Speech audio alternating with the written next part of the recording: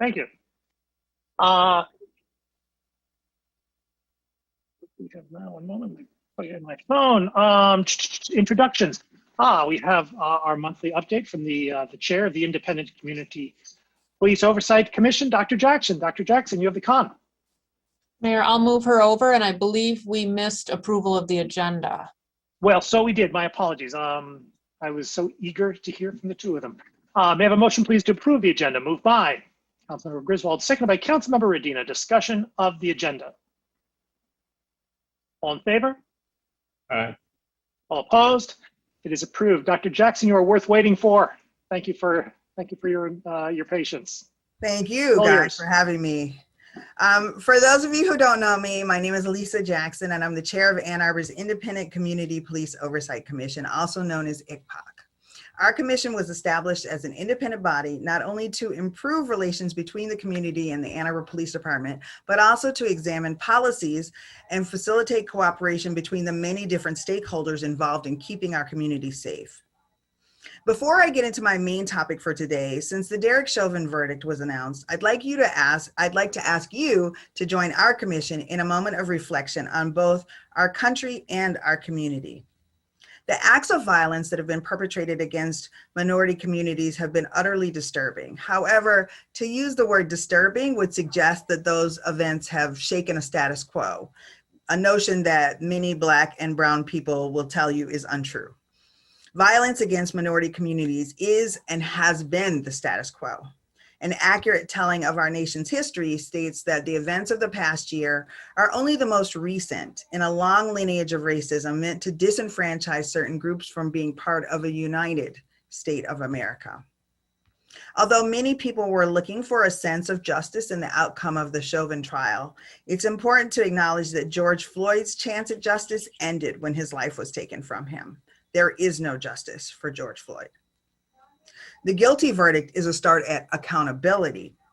It's not true accountability because that would in part require that the Minneapolis Police Department, for example, acknowledge that the initial police report that George Floyd had suffered a medical emergency was false. They should then explain to the public what they're going to do to root out and prevent false police reports in the future.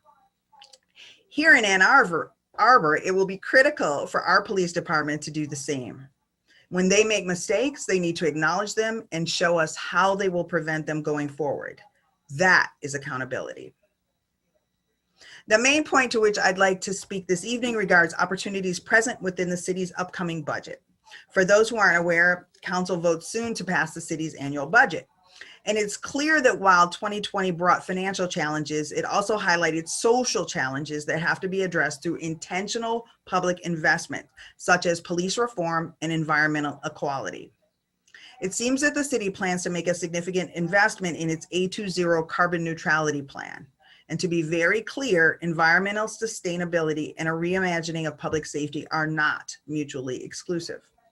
Therefore, the Independent Community Police Oversight Commission sees this budget as a unique opportunity for the city to live up to its promise to reimagine public safety by also funding unarmed response programs in Ann Arbor.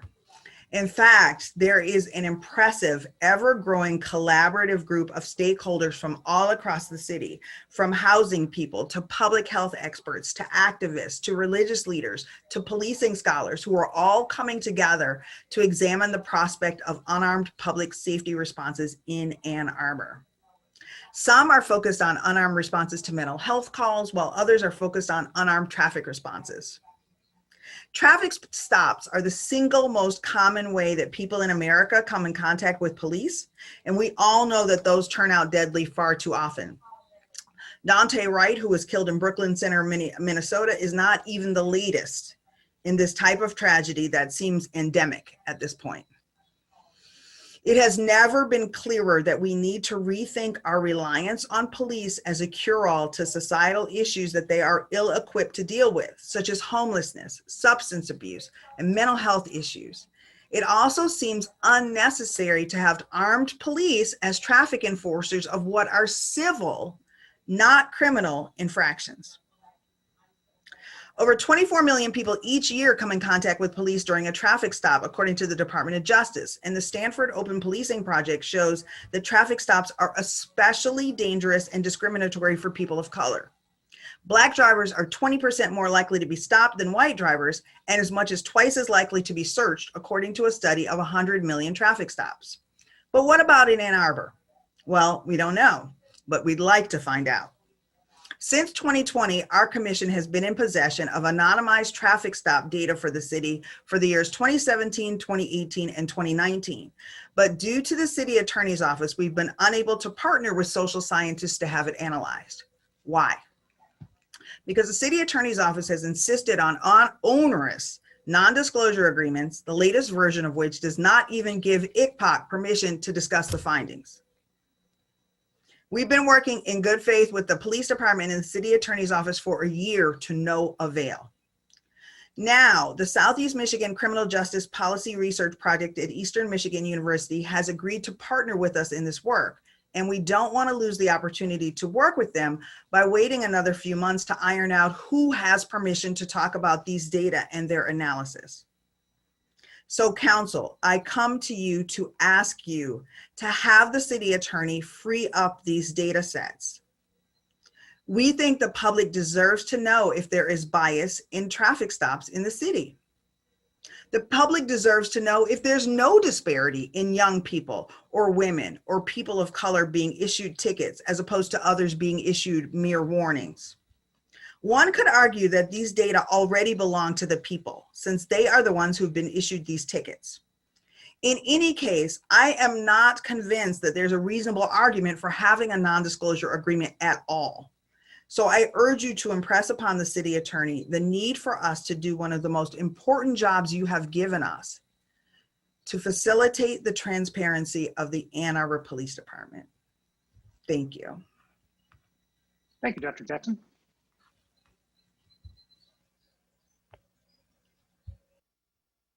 We now come to public comment reserved time. Public comment reserved time is an opportunity for members of the public to speak to council and community about matters of municipal interest. To speak at public comment reserved time, one needs to have signed up in advance by contacting our city clerk. To speak at public comment reserved time after having signed up, please enter the number on your screen. That is 877-853-5247. 877-853-5247.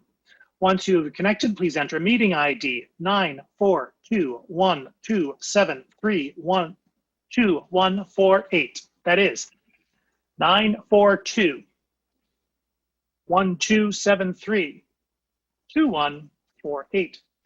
Once you are connected, please enter *9 to indicate that you're here and that you wish to speak. Our clerk will identify you by the last 3 digits of your telephone number when it is your turn to speak. When it is your turn to speak, you'll have 30 seconds in which, when it is your turn to speak, you'll have 3 minutes in which to speak. And so please pay close attention to the time. Our clerk will notify you when 30 seconds are remaining and when your time has expired. When your time has expired, please conclude your remarks and cede the floor. Our first speaker today is Shannon Haudamaki.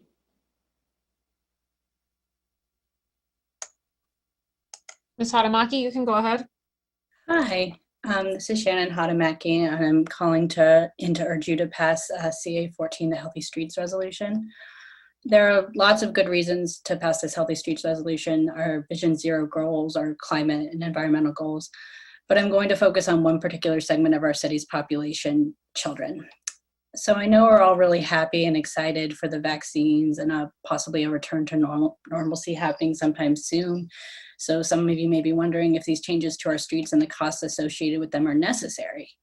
But for families with young children, I don't see a return to normalcy happening quite that quickly. Vaccines for young children are still several months, if not a year or more away. Cases of COVID in Michigan, while thankfully dropping, are unfortunately still somewhat high. The kids in Ann Arbor Public Schools have barely gotten a hybrid schedule of in-person learning back just today, and even that small amount of in-person schools at risk of disruption at any moment if there's a known case in their cohort. Trust me, I've had like small panic attacks every time my phone rings in case it's our daycare director or school principal informing us of an impending quarantine. So for at least the near foreseeable future, to keep schools and childcare centers open without constant quarantines, I think children will have to do most of their socializing outside, where transmission of COVID is extremely unlikely. Outside is really all kids have until all able adults in our community do the duty of getting themselves vaccinated to get this pandemic under control. The libraries are still closed. Play spaces like the Hands-On Museum are still closed unless you can afford to rent it out by yourself. And kids aren't really a welcome presence at many of our downtown restaurants. Honestly, I didn't really want to take my kids downtown to a restaurant right now. My 6-year-old son and his neighborhood buddy spent hours last summer and fall racing each other on their bikes on our neighborhood slow street on Brooklyn Avenue where we live. The bike lanes on Packard and Main especially will be useful for our family bike rides this spring and summer. So I really don't think this amount is too much to ask for, especially after all children have been given up this year to protect adults. I don't think it's too much to ask drivers to slow down, to be more aware, and maybe just go 10 or 15 miles per hour instead of the usual 25, or better yet, find a different road to take so children can have some joy on their neighborhood slow streets. On that note, I'd really like to, again, thank the Parks Department for their excellent work in maintaining our lovely parks and playground equipment for children. 30 and seconds. Their plan to open up all 3 city pools for both youth camps and family swimming appointments this summer. So everyone, please go get vaccinated so that even these unvaccinated children can have a more normal life again. Once we get there, we can all work to maybe do something more fun for kids, like maybe getting a splash pad set up for them. All right, thank you. Thank you. Our next speaker is Michelle Hughes.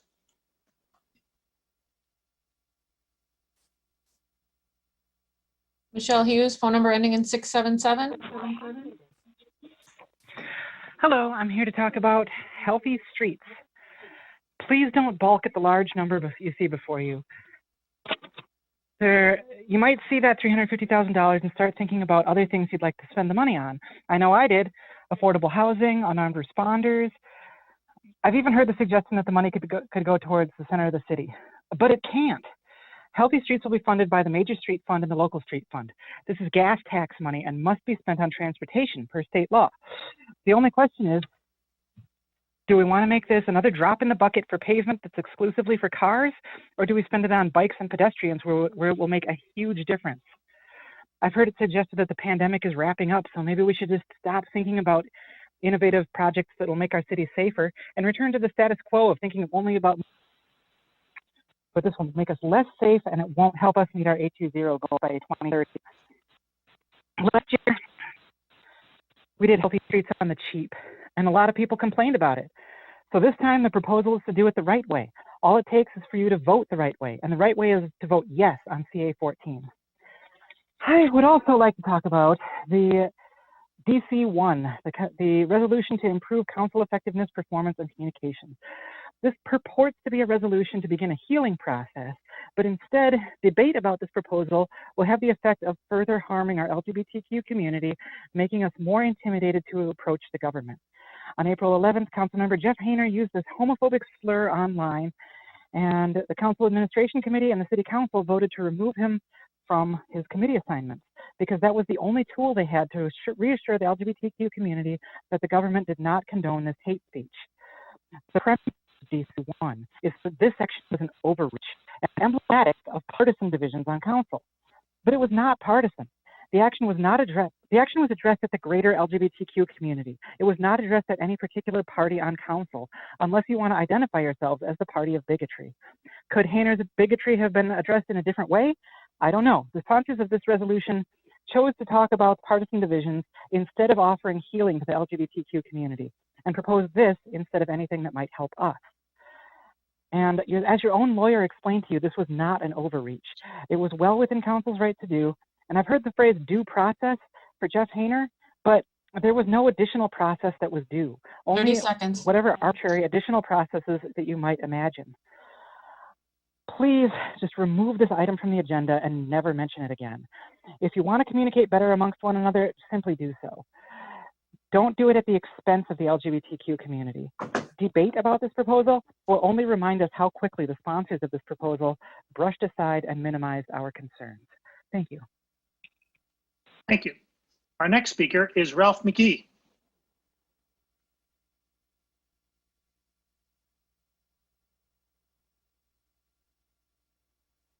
Mr. McGee, phone number ending in 556. Hi, this is Ralph McKee. Can you hear me okay? Yes, we can. Fifth Ward is where I'm from. My first topic is CA 14.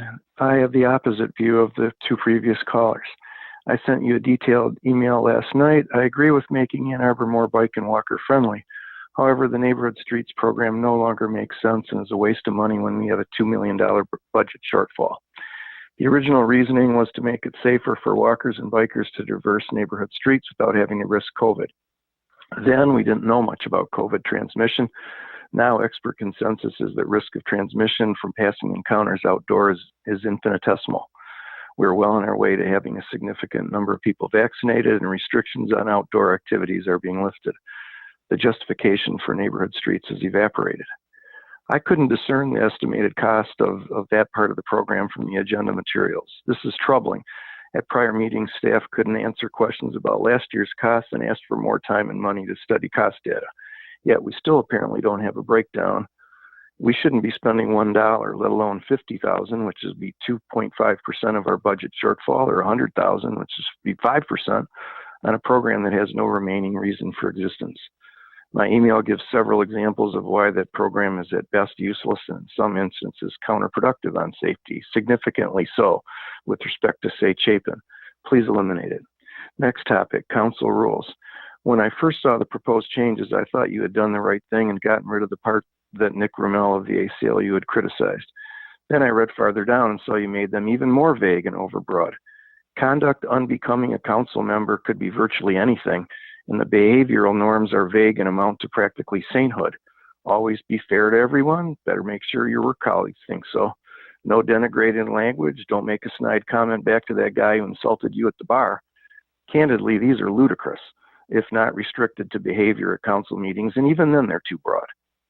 And your failure thus far to even address the mayor calling MLive beneath contempt for filing a FOIA request, or the serious charges against Councilmember Iyer Ray, the sexual harassment scandal at Vanguard, shows you're going to selectively apply these rules anyway.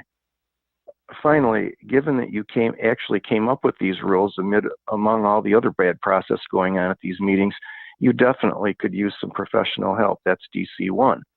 I would quote my favorite Delbert McClinton song, "Gotta get it worked on, gotta get myself some professional help."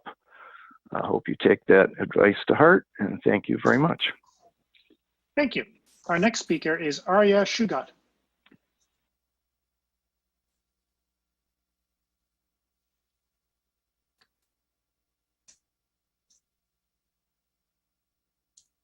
Arya Shugat? Hello, can you hear me? Yes. Yes, we can. Thank you very much for your time. I believe DC1 is a waste of time for this acting body. Members of this council have to want to work together before they can be coached on how to more effectively communicate and work together. Members of this body have threatened to sue the city if they were reprimanded by council, while other members have a traceable pattern of unacceptable behavior and little acknowledgement of the harm that was done. Please move on from this and consider real policy that helps the city as a whole. Thank you very much for your time. Thank you. Our next speaker is Zachary Story.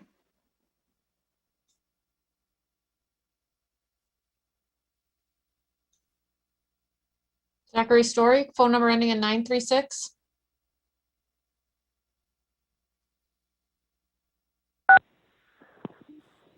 Hello, this is Zachary Story.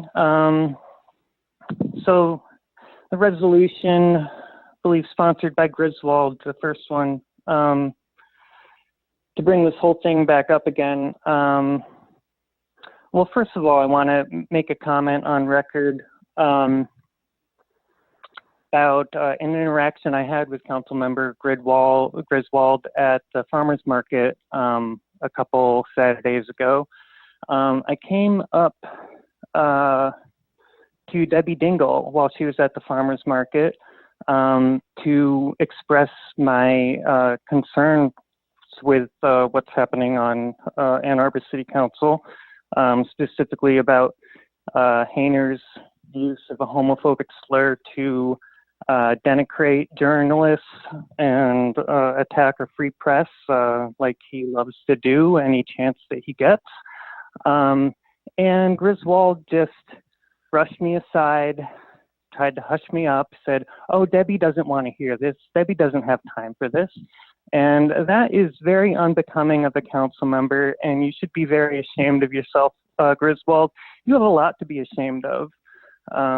You've never apologized to me like you said you personally said you would to your part in the despicable chicken conversation,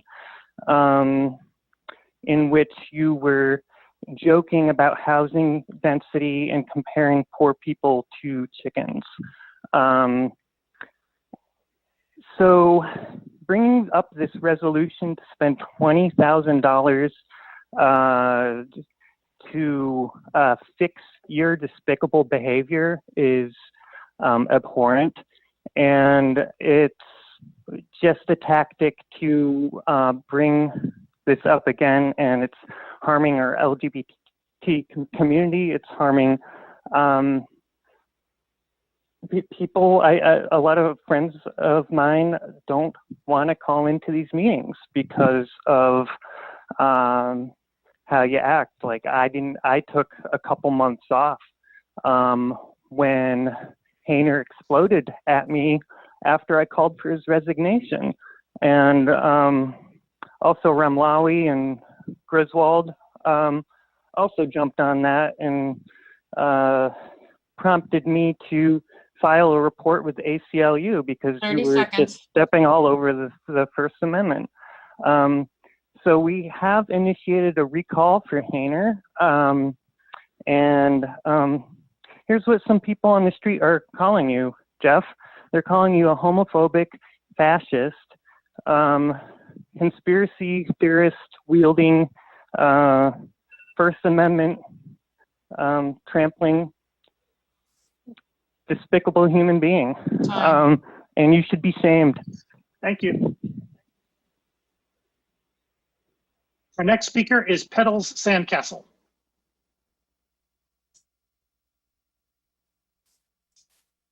Petal Sandcastle, phone number ending in 469. You press *6, you can unmute yourself. Hello, can you hear me? Yes, we can. 1 second. I had a little second. Okay. Hi there. Good evening. Petal Sandcastle here, Ward 1 resident, downtown business owner, global citizen of planet Earth. I'm calling in about the resolution to improve council effectiveness, performance, and communications. Truthfully, I think it's a larger conversation than council's ineffectiveness to communicate. It's a difficult lens for our sweet little unicorn Ann Arbor to look through, but our willful ignorance and our wildly unchecked privilege and our not so soft bigotry it's a toxic wasteland that straight, wealthy, educated white people will never understand unless we get a really honest, gloves off, forthcoming conversation going. A quick little story. Over this past graduation weekend, our team of nonviolent creative revolutionaries, we were set up downtown on State Street with our giant Love and Breathe trailer. We were hosting space for whatever wants to get said. We had art supplies and chess and slow toys and live music and open mic. And it was really just a decadent yes vibe. And it was a smashing success, but several truly bizarre things happened, including thousands and thousands of white people walking by us, quote unquote, crazy hippie artists and colorful queers and people of color and street kids and just all the marginalized folks that pseudo woke Ann Arbor cannot bring itself to really see and appreciate. Parents would literally turn their kids' heads because grown adults are having a good time and hula hooping, totally spooked by this super innocent thing. At one point, the cops came and they wanted to arrest this delicious unicorn performance artist who is writhing on the ground, really channeling the divine. And I tried telling this white cop 20 years on the force that this African-American man with dreads was simply being convicted by a higher artistic power. And the cop quickly shuts me down, mansplaining to me that he knows for certain this man is on drugs and dangerous, the opposite of lucid. He, like Council Member Hayner, like so many straight white people, didn't mean any harm. He's just working with what he's got. Unfortunately, he's ill-equipped for the occasion. And we can be more than the ceaseless trauma machine inflicted by white, old, rich, heteronormative patriarchy and its corporate faux Christian capitalist agenda that eats all of us non-normatives quivering in the margins who just 30 want to seconds. stop being the victims of willfully ignorant privilege that does not know how to unpack itself. So I challenge the council to get vulnerable, to walk a couple high-heeled steps in another's shoes, because precedent matters, and removing Councilmember Hayner is a stopgap Band-Aid, like voting in Biden. And maybe it's really time to get us all in the same room. And so I offer you all, again, our Space Now studios to facilitate a deeper live stream conversation to tackle some of this subtle, soft bigotry that is so insidious and pervasive in woke Ann Arbor. I thank you, and I yield my time. Thank you. Our next speaker is Blaine Coleman.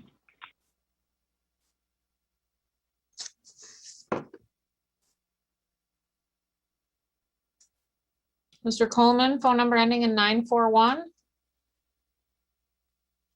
If you press *6, you can unmute yourself.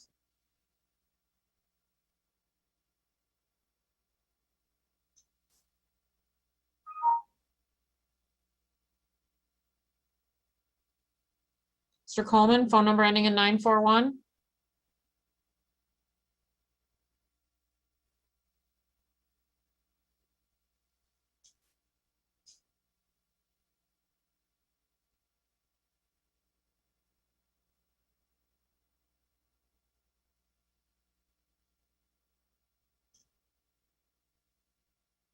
Mr. Coleman, if you press *6, you can unmute yourself.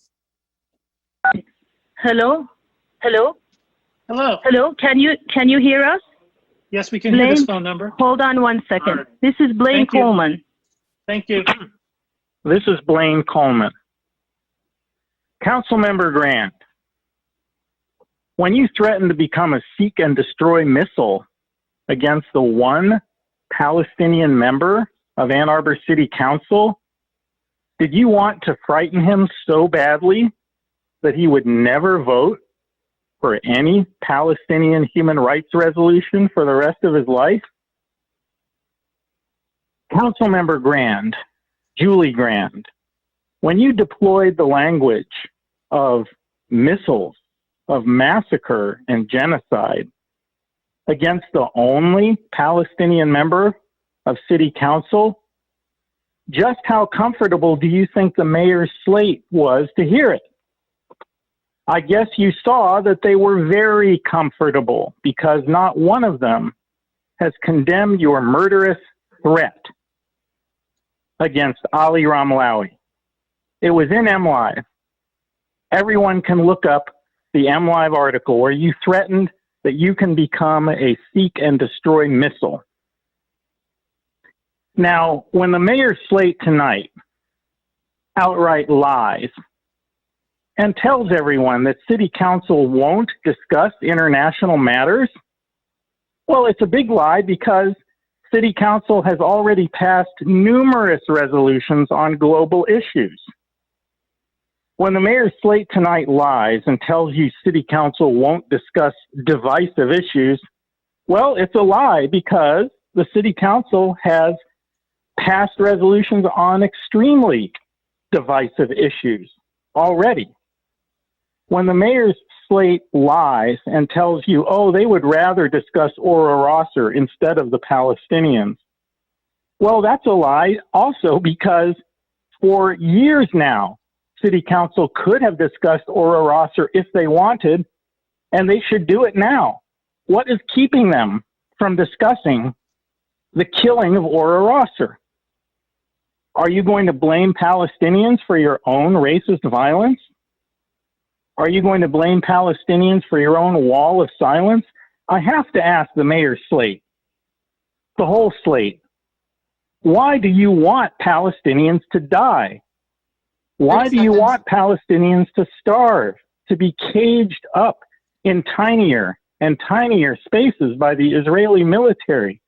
Why do you want to shoot guided missiles at Palestinians so badly? Why is your finger always on the trigger when Palestinian human rights are even discussed? Why is your finger always on the trigger when Palestinian human rights are even discussed? I'd like some answers. Fine. Thank you. Our next speaker is Mojan Savabiasfani. You're up. Hello? Hello? Can you hear me? Yes, we can. All right. Thank you. Hi, my name is Dr. Mujgan. Two major human rights organizations, Beth Salem and Human Rights Watch, just called Israel what it has been since its inception, an apartheid state, a country that maintains domination of one racial group over another, uses systematic oppression of the marginalized group, and commits inhumane acts. That's an apartheid state. Israel has 4 decades fit the bill. You know the jig is up when an American outfit like Human Rights Watch declares Israel an apartheid state. You know the jig is up when members of U.S. Congress, who until recently would enthusiastically run their grandmother over to praise Israel, start to demand justice for Palestinians. The jig is up, Ann Arbor, because it's no longer possible to pretend Israel is a democracy or that Israeli occupation is temporary or equitable. It is a fact and can no longer be denied that our tax dollars support a system of racial segregation that detains children, seizes and destroys Palestinian property, and continues to expand settlements in violation of international law. If we are, as we claim to be, a progressive community, an anti-racist, anti-sexist, anti-violence community who abhors prejudice and race violence, we must spearhead a movement to withdraw support from apartheid Israel, not stifle it. If we are against gun violence, we must stop arming Israel. If we are against abuse of children, we must stop arming Israel. If we are against abuse of women, we must stop arming Israel. If we are against torture, we must stop arming Israel.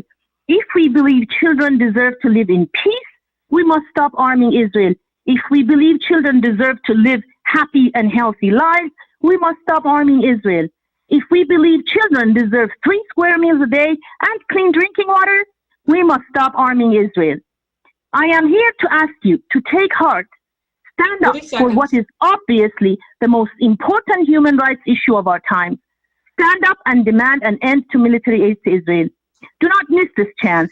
If you miss this chance again, your children will read about it in time, and they will know that even after Israel was declared an apartheid state, you kept the flow of guns to that racist state. Be the first city council in the U.S.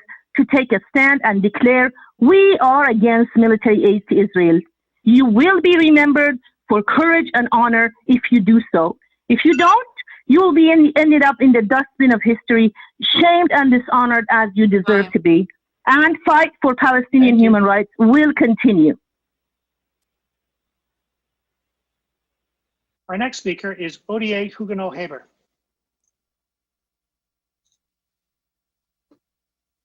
Ms. Haber, phone number ending in 971. Go ahead. And Hello. Can you hear me? Yes, we can. Okay, my name is Odile Huguenot-Haber, and I am speaking to support a community conversation on Palestinian human rights that is long needed in Ann Arbor. I want to introduce you to HR 2590. HR 2590 about Palestinian children prisoners. This bill is to promote and protect the human rights of Palestinian children living under Israeli military occupation and to ensure that the U.S. taxpayer funds are not used by the government of Israel to support the military detention of Palestinian children. This bill was introduced on April 15, 2021 by Betty McCollum. She's a Democrat from Minnesota. It is also called the No Way to Treat a Child bill. Each year, about the Israeli military detains 700 Palestinian children. Please help us end this. The children are from 9 to 18-year-old, and they are often put into military solitary confinement, and they are isolated and alone. They are often arrested in their house in the middle of the night, separated from their parents, blindfolded and restrained. They are coerced into confession. It is physical and emotional violence. The American Friends Service Committee is leading a coalition to end this practice, and so the Defense for Children International. Israel is the only country that does this, and they have signed the Convention on the Rights of the Child.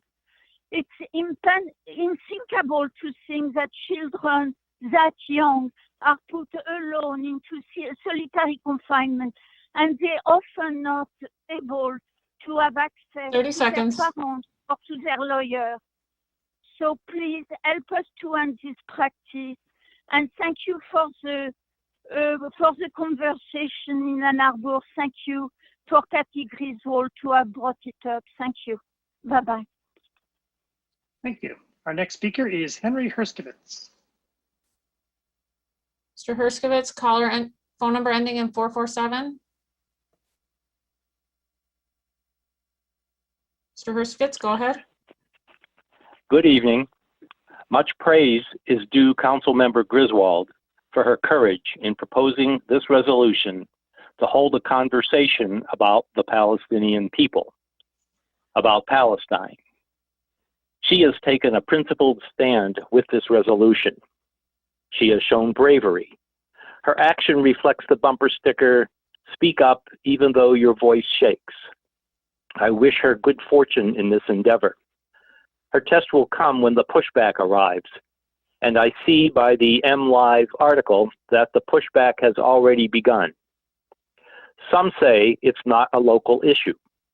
Please consider, of the $3.8 billion all Americans pay to Israel each year, Ann Arbor residents, the residents you all represent, put up $1.4 million. That sounds local to me.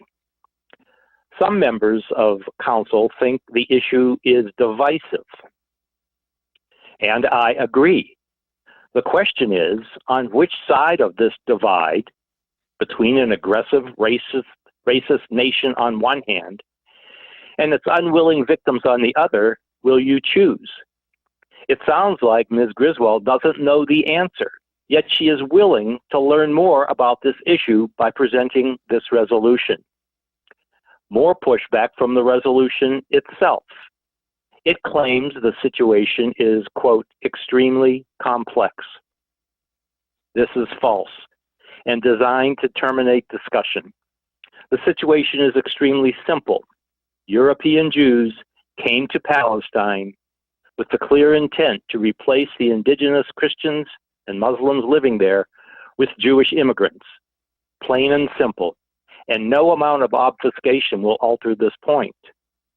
Ms. Griswold appears to be in the same position I was 20 years ago, when, like her, I had so many questions and so few answers. In my case, I visited the Holy Land to find out what was going on.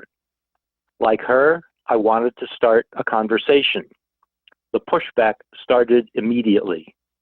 The local Jewish community, the community that most strongly supports the Jewish state, refused to grant me an audience. We met this pushback by initiating our peaceful protests now in our 18th year, the longest running street protest in Ann Arbor history. How Ms. Griswold handles this pushback will be determined by her responses. I am encouraged that she plans to proceed with this needed conversation with or without council's support. Thank you, Kathy Griswold. Thank you. Are there communications today from council? Councilmember Nelson. I just have a few announcements, things that are going on in Ward 4.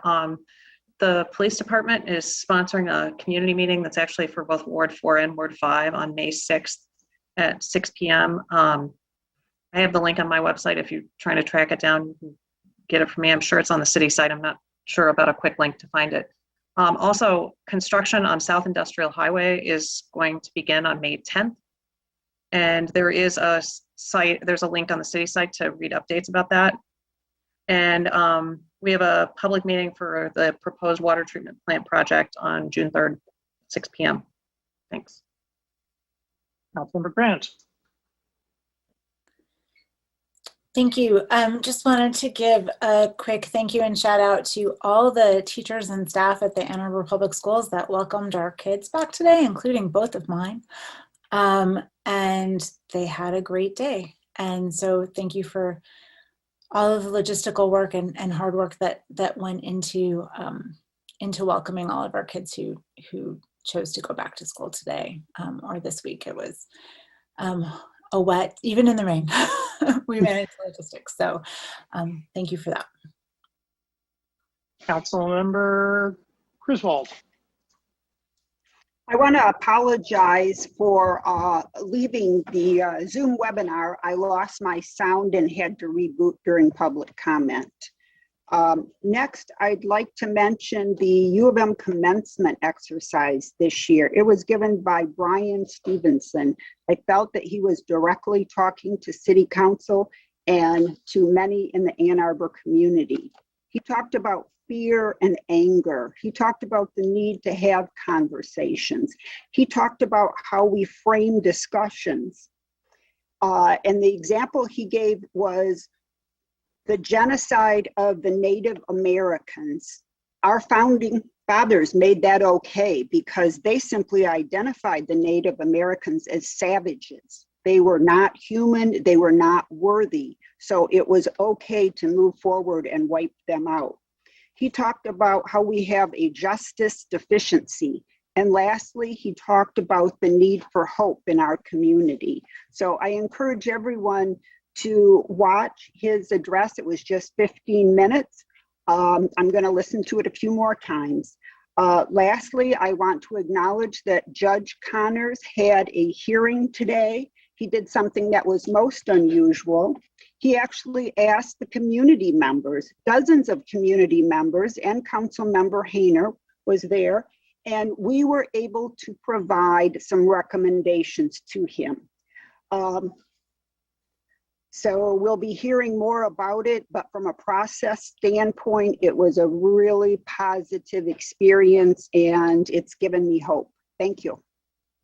Councilmember Regina. Thank you, Mr. Mayor. Like Councilmember Nelson, I wanted to mention that I saw that the Ann Arbor Police are also having a community engagement meeting for wards 1, 2, and 3 on Wednesday, the 5th at 6 p.m. And so similarly, I know that they've shared the information on social media, but if anyone is hoping to participate and needs the link, they can, I'm sure, reach out to many of us and we'll be able to provide it as well. I also just wanted to give a really quick shout out and thanks to some of the staff in OSI for their really great work over the last month. They had a free tree giveaway around Arbor Day that was so successful that most of the trees were given away, I think, within 5 days. And so that's really exciting. But then they also participated and hosted a community conversation here in the Bryant neighborhood to talk to Bryant residents about needed home improvements and things like that, to figure out ways that they can help as we continue to look at our sustainability goals and some of the biggest needs that might exist in some of the neighborhoods that most need some additional support. And then I also just wanted to briefly mention that Councilmember Song and I met for the first time with the joint Human Rights Commission ICPOC working group on a potential facial recognition technology ban. I believe the next meeting is scheduled for Monday the 10th, but I'm going to work with staff to make sure that that is on the calendar as well so that public can participate if they would like. Councilmember Hayner. Oh, thanks, Mr. Mayor. Since we're supposed to use this time also to report from boards and commissions, I don't have any of those. So I'm gonna share with the community what I've been doing to, for my own personal growth and just kind of what's been happening the last couple of weeks. And so it's been a most interesting time. I've been speaking with lots of friends and community members, business owners, and so on. And every time I talk to somebody, I feel compelled to bring up the issue that was happened a couple of weeks back. My inappropriate use of language, for which I apologize. And the thing that has been so really interesting to me, and I want to speak specifically to one part of it, but just generally, has been the generally broad response from people saying, "What the heck's going on over there at City Hall that they're saying this about you, Jeff? Because we know you're not a homophobe and you're not a bigot, and anybody who knows me knows that." And so it's been very curious to get people's responses and kind of reassuring that people do care about what happens at City Hall and they are paying attention to what we do and what we say, and that what can I bring back from my being out there trying to learn to help make the city a better place, not just for residents, but at City Hall and City Hall staff. And so I want to just quickly share this. I was speaking with a woman who I had been helping them kind of steward some projects through the city with a group of folks, a real nice, diverse group of folks, and working hard with them, working closely with them. And so when I spoke to her this week, I launched into my apology. And it's really been great having these conversations and listening and learning from people. And so what was curious about our conversation was she said, Jeff, you don't have to apologize to me. You don't have to say these things, because I'd rather be working with you than anybody else, because when I deal with people at the city and other city council members and just people generally at the city, and this was the shocking part, she said to me that she has to code switch. She has to pretend to not be a lesbian and part of that community, because she feels like some people on city staff treated her differently. And so, that's a word that's been bouncing around for a couple of years. It's kind of new to our language, and I hadn't really thought about it much. And so we talked about that at length, her feeling of having to switch up when she interfaced with the city, with council members and various staff and so on. And I that kind of concerned me a lot, because I can't imagine that would be happening. And so I'm going to look into that further and find out exactly what's going on. And I wish we had one more minute to talk, because everybody has a lot to say.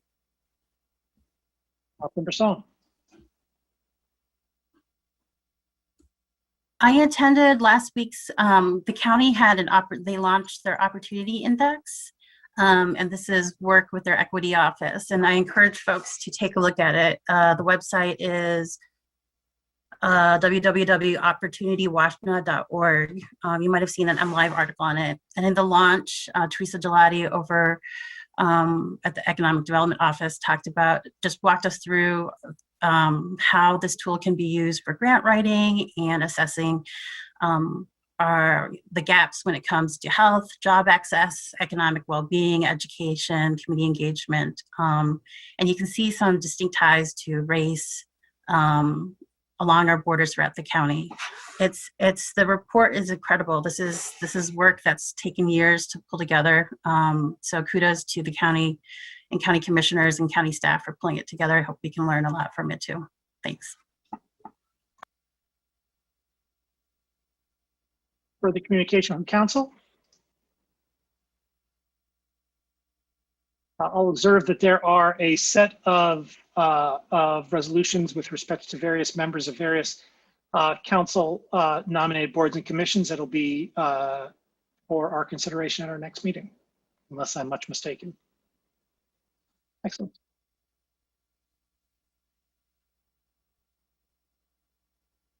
I have a couple of communications. First, with respect to make the following appointments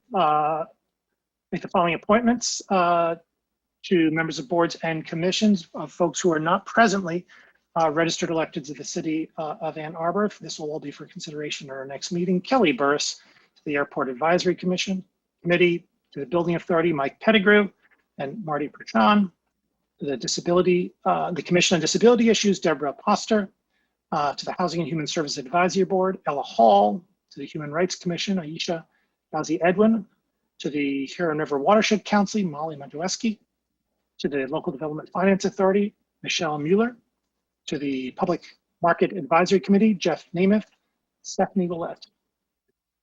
And with respect to other nominations, I'd like to write the following nominations for your consideration: to the Ann Arbor Public Art Commission, John Kotarski, Sarah Fuller; to the Building Authority, Anthony Ramirez, Doug Smith; to the Building Board of Appeals, Dave Arnsdorf; to the City Planning Commission, Councilmember Dish, Lisa Dish, Sarah Mills, Lisa Slave; to the Commission on Disability Issues, Rachel Hawkins and Zachary Damon; the Design Review Board, William Kinley and Lori Singleton; to the Downtown Area Advisory Committee, Caroline Acure and Peter Honeyman; to the Downtown Development Authority, Mary Klopp,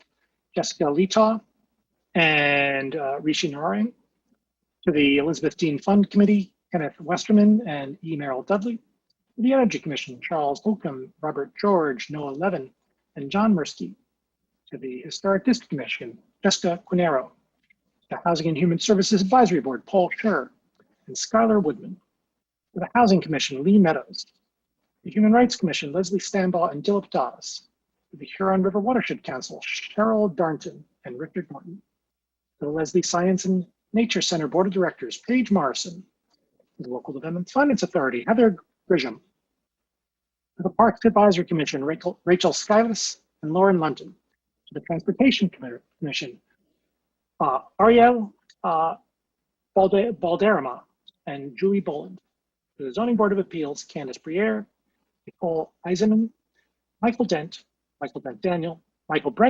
apologies, and Charlotte Wilson. And that is the sum of that. For myself, I have very few communications except to say that, as folks know, Juneteenth is upcoming in the month of June, and I am presently been working with Councilmember Dish and Councilmember Griswold on putting together a resolution which would make Juneteenth a permanent municipal holiday, and I look forward to having that resolution ready for council and community at our next meeting. We now have the consent agenda. May I have a motion, please, to approve the consent agenda? Moved by Councilmember Ramlawi, second by Councilmember Briggs. Discussion of the consent agenda.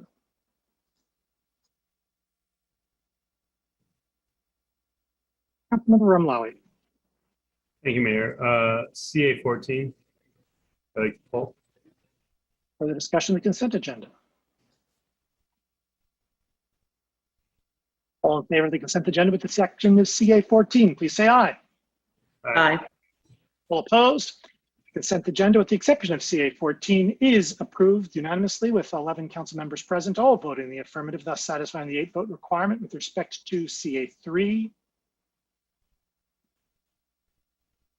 And that is all. CA 14, resolution to award contract in the amount of $215,030.64 to PK Contracting, Inc. for the 2021 Healthy Streets deployment, and to appropriate $320,830 for the Major Street Fund balance and $33,143 from the Local Street Fund balance. Moved by Councilmember Ramlawi, seconded by Councilmember Briggs. Discussion, please, of CA 14. Councilmember Ramlawi. Mayor, excuse if I could. Thank you. We had some questions from late questions from council that we wanted to address up front. We have with us tonight our transportation manager, Raymond Hess, to address them. Thank you. I appreciate the forceful reminder. Thank you. Yes, good evening, council members. Raymond Hess, transportation manager. So I'll just quickly read off the question and then give a quick response to it. So the question was, what triggered the choice implementation of a healthy street last year? What kind of notification was offered to residents versus what triggered the choice/implementation this year? I see that we are re-implementing all of the same 26 streets as were implemented last year, plus 8 more, but skimming the responses in the survey, some of last year's installations received almost completely negative response.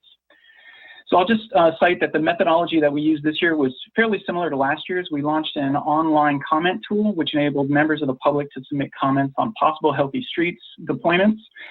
This year, the tool was a little bit different. It allowed for people to comment in support as well as opposition to a deployment, whereas last year's tool was more of like a suggestion tool. The driving force in the identification of neighborhood slow streets was really if we heard from residents who live along that street.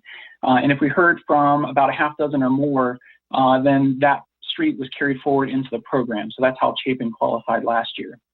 The idea of heeding the voices of those living along a section of roadway was in response to direction from members of City Council last year, which suggested that those living along the road had the best interest in mind for the neighborhood.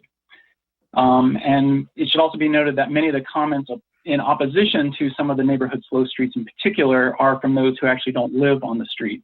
And so, you know, we took those under consideration, but we really were looking at the voices of those who live along the street.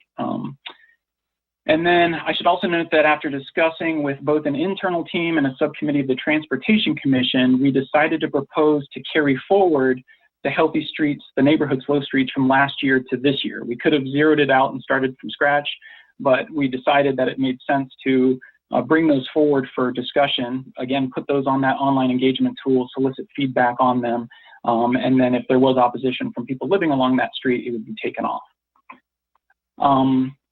And along that note too, I do want to remind you that there is an advanced notification signage that will be deployed. So prior to the neighborhood slow streets, we will put out sort of a yard sign at the bookends of the project. And if we hear opposition from people living along that street, we'll take the complete street, or I'm sorry, the healthy street down whenever we hear from 20% of the people living along that street. The other thing I do want to mention here, just to fully disclose it, there were some additional streets that were added to the program this year, in addition to those that were suggested by residents living along that street.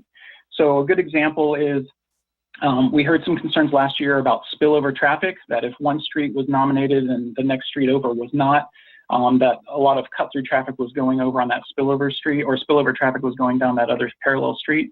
And so we tried to go through and look at the network of streets that were nominated and look for opportunities to identify those parallels. So a good example is Rosewood was added because Harpst to the north was in the program and Jewett to the south was in the program. And so it made sense for Rosewood to be included in the program as well. And then the second question we got was, is the Broadway Bridge the only implementation eliminated based on the survey?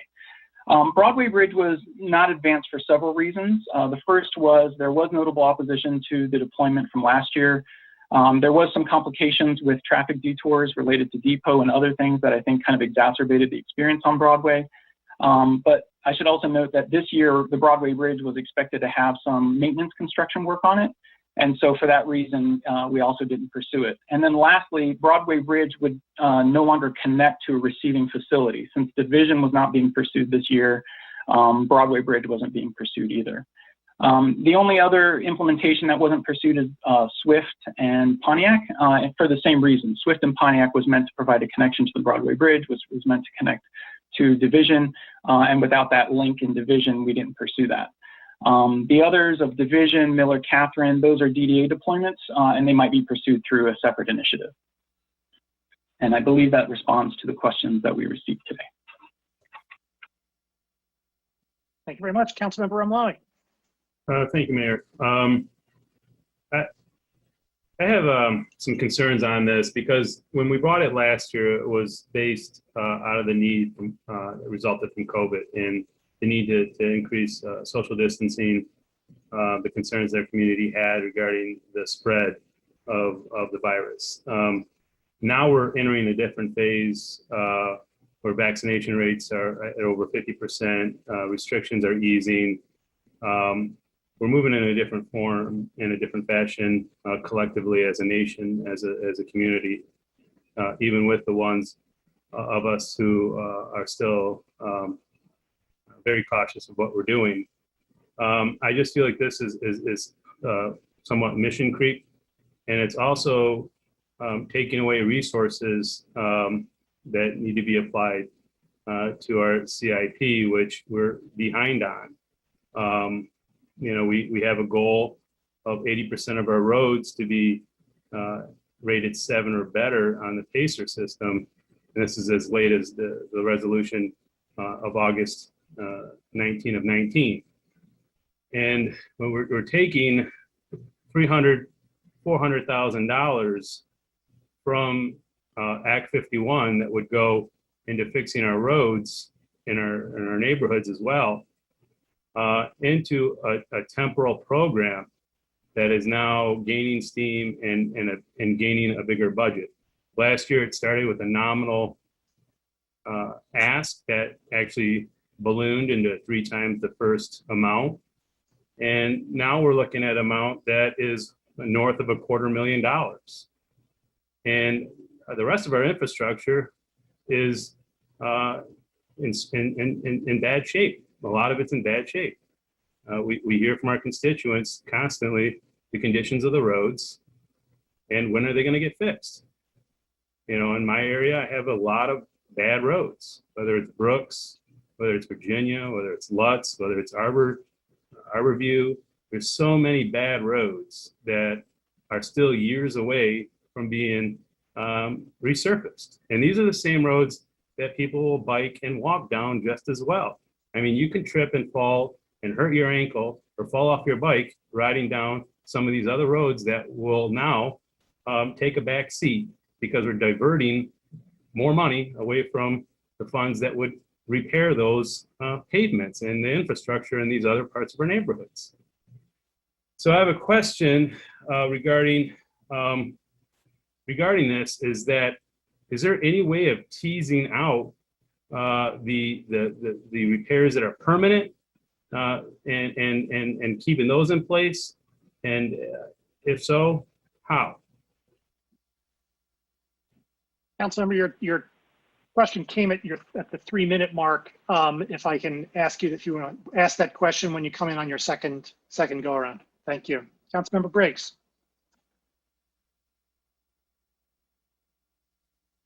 Thanks very much. So I wanted to thank Mr. Hess for providing answers to those questions. I know a lot of them were raised obviously by council, but from community members as well. And also wanted to draw council's attention, if you haven't seen it yet, to the email from Molly Kleinman, the chair of the Transportation Commission, who sent in a note to us in support of this resolution tonight. You'll note that Transportation Commission unanimously supported this resolution at our last meeting. And we did so, as Mr. Hess mentioned, there was discussion both at Transportation Commission and also within subcommittee about the merits of this program moving forward. I've heard concerns that this is no longer warranted, as one of the public commenters mentioned. Our kids are not vaccinated.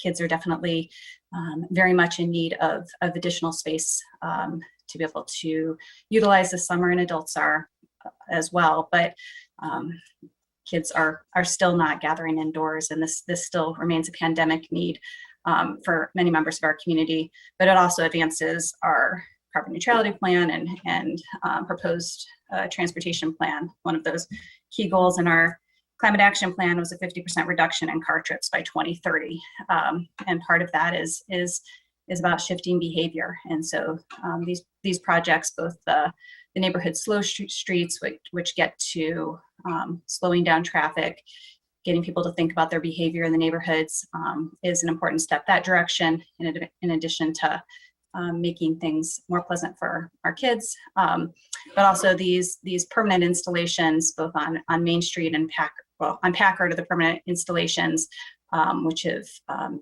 been met with a lot of support. And then Main Street staff really took the input that we received from last year. That was a lot of criticism about how that installation went in, and is putting in a much better, I would say, more thought out installation this year that has much not such a construction like feel, which will allow us to pilot sort of a different roadway configuration there to see if it's warranted for a future installation. So that's an important test case for our community. So I'll share more thoughts later if that's important. Councilmember Kainer. Yeah, thanks, Mr. Mayor. I think some of these comments are right on target. The idea that there are permanent installations as part of this round of or potential round of potential funding that can, that have value, that can be tested over the course of a few years. We actually have something to show for it, I think is a lot more palatable to some of us than this putting up and taking down of barricades that just kind of goes away, and the notion that we're vaguely somehow modifying people's behavior I think that it's easier to spend $250,000 on something that's permanent and has some kind of longevity to it than it is for these kind of temporary installations, especially when you have situations like we have up on Broadway where we have people drinking water that's the color of beer but with much less clarity, and they have been for 25 years, and we're waiting for Broadway to be resurfaced, and these resurfacing funds have to come through and so on. And so when we have extraordinary needs for resurfacing and other projects that hold up or are in play only with water main replacement projects, as an example, it's hard to say yes to spending this kind of money on that. And so Councilmember O'Malley was asking about separating the permanent installations from the temporary installations. And so I'm going to second his question and ask, is it possible that this resolution could be split so that the permanent installations and I couldn't agree more that Packard needs to be, we need to focus more on specific transportation corridors in and through the city to facilitate this notion that there are places that need to be made safe for all mode share. Absolutely. And maybe it's not everywhere. Maybe it's focusing on proper corridor treatment. And so is there a way that we can split these installations out so that the Packard corridor, for example, can be voted on outside of the closing these neighborhood streets? That's my question to whoever might want to answer. And Mr. Mayor, if I may, and council members, I have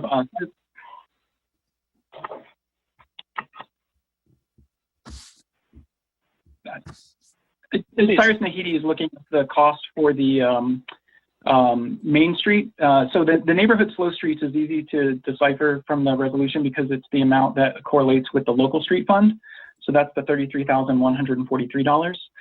So that one stands out. For the remainder, we're just looking at the bid to see what the contractor proposed for Main Street, because Main Street is the other temporary. So hold tight. We should be able to get you an answer here shortly on that.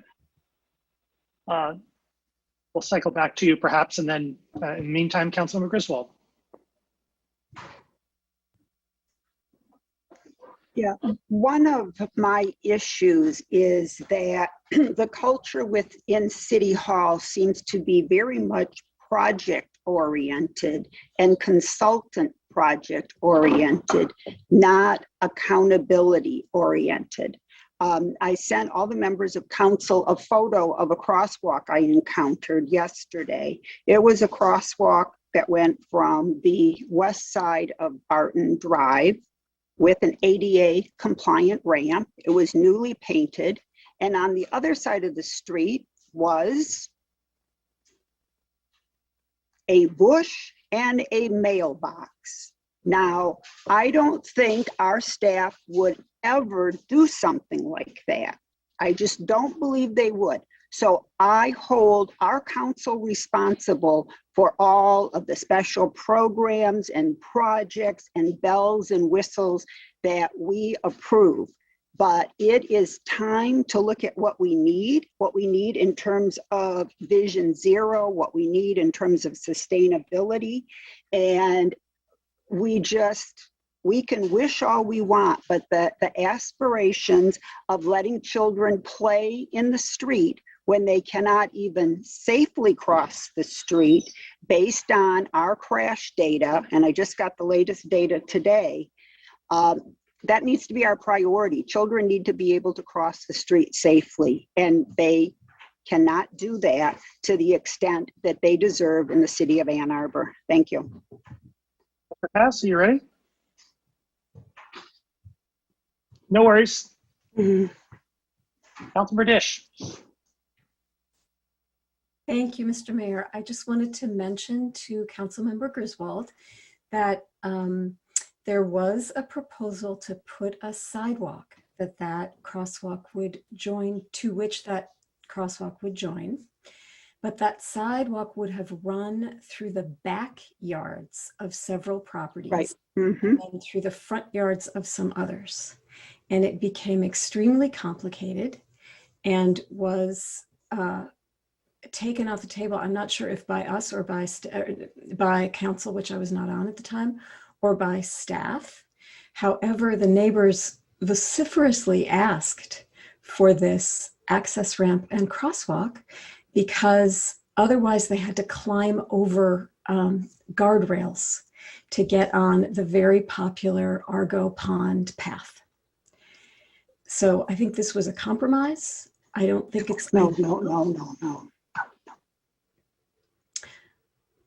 Well, maybe we can ask staff to refresh our memory of why they chose to do what they did. Member Amlawi, or Mr. Hess, you. Yes, Mr. Mayor, council members, I do have a response to the question that Councilmember Rumley posed. As I mentioned before, the neighborhood slow streets is $33,143. And then for Main Street, it was $82,718.44. So if you add those together, the temporary portion of the program is $115,861.44. Councilmember Amlawi. Thank you for coming back. I might have another follow-up question on those numbers, but you know, I don't believe, I don't have the 820 plan in front of me, but I don't believe that the healthy streets were a part of our adopted plan. I understand that we have those stated goals, but we did adopt a very comprehensive, I think 82-page plan, and healthy streets, I don't remember it being a part of that plan. Yes, Tom. So if please correct me if I'm wrong, but you know, I think we should stick to the plan. It's a very comprehensive plan, and we shouldn't try to add things to them as we see fit. We should stick to the plan. You know, I will say that kids did go back to school today, so I understand it's been very hard on children as well as the rest of us. But this need to spend this much money on this concern, while it takes away from other priorities and needs that we have, as Councilmember Hayner had pointed out with water replacement. Sometimes we can't do that unless we have the money with this resurfacing money. So it really have to tie these monies together in order to maintain our infrastructure. I just don't see the fact that we have this extra money is spending on temporal programs. I'd rather see us putting money into permanent installations that protect the safety and welfare of our citizens and are there year after year and not just disappearing after 3 or 4 months. So I would like to make a motion that we split this, and then to that we have the $33,143 be separated from this for the neighborhood slow streets versus the rest of it. So Is there a second? Second by Councilmember Griswold. Is that conceptually clear enough that we do not require a formal amendment, or rather a formal written amendment? I have a question for clarification. We were given two totals, Councilmember Ramlawi, about the temporary spending, and it was slow streets and Main Street, a total of 115. Did you mean to just take out the 33, or did you mean to take out both of those numbers? I have a question on the balance. Unfortunately, we don't have a whole lot of time to discuss. I can also move to postpone this, but I would rather just not and deal with it right now if I could. But the neighborhood slow streets is one program that I feel comfortable supporting for the $33,143. The temporary installations, I'm not supportive. The other types.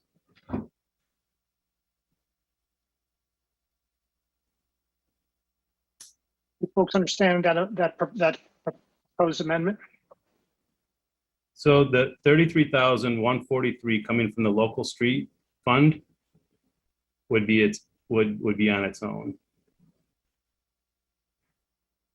Separated from 215 and 320.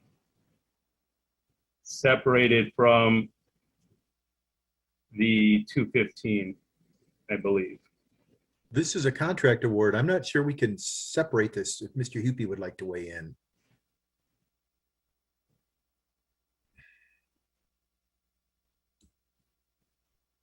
Getting myself off of mute. This is a unit contract price. So if the full contract is not awarded, we would have to go back and tease out how those unit prices would adjust. As I'm speaking, I'm trying to think about mobilization, demobilization, and overhead, how that would be dealt with. Because I have to ask Nick Hutchinson, but I believe, or Raymond or Cyrus, are those items in the contract and are they lump sum items? Cyrus, if you can answer.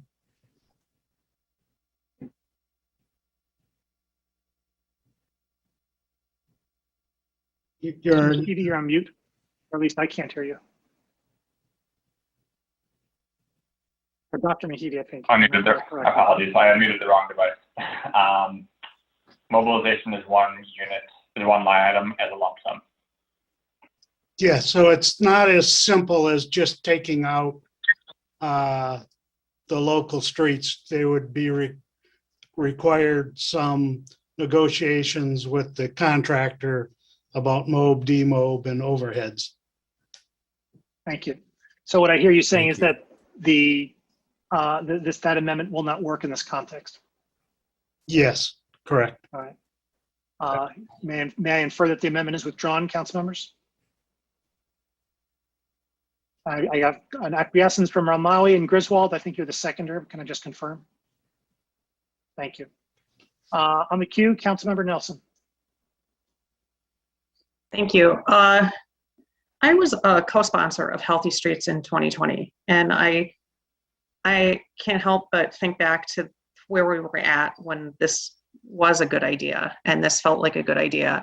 We were in a situation where our city staff were literally putting up signs in public parks telling children not to play there. And we had residents who were making phone calls or sending emails to us concerned about gatherings of teenagers playing basketball at public basketball courts. That's where we were at when this felt like a really good idea.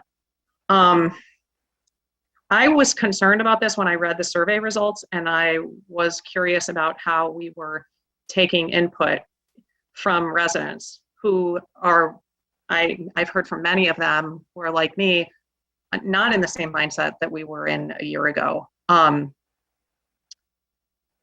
want to push back on a statement that I heard somebody make earlier about having money directed to improve pavement that's exclusively for cars. Councilmember Ramawi and I are often in agreement when he points out that the pavement that we put on streets is used every bit as much for bicycles.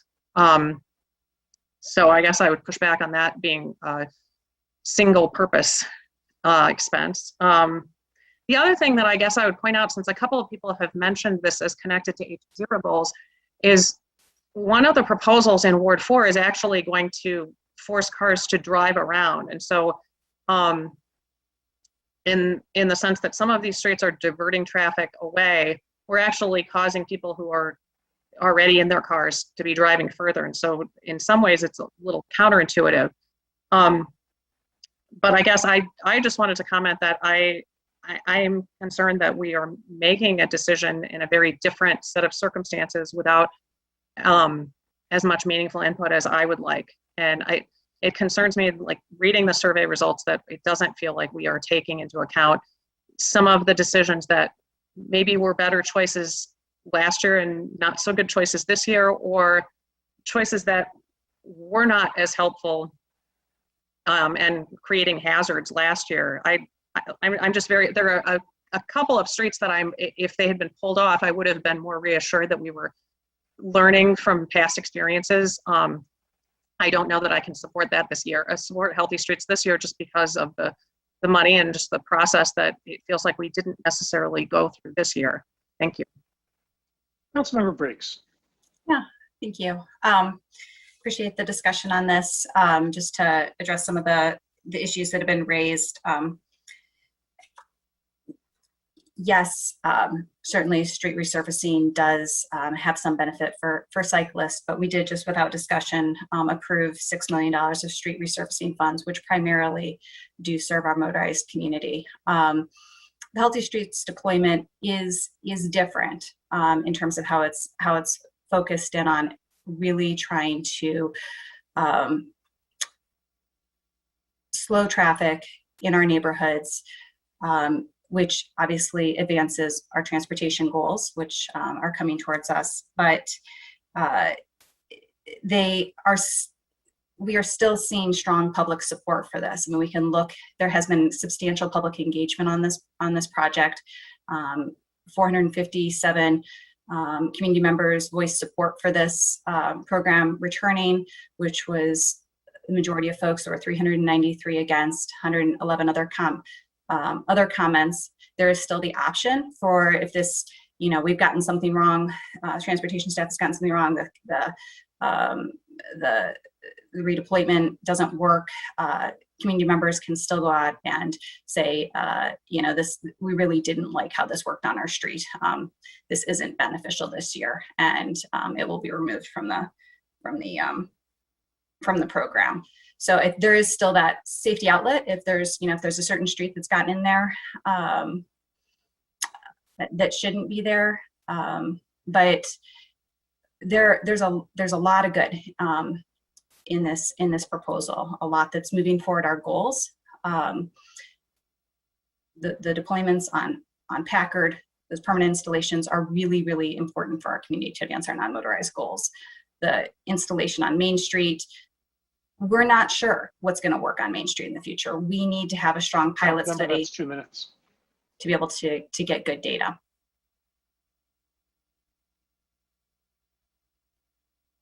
Further discussion? Councilmember Griswold. Sorry, I got somewhat animated when Councilmember Dish was explaining the history of that crosswalk. I'm intimately familiar with that. And unlike other council members, I have come to this council as a community member time after time, begged and begged the community to improve crosswalks, and then experienced one death at a crosswalk that I had prioritized and a serious debilitating crash at another one. I am intimately familiar with this. So when we make decisions, it's sometimes a life and death decision. And I don't want to be overly dramatic, but there is never an excuse to end a crosswalk at a bush. There is a way to do it, and I won't put my engineering hat on. I'll leave that to the engineers, but we know what that is, and it's not what we have on Barton. What I would say is there are many good things in this program, and we can achieve those positives without the additional overhead financially, as well as consultants and contractors, by having local traffic only signs, by implementing the project on Main Street, by implementing the project on Packard Road. We can still do some of those, but if we vote it down tonight, then staff can come back with the positives in this project, and we can closely monitor them so that we don't have some of the problems that we had last year. And so that would be my recommendation. So there's a lot to support in here, but there's another way to do it that will be less disruptive. And regarding the slow streets, again, we can have local traffic only. I don't know how we can send kids out into the street rather than to a park when we have school buses as well as Amazon deliveries on all of our streets. It just doesn't seem like reality to me. It seems wishful. Thank you. Further discussion? Councilmember Grant. I just, wanted to, because I know Councilmember Briggs didn't get to finish that point that, and I don't want to speak for her exactly, but spending a relatively small amount of money to potentially pilot an expensive and permanent solution to improving non-motorized safety in our community, I think is good policy, and it's a good investment. So regardless of the initial intent, in the past, we've had arguments a number of years ago about similar kinds of pilot projects that were relatively inexpensive, but that could give us good data. And so even if it doesn't line up with the initial intent, there are many things that I'm hoping we're learning from this time during the pandemic that will be instructive for other positive policies going forward. So I'm planning on supporting this. If we don't have the votes to support it, I do think there are other ways to bring back things with 6 votes later.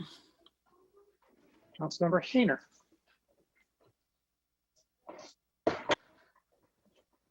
Thanks, Mr. Mayor. Setting aside the notion that 8 votes are required for things out of budget for a reason, and that we, should work around that to only have 6. Yeah, I'll just remind my colleagues that we had a very painful presentation on the structural deficit that the city's running. And if this notion of all this, and I like Councilwoman Griswold said, some of these things are right on track and some of them right on target and some aren't. Why wasn't this placed in the budget for this year? Why didn't we consider it? And is it considered in next year's budget? We're not gonna overcome a structural deficit by making every single thing in our community a priority, and by seeking the 8 votes because it's out of a budget cycle and acting like it's a relatively small amount of money. Well, relative to a $448 million budget, 320,000 is a small amount of money. But, relative to a $3.5 to $4 million structural deficit, it's not. It's a large amount of money. And so there is a line that we all have to walk between fiscal responsibility and wishing all the great things that we could have. And everybody walks that line a different way. And if this doesn't pass because the votes can't be raised, then I would encourage the sponsors to bring it back in a way that might be more amenable to fiscal responsibility. Thank you. Further discussion?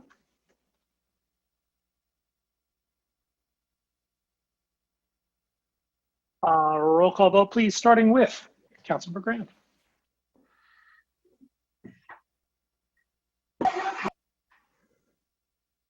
Councilmember Grand.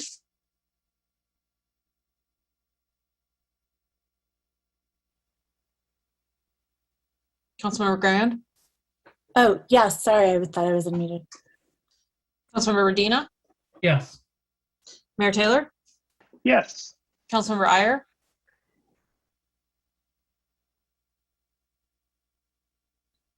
Councilmember Iyer. Yes. Councilmember Nelson. No. Councilmember Briggs. Yes. Councilmember Ramlawi. No. Councilmember Hayner. No. Councilmember Dish. Yes. Councilmember Griswold. No. Councilmember Song. Yes.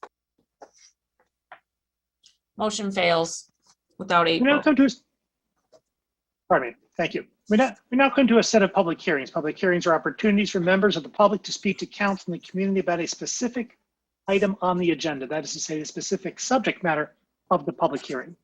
To speak at a public hearing, you need not have signed up in advance, but your speech must relate to the specific subject matter of the public hearing. That is to say, the specific item on the agenda. To speak at a public hearing, enter the number on your screen, 877-853-5247.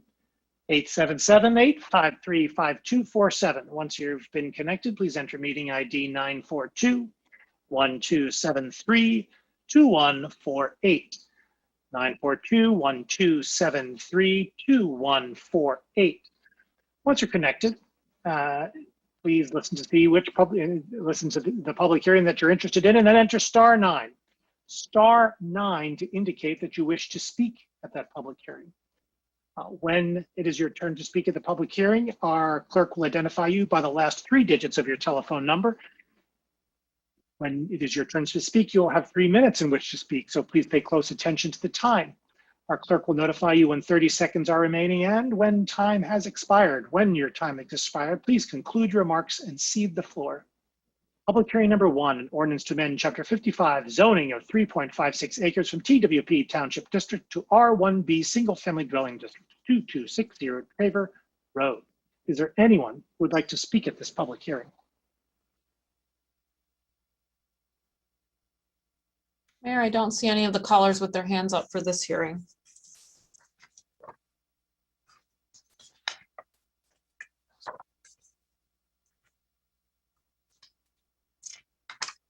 Seeing no one, this public hearing is closed. Public hearing number 2, an ordinance to amend Chapter 55, Unified Development Code, rezoning of 1.1 acres in TWP Township District to R1A, Single Family Dwelling District, 3411 Geddes Road. Is there anyone who would like to speak at this public hearing?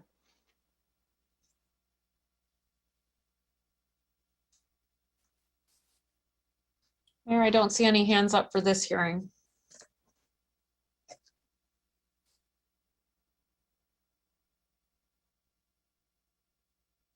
Seeing no one, this public hearing is closed. Public hearing number 3, an ordinance to amend Table 5.15-1, Table 5.15-2, Sections 5.33, 5.37.2.p, and 5.37.2.s of Chapter 55, the Unified Development Code of Title 5 of the Code of the City of Ann Arbor, short-term rentals. Is there anyone who would like to speak at this public hearing?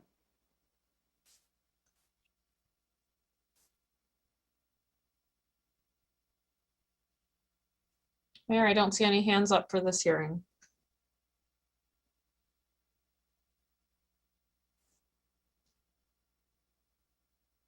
Seeing no one, this public hearing is closed. Public hearing number 4, an ordinance to amend sections 5, 651 and sections, Public hearing number 4, an ordinance to amend sections 7, 651 and 7:654 of Chapter 97, short-term rentals to Title 7 of the Code of the City of Ann Arbor.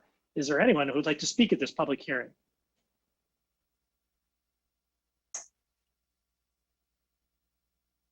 Mayor, I don't see any callers with their hands up at this hearing.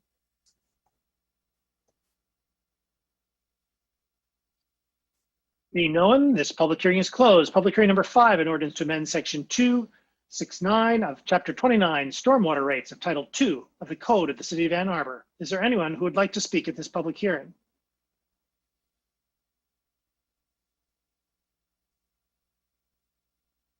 Mayor, I don't see anyone with their hand up for this hearing.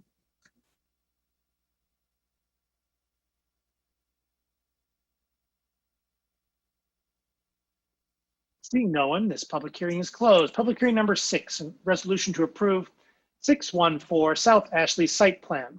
Is there anyone who would like to speak at this public hearing? Caller with the phone number ending in 488. You can press *6 to unmute yourself.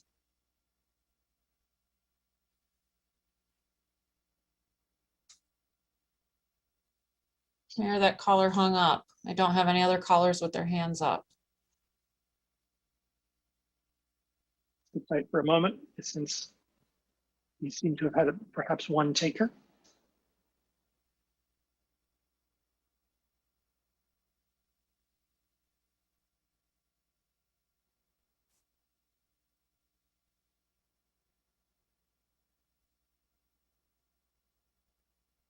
So let's move on, and Ms. Beaudry, if you can keep track, if that person calls back, we'll make a separate inquiry. Mhm.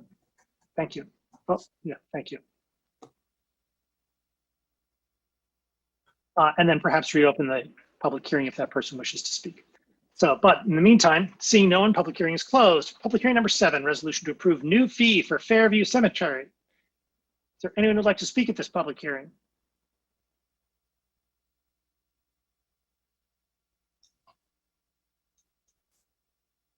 Caller with the phone number ending in 083. Do you have a comment? You can press *6 to unmute yourself. Caller 083, phone number ending in 083.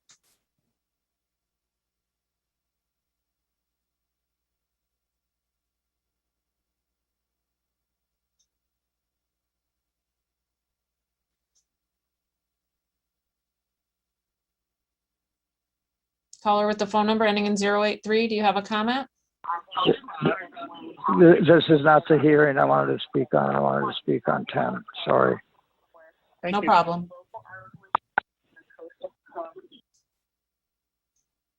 Seeing no one, this public hearing is closed. Public hearing number 8, resolution to approve fiscal year 2022 fee adjustments for the community services area. Is there anyone who would like to speak at this public hearing?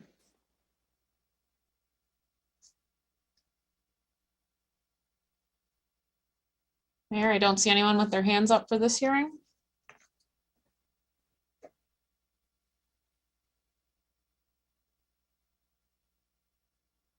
Seeing no one, this public hearing is closed. Public hearing number 9, resolution to approve fiscal year 2022 fee adjustments for public services area, engineering, systems planning, public works, water treatment, and wastewater treatment units. Is there anyone who would like to speak at this public hearing?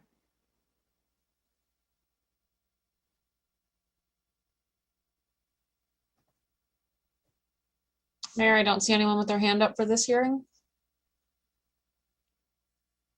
Seeing no one, this public hearing is closed. Public hearing number 10, resolution to approve a City of Ann Arbor city budget and related property tax millage rates for fiscal year 2022. Is there anyone who would like to speak at this public hearing?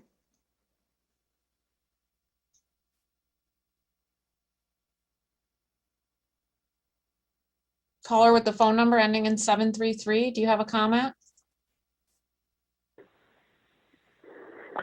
Yes, I am Glenn Nelson, one of the leaders of Citizens for Mental Health and Public Safety. I thank you for this opportunity. I want to make 3 points this evening. First, the 2 new initiatives on armed public safety response and the diversity, equity, and inclusion have great potential to improve our community, and I urge you to give them the support they will require to be successful. The second point is that there are 2 parts of our budget dealing with human services that are very important and that have small cuts which seem to be as much symbolic of something or the other than not. One is WSDOT coordinated funding, also called Human Services and Homeless Prevention. That has a cut of $50,000 this year. I recognize the $50,000 was part of the non-recurring budget last year, but it still is a cut from last year. I strongly urge you to keep that funding at least as high as it was last year or in the current year. The second one is supportive services from the county mental health millage for residents of publicly supported housing. This is a little confusing. On page 218 of the recommended budget, it shows clearly that community mental health support from the county health millage falls from $300,000 in 21 to $234,000 in fiscal 22 to 0 in fiscal 23. This afternoon, we got a clarification, which I very much appreciate, from Mr. Crawford, and I know you received it too, which says that we've highlighted a portion of the funds that were inadvertently accounted for on 30 another seconds. line. I cannot find the numbers that Mr. Crawford state or cite. In any case, if I were you, I would insist that there be an addendum or correction issued so you're not voting on a budget no one understands, or at least no one can see in the printed version. Finally, I'll leave it at a 2-point presentation. Thank you. Thank you. Caller with the phone number ending in 078.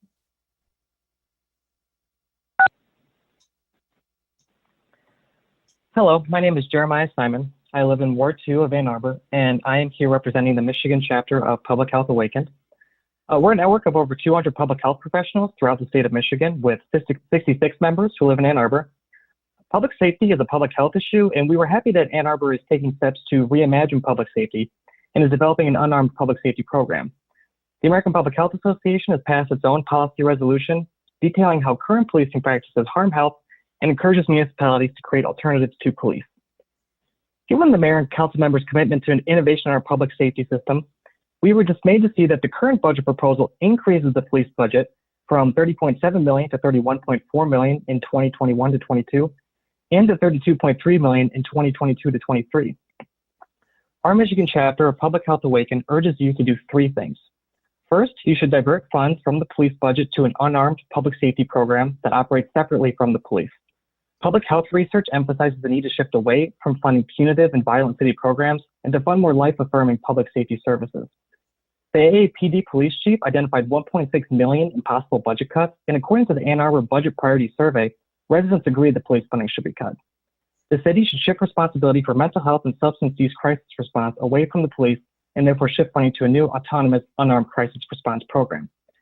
Second, you should adequately prioritize and fund community involvement in the creation of an unarmed public safety program. As public health professionals, we know that any successful program needs to be created in partnership with communities most affected. Doing this will require dedicated funding to ensure that community members most impacted by mental health, substance use, and being without housing or hyper-policed have buy-in and will utilize a new unarmed public safety program. And finally, you should reallocate funds from policing to the social determinants of health. This helps promote public safety by addressing the root causes of violence or other harms before they occur.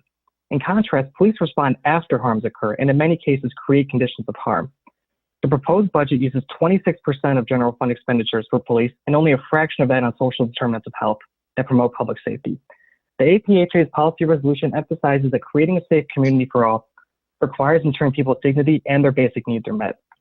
Ann Arbor should be a leader in this space, but to do so will require treating public safety as a public health issue, following the best practices of centering impacted communities in the planning process, and adequately funding the community-led programs to 30 ensure seconds. success. Thank you for your time and consideration. A copy of the statement has been emailed to you as well.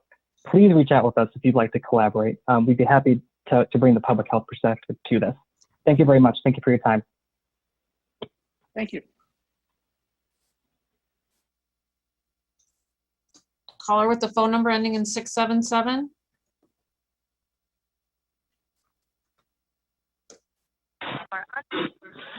Hi, this is Michelle Hughes, and I am calling to say that we should have more money spent on unarmed responders this year and on shifting the burden of enforcement of traffic things away from the police.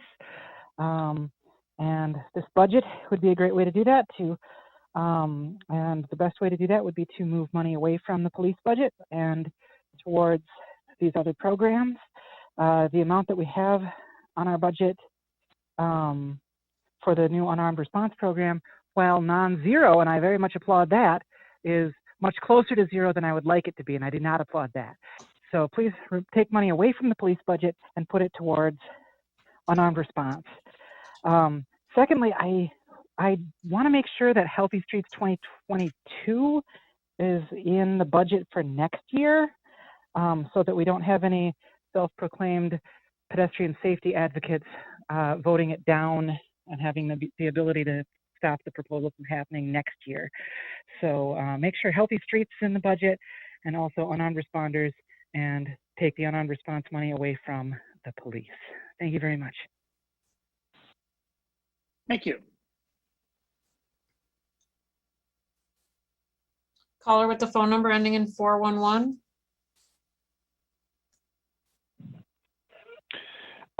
Good evening, Mayor Taylor, members of council. Can you hear me?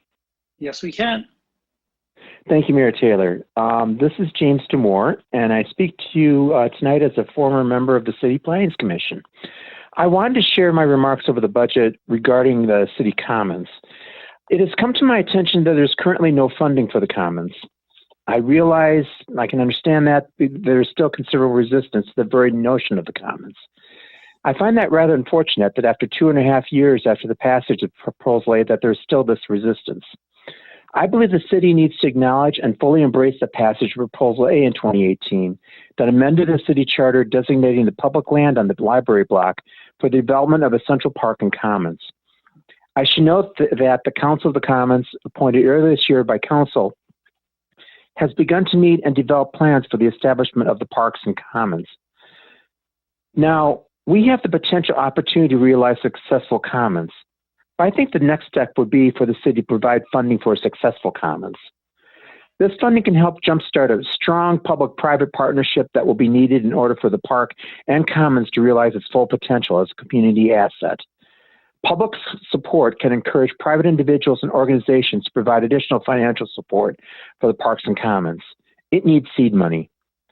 I understand that many of the more continued vocal opponents of the commons are also at the same time the more vigorous proponents of a larger, more dense downtown.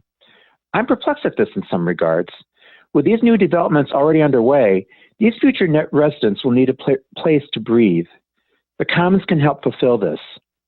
Furthermore, a successful commons makes Ann Arbor that much more successful community to host a world-class university. Now, speaking only for myself, and I'm doing this consciously knowing that many of my friends I normally agree with on planning environmental issues would disagree me on this, but I think funding for the commons can be obtained by diverting funding for the deer call, which I think have always felt was petty and unnecessary. Otherwise, certainly it would not be difficult to arrive at this funding from other sources as well. The city really has a major opportunity to get this right. 30 seconds. Let's fully embrace this commons and provide the initial funding to make this successful and represent the will of the voters. Mayor Taylor and members of council, I thank you for your time and thanks for considering my comments and observations. Thank you. Thank you.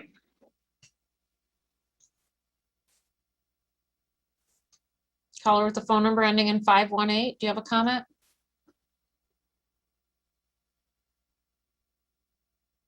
Thank you. I'm Tanya Hilgendorf from the Humane Society of Huron Valley, and I'm here to speak on the deer management budget item. Ann Arbor has never been overpopulated with deer. This is about human population growth. There is no deer crisis, ecological or otherwise. Our first aerial count showed just 168 deer, and after 5 years of culling, the number has barely changed. Culls are costly short-term fixes that create vacuums and population rebound. We also know they don't reduce Lyme disease, and there are better ways to make our roads safer.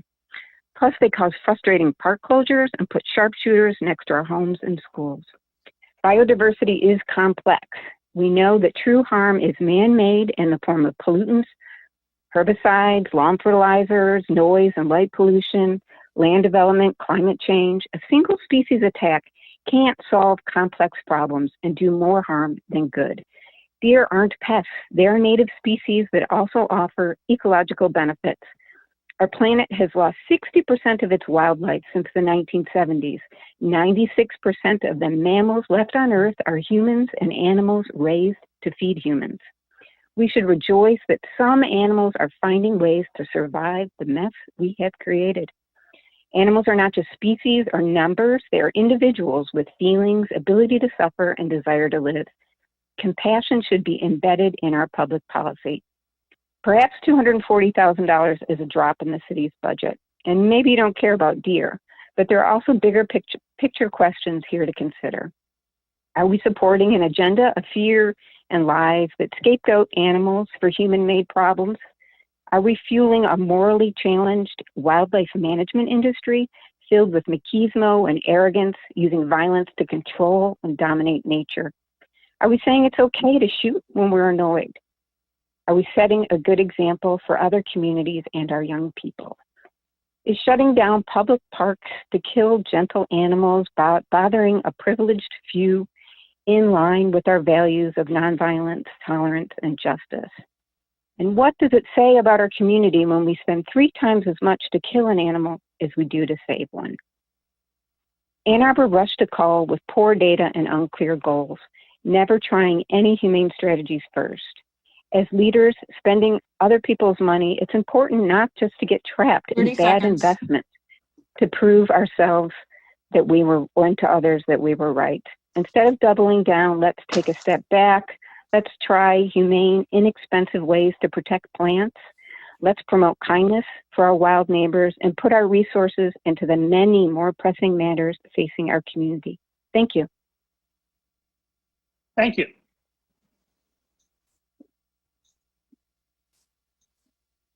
Caller with the phone number ending in 163, do you have a comment?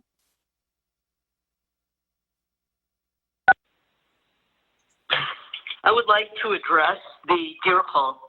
Dear Ann Arbor Council members, please strongly consider the message that we as a community send by calling deer because they are eating plants. What does this say about humanity, our morals, our ethics, our values? What does it say about us as a community that we're ready to spend $120,000 on, quote, deer management, when clearly there are more important issues as the city has a $2.1 million budget deficit? What are we passionate about? Surely there has to be a better way to promote coexistence than killing one of nature's most innocent creatures. Clearly, for mankind who claims to be civilized, there are better ways to protect our shrubbery. Killing deer is an incredibly inhumane destruction of a beautiful and harmless creature, not to mention that it's fiscally and otherwise irresponsible. This is not a deer crisis. This is not a situation of biological overpopulation. Please recall your survey that the city of Ann Arbor implemented. The results affirm that the majority of the residents of Ann Arbor enjoy the deer. Furthermore, deer vehicle collisions remain less than 2% of the total crashes, and deer are not a public health or safety threat. I believe our parks are for people, children, and dogs, and not for contracted sharpshooters to protect plants from native wildlife. We all have witnessed and know the fact that nature finds its own balance. Calls are not effective. For residents distraught over their landscape, there are deer-proofing methods available, and certainly we can reduce speed limits. It seems what started as a 4-year plan became a 5-year plan. This would be the 6th year. When does this senseless, expensive policy end? When do I, as a resident, get to stop spending money on something I am wildly opposed to instead of doing something good in this community to benefit those truly in need or to fund a worthwhile project for which all Ann Arbor residents benefit? The City Council's own survey confirmed that the majority of Ann Arbor residents enjoy having deer in our community. Dear Ann Arbor Council members, please hear our voices and vote to end this practice that is extended even beyond what the council proposed. 30 seconds. Please hear our voices and end this practice of needlessly killing creatures who truly are doing no real harm in our community, except being a beautiful part of the nature that so many of us moved to Ann Arbor for.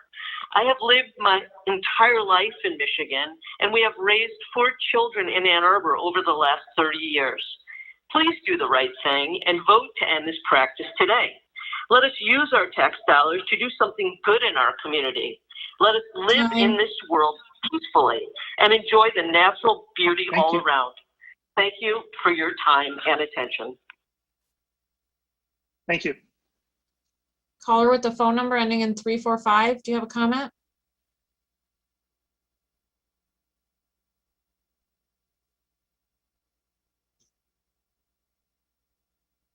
Caller with the phone number ending in 345, you can press *6 to unmute yourself. Hello, can you hear me? Yes, we can. Hi. Okay. My name is Kitty Kahn. I live in the 5th Ward, and I am addressing my comments not only to the mayor and city council, but to all the residents of Ann Arbor. I was very disappointed that there is absolutely no mention of funding for the center of the city in the budget, although city council passed a resolution on December 2nd, 2019, which does mention funding.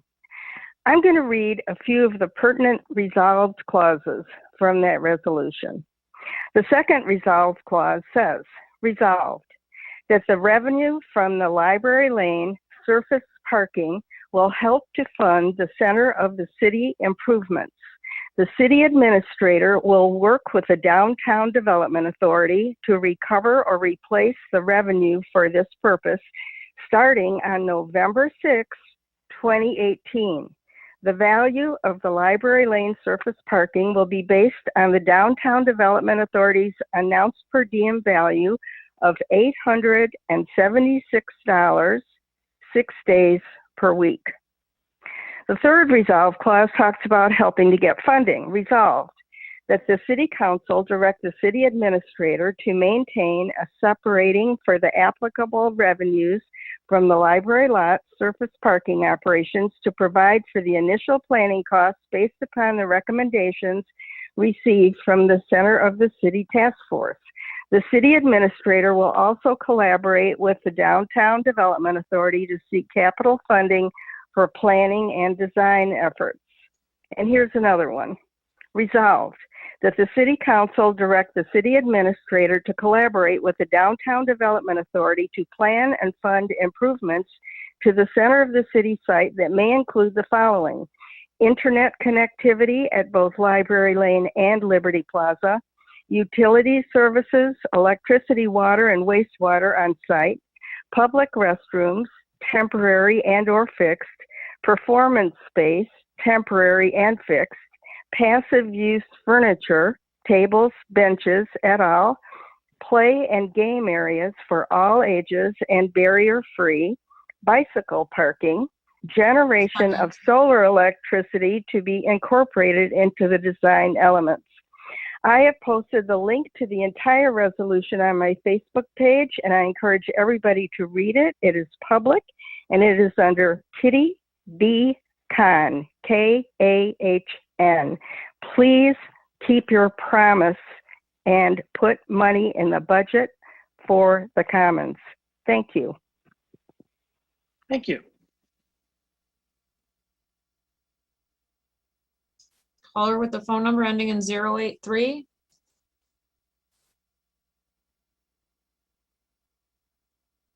Phone number 083, press *6 to unmute yourself.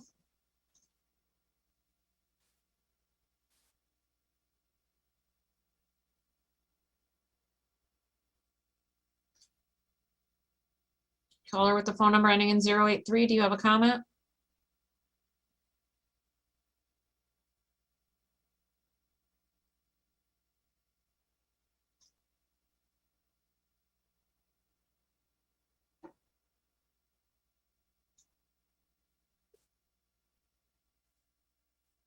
Caller with the phone number ending in 778, do you have a comment?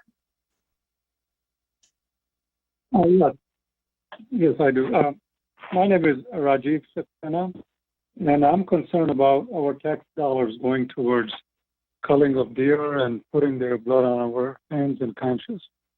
We are supposed to be a progressive city, which needs to promote the environment, the nature, and the nature includes its creatures, creatures meaning not just humans, but also the wildlife, which has been around before we moved in. We built our homes here. So this city government needs to end this business of deer culling in the name of population management. Per the state of Michigan's traffic crash facts website, no deer-related fatalities have occurred, not only in this city, but also in the whole county of Washtenaw in 2019. That's the data which is available. Yet the city council is so eager to kill these innocent creatures in the name of population management. I'm sure that you won't manage human population in this way. I hope so.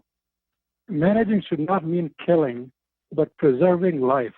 The city needs to invest in enforcing speeding and traffic laws, which will curb vehicle crashes and deer.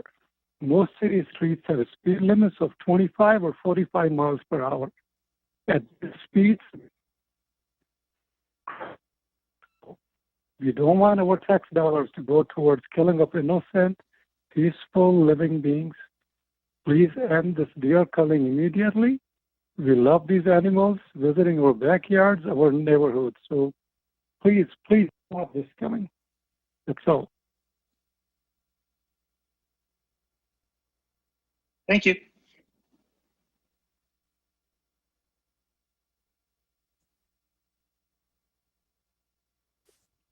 Caller with the phone number ending in 644, do you have a comment?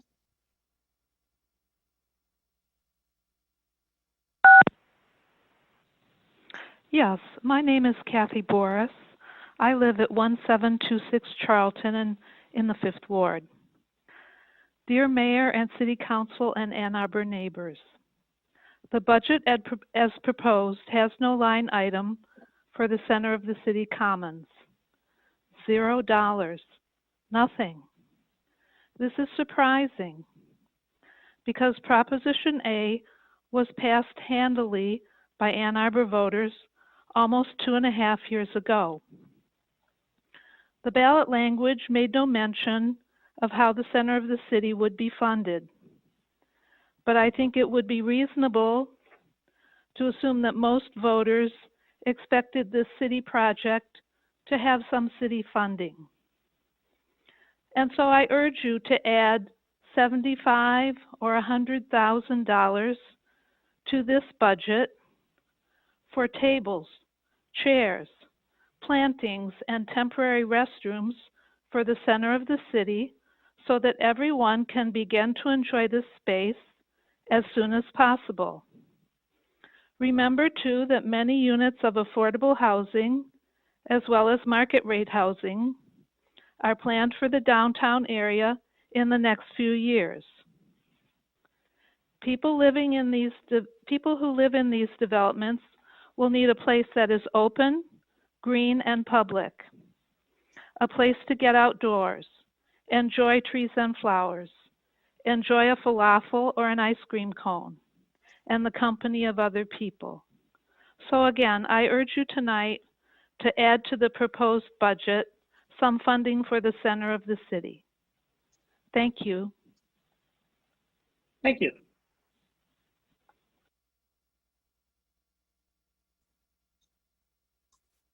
Caller with the phone number ending in 736, do you have a comment? Yes, hello. My name is Trisha Duckworth. Good evening to you all. I just want to speak very briefly about the budget and the line item for the marijuana tax revenue. Really want to make sure that this money and this funding is used specifically for things concerning Black and brown people. You know, the harm that's been done from marijuana, as even the resolution states, is that it is done to the Black community. And so we want to make sure, even though there are some council members that don't like reparations and what that stands for, and they don't want to correct harm, we also understand that there are those of you that do. And so we just want to make sure that these funds are used for that purpose and even stay right within the marijuana industry. We need to be backing our Black-owned businesses. Huron View, who even right now is being bullied, and as they have been since they opened up. We need to be rallying by and giving support to that business. We need to be giving growers licenses to potential Black business owners. There's so much that can be done with this money to even level the playing field and close that wealth gap in that industry. And we believe that these tax dollars should be spent there.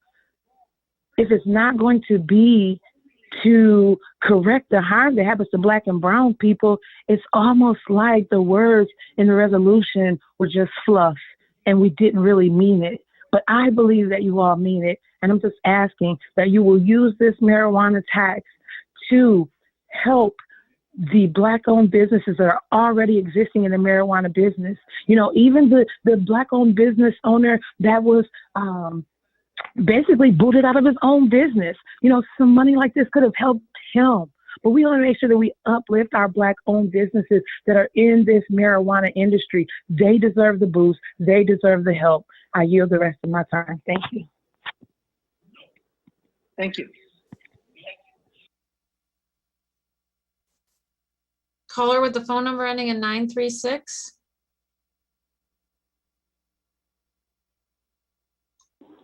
Caller 936, go ahead. Hello, Violin Monster here. just real quick about the deer issue. Too many deer, not enough predators. Let's reintroduce some wolves into our environment. I assure you, we are much more peaceful creatures than all the fairy tales make us out to be. More importantly, I want y'all to defund the police. I saw some of you at few of the protests last summer.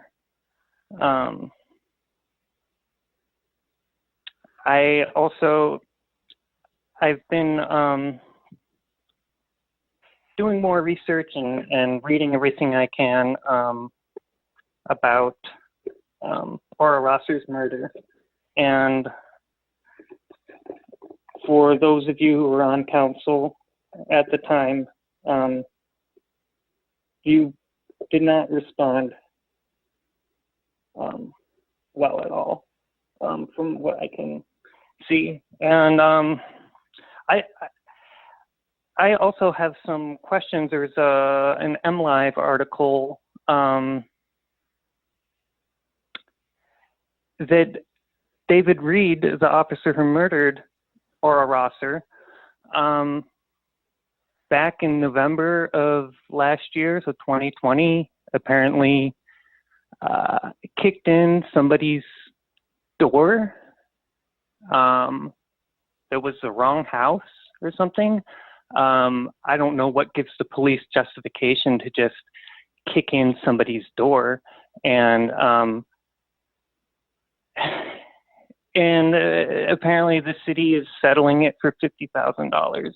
And, there are a lot of activists who poured in a lot of time and effort into,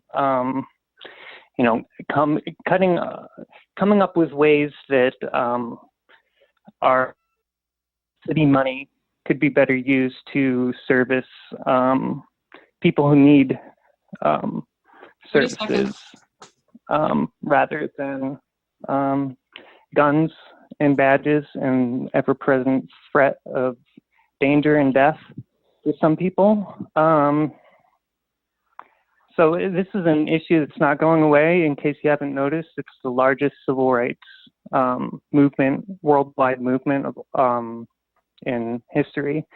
And I'm going to be pressing y'all to defund the police. It's just time. You couldn't even pay for Aura Rosser's funeral.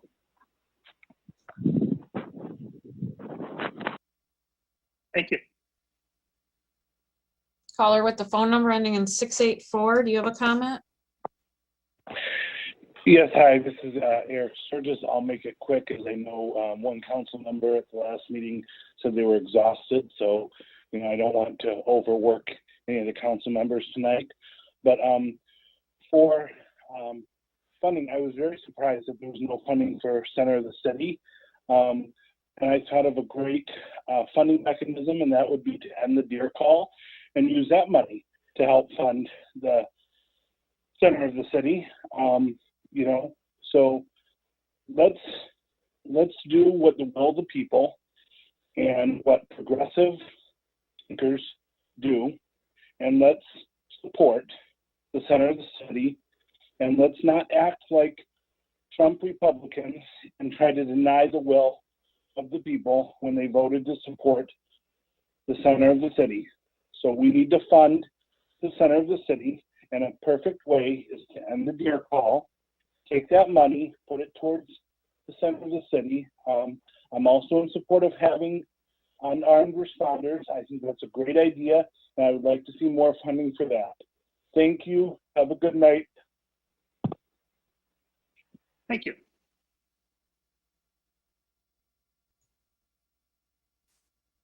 Caller with the phone number ending in 205.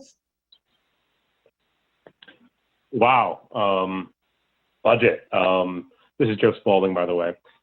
I would simply not pay a police officer that shot Aura Rosser to death anymore if it were up to me. That's awkward.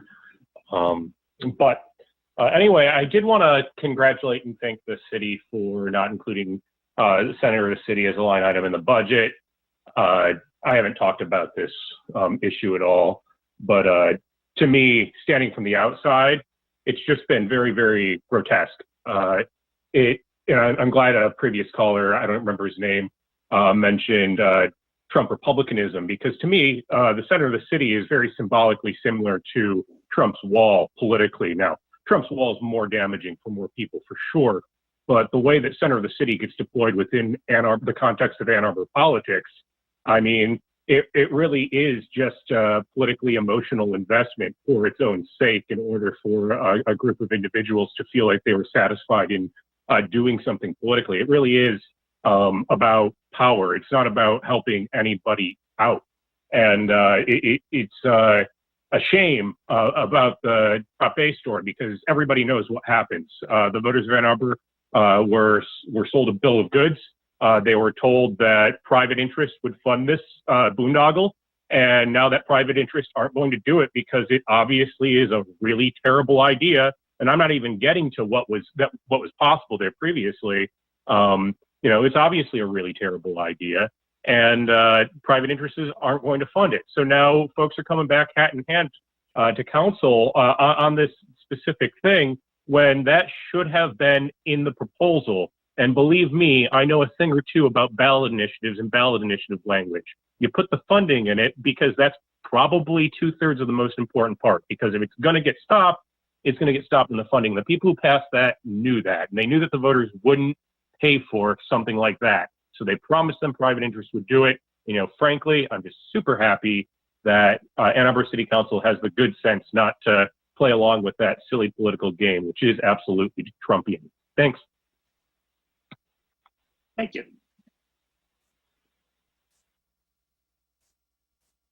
Caller with the phone number ending in 534. Do you have a comment?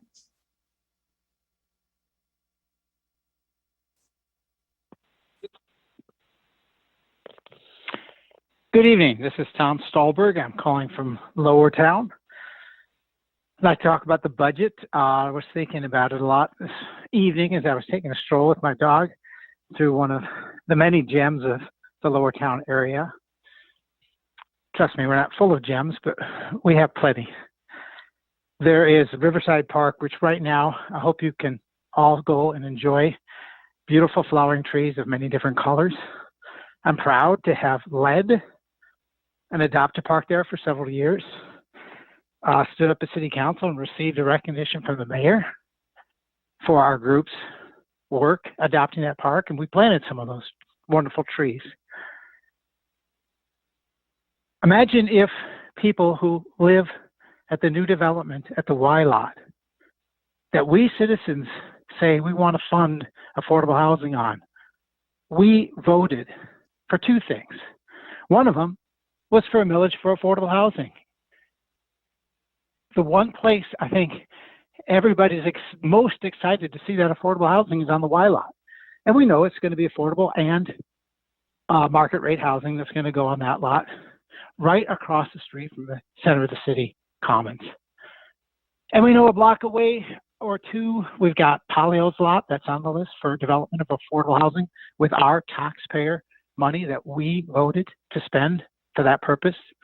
Private money is going to build the Standard, which is at Main between Packard and William, significant number of units. And there's some other units that are also approved near there, and some already built not too far away.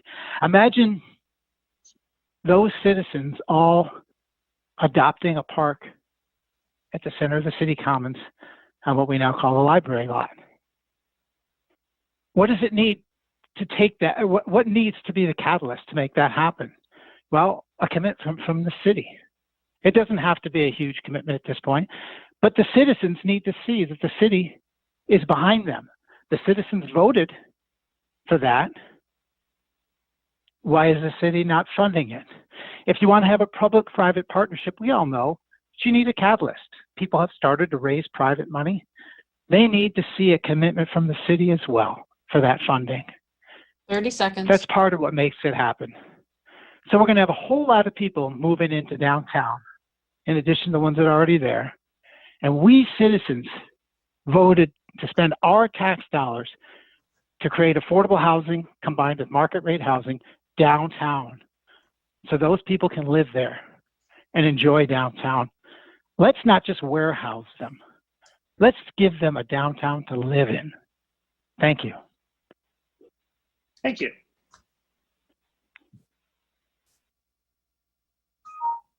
Caller with the phone number ending in 556, do you have a comment?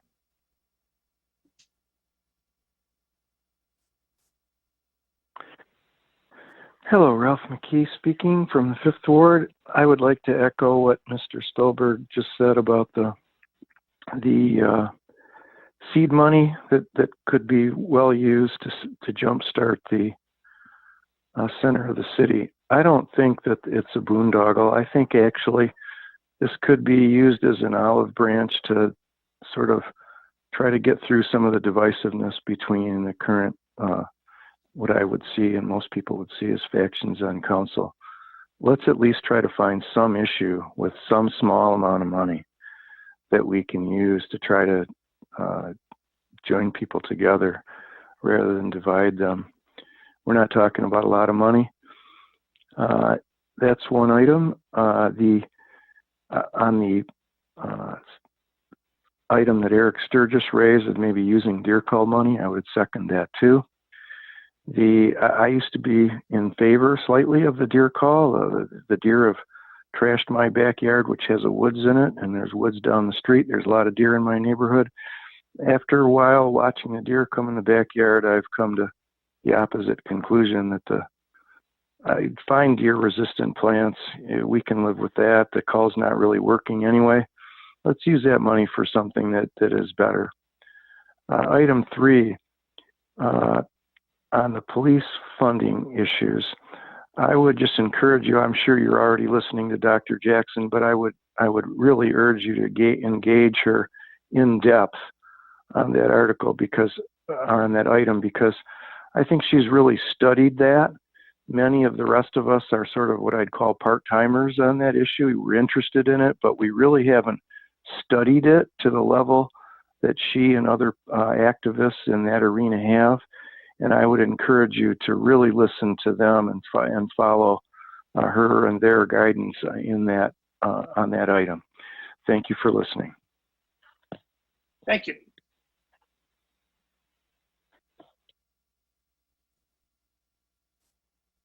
Caller with the phone number ending in 340.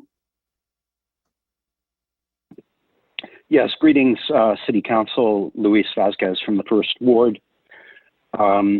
I would like to see you amend this budget to include funding for healthy streets and slow streets this year. I think it's a tragedy that it did not get voted in this time, and I'm recalling last year's votes on healthy streets that were delayed and delayed and delayed by the previous council, to the point where the effort was nearly impractical, and you did not gain the data that you should have if they had been approved earlier on in the season. Secondly, I'm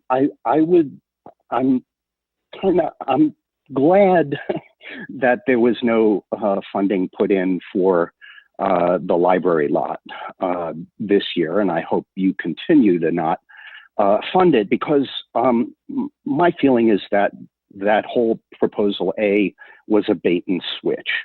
The supporters of Proposal A in 2018 promised that there would be private funding for anything that was to go for a park to be put on top of the library lot. Well, here we are nearly 3 years later, and these supporters have managed to raise, $35,000.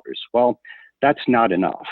And we do already have a park on that block known as Liberty Plaza.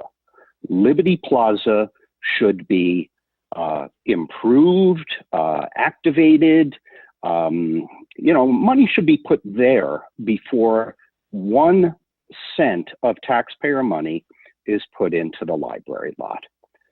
I'm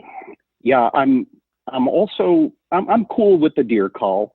I think it's a way of keeping down the population of deer, which keeps down the number of deer car crashes, and also keeps the number of deer ticks down, 30 so seconds. that we don't wind up with Lyme disease in Ann Arbor's future.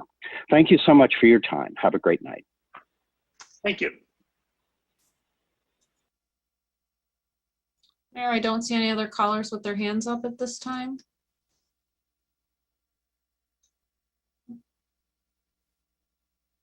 Caller with the phone number ending in 971. Hello. Am I here? Yeah. Anybody we can hear hear me? you. Oh, thank you. I tried before and I couldn't figure out how to unmute. This is Alan Haber. As you all know, I've been involved in the Center of the City Community Commons for its beginning when it was first proposed as a place to advance the culture of peace and nonviolence for the children of the world, to relate to the movement of self-government all over the world, the community commons, where mutual aid becomes the link among people. And when I proposed this, it was my view, and it remains, that most of the funding of this is going to be from the people who use it, people who find programs to develop there. It certainly, though, needs a commitment from the city, recognizing in the city charter that this is a central park and civic center, and that while private money has been raised, it is more difficult when there is no sense that there's any backup from the city at all, and there certainly should be. The city administrator has many duties to provide some support, and while the best thing that would happen to activate this as a public place would be to get the cars off and to allow people to begin to use it and develop activities there. But there does need to be a downtown public restroom, composting toilet, something that really recognizes a center of the city advance. It should be in the center of the city public toilets, that you don't have to find some restaurant to go to when the library is closed or the bus station is closed. That should be a city function. There are many things the city could do. Kitty Khan read off beautifully all the resolutions that city councils have passed to say this, do this, do this, do this, do this. Mostly the people can do this stuff themselves, but it does need some recognition from the city.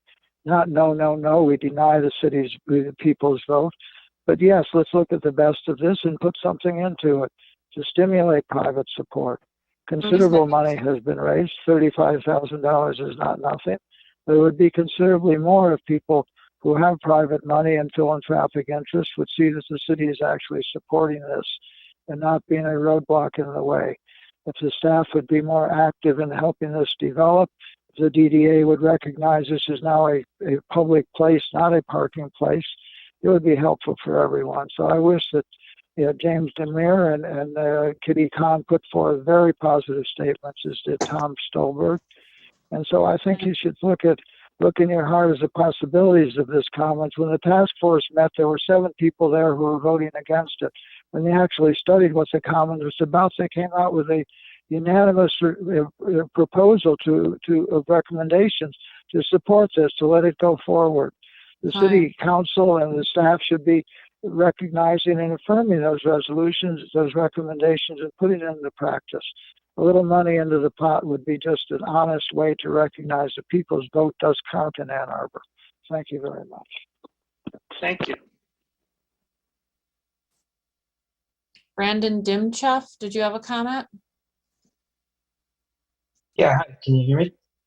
Yes, we can. Hi. I live in the fourth ward on Harp Street, and I was disappointed that Healthy Streets did not get renewed for this year.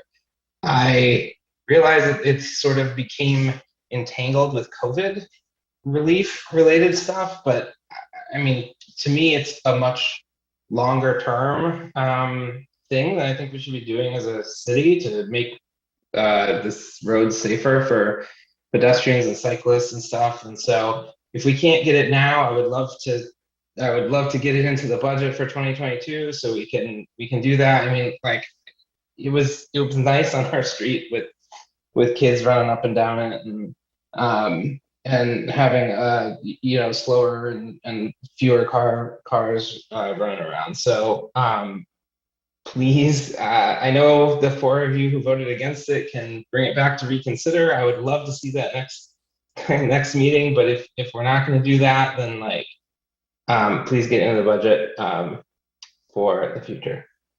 Thanks. Thank you. Caller with the phone number ending in 464, do you have a comment?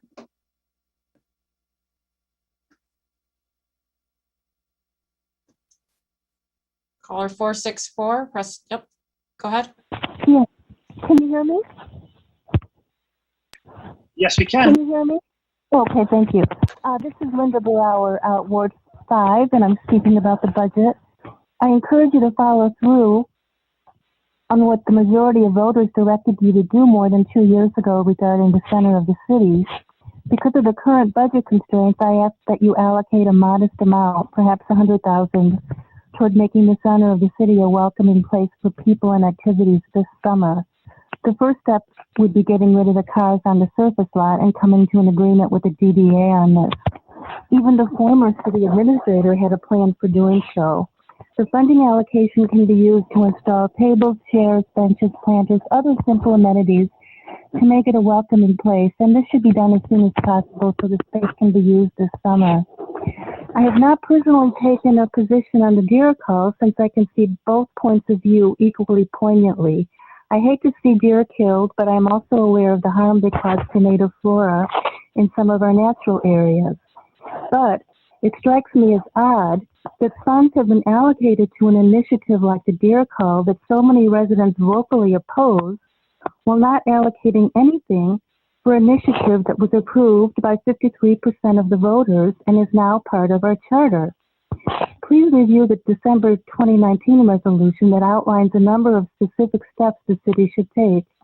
I believe a previous speaker quoted from that resolution. Finally, I urge you to follow Dr. Lisa Jackson's recommendations with regard to police oversight and funding. She spoke eloquently today, as she always does. Her committee needs to be taken seriously and their ideas implemented, not just listened to politely. Thank you. Thank you. Mayor, there are no more callers with their hands up.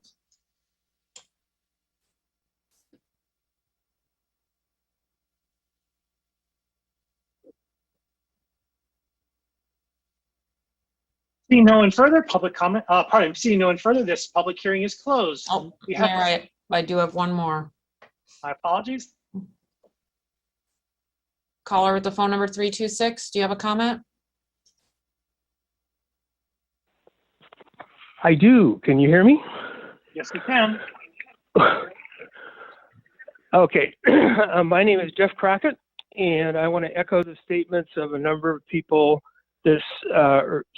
earlier this evening that support moving forward with the City the Center Commons. I happen to live not far from Carytown, and if anyone has gone by Carytown on non-market days, you will see that many times the seats and benches that are there are full because there is a need for people to get together. And I am pleased that I wish more people, or the people who were speaking against tonight, would have come to Earth Day on the Commons to see a beautiful performance and a celebration of Earth Day.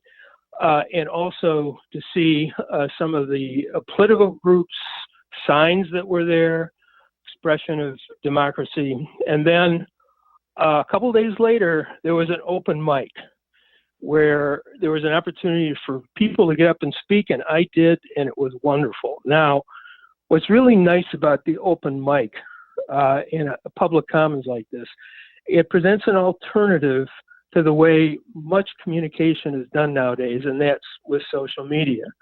And you know how nasty social media has been, because primarily people who frequent social media are either there for attention or to amplify. But ask yourself, how often is anything actually solved using social media?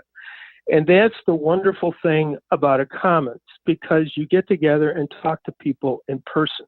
And I personally worry a lot about people who are on social media much of the time and don't have an opportunity to talk to people in person.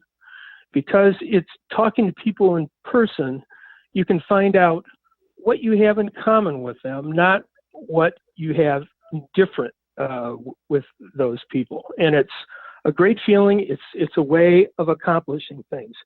I would also remind you that in terms of funding, that you've got two huge developments not far away that's going to generate tax money. And that tax money can be used to help fund 30 the seconds. commons. And keep in mind that the people who are there deserve some kind of amenity. And lastly, I'm going to say that New York is a great city, not because of its density, but because of its parks. So please move forward with funding the City of the Commons. Thank you very much. Thank you. Mayor, there are no other callers with their hands up.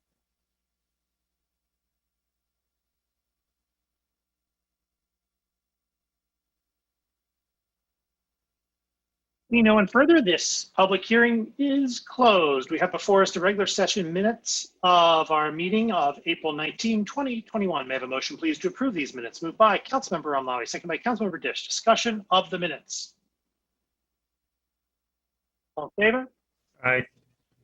Opposed? Minutes are approved. B1, an ordinance to amend Chapter 55, zoning of 3.56 acres from TWP Township District to 1 R1B, Single Family Dwelling District, 2260 Trevor Road. Is there moved by Councilmember Omlawi, seconded by Councilmember Radina. Discussion, please, of B1.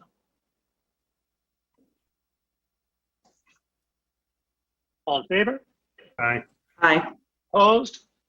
B1 is approved. B2, ordinance to amend Chapter 55, Unified Development Code, rezoning of 1.1 acres from TWP Township District to R1A, Single Family Dwelling District, 3411 Gettys Road. Moved by Councilmember Griswold, seconded by Councilmember Dish. Discussion, please, of B2.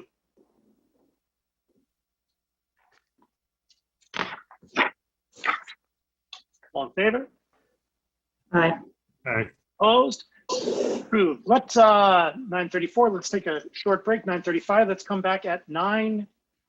It is 9:35. Let's come back at 9:45. Thank you.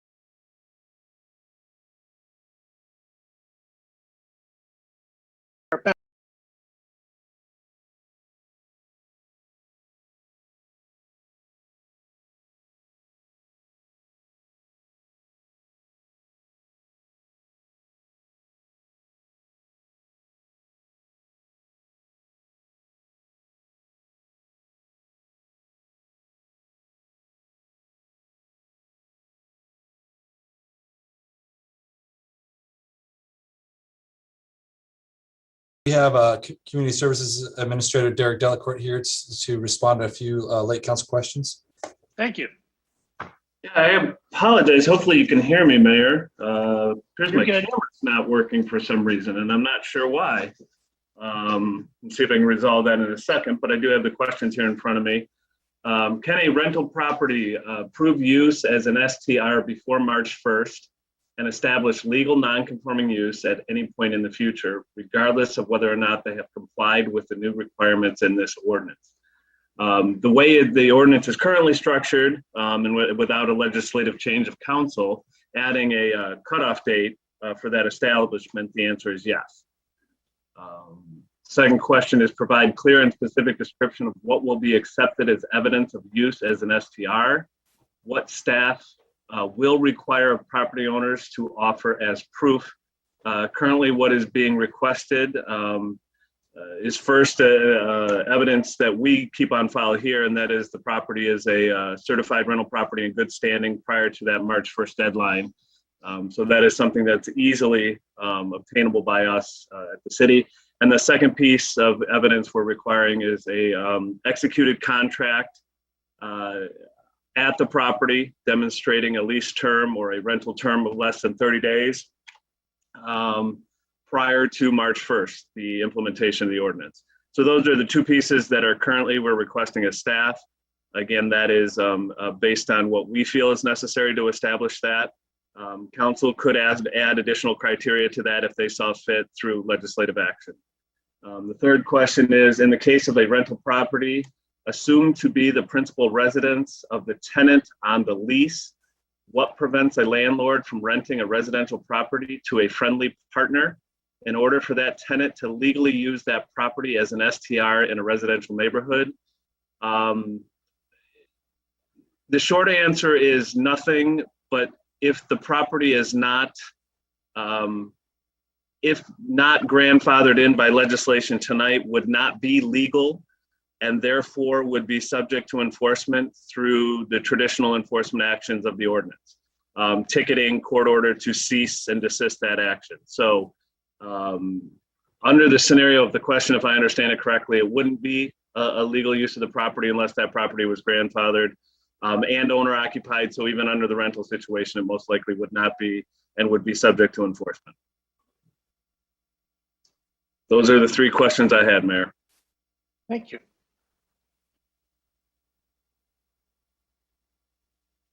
Discussion of the main motion.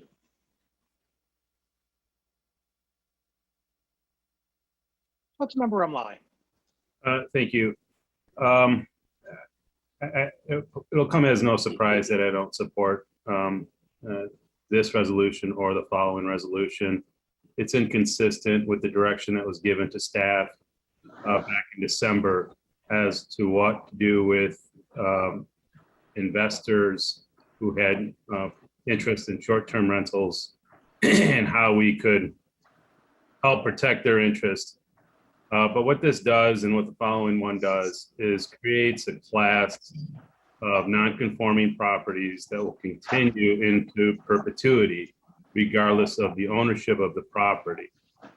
I do not believe that was the intent that was given to staff, the direction that was given to staff to come back to council with. What we got instead is creating a commodity of properties that can be bought and traded and sold like any other commodity. And I don't think that was the intent originally. Unfortunately, this isn't pretty, as what's said by the mayor. I don't think this is the right answer. It's not the right solution to the problem that we first try to solve.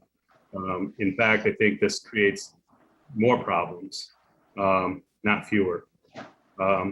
So the loopholes that are there to be used are as big as they can be.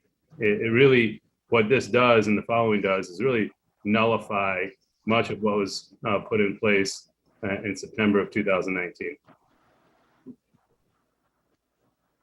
Councilmember Dish.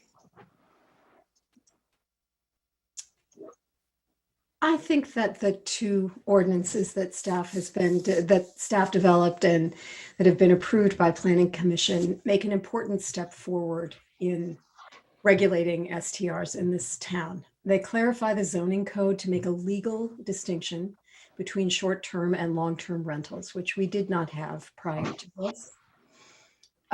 They differentiate among the various types of short-term rentals, and they resolve uncertainties about the districts in which STRs are permitted. None of that existed prior to these ordinances.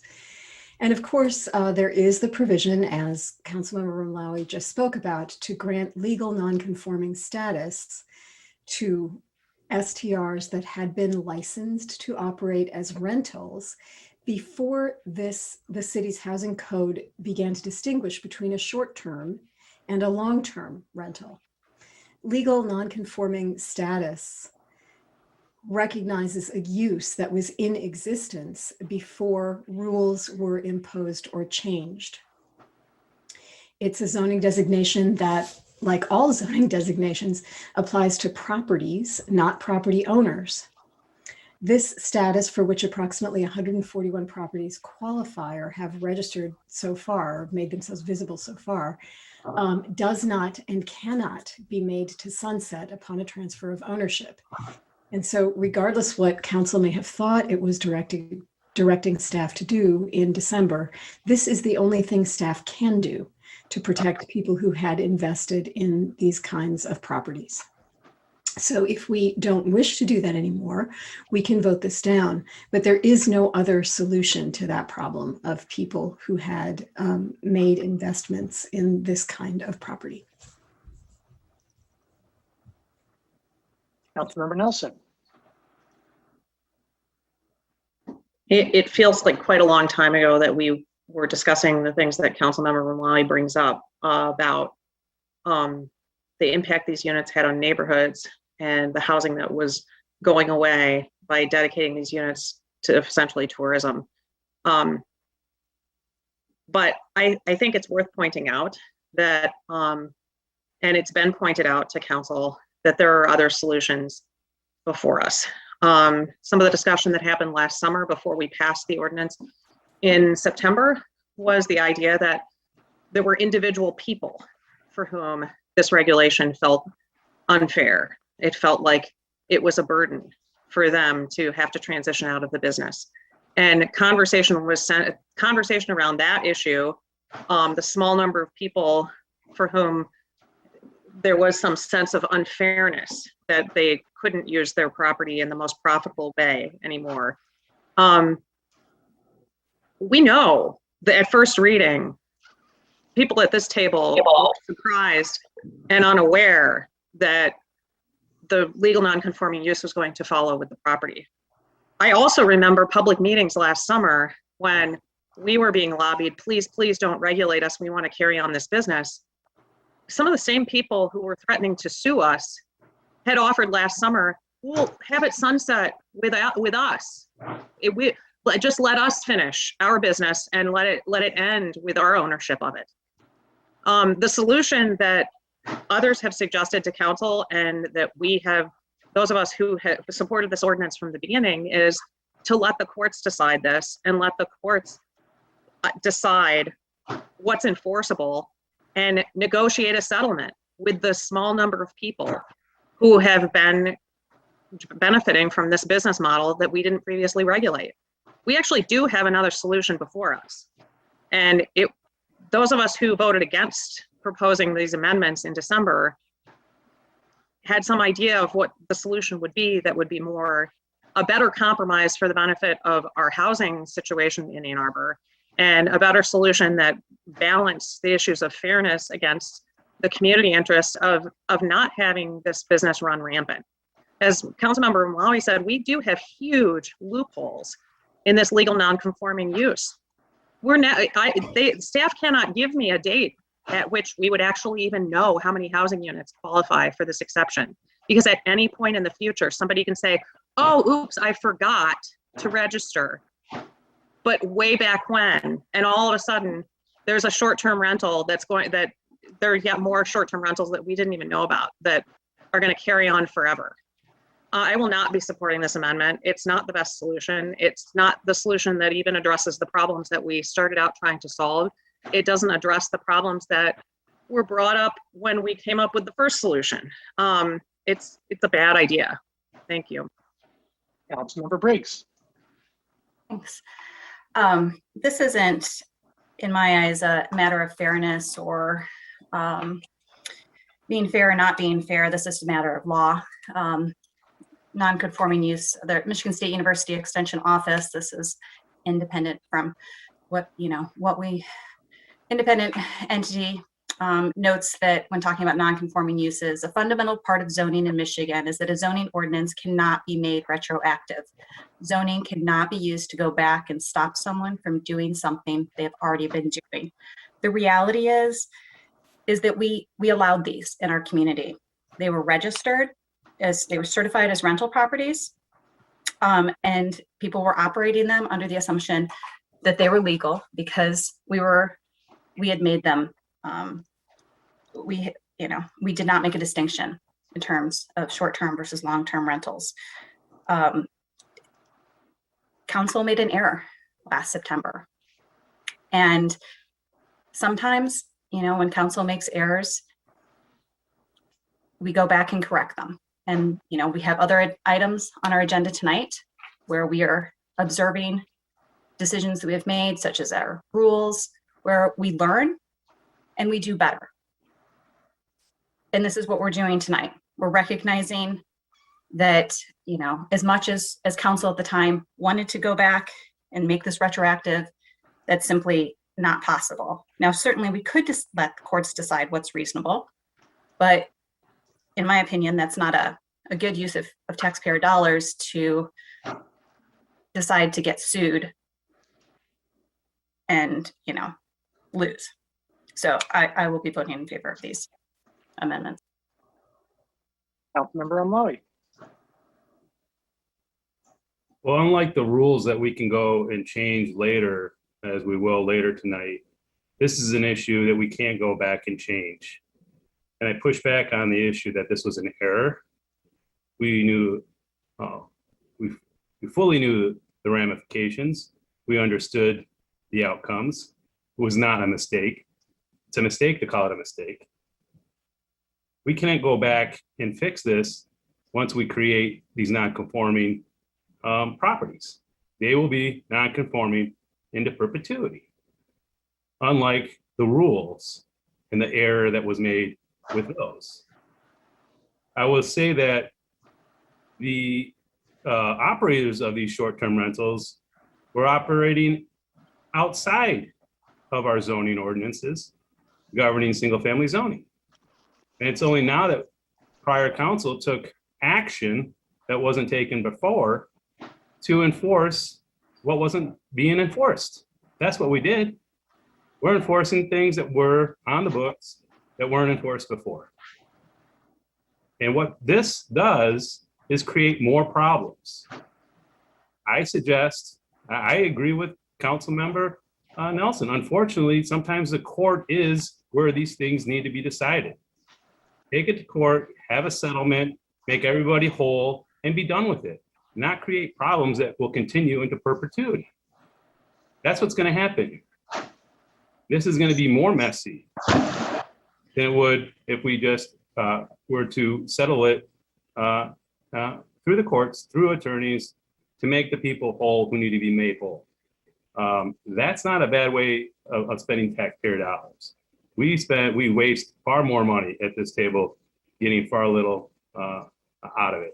So I push back on it. I don't think that's a waste of taxpayer dollars. I think that's what they're there for. Further discussion?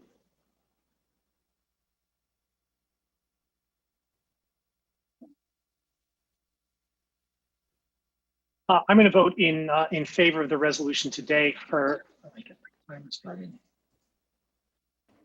In my view, this does not create winners. It doesn't create non-conforming properties. What it does is it recognizes that non-conforming properties exist, and it recognizes the reality that they are here and that they have been here since the business got started.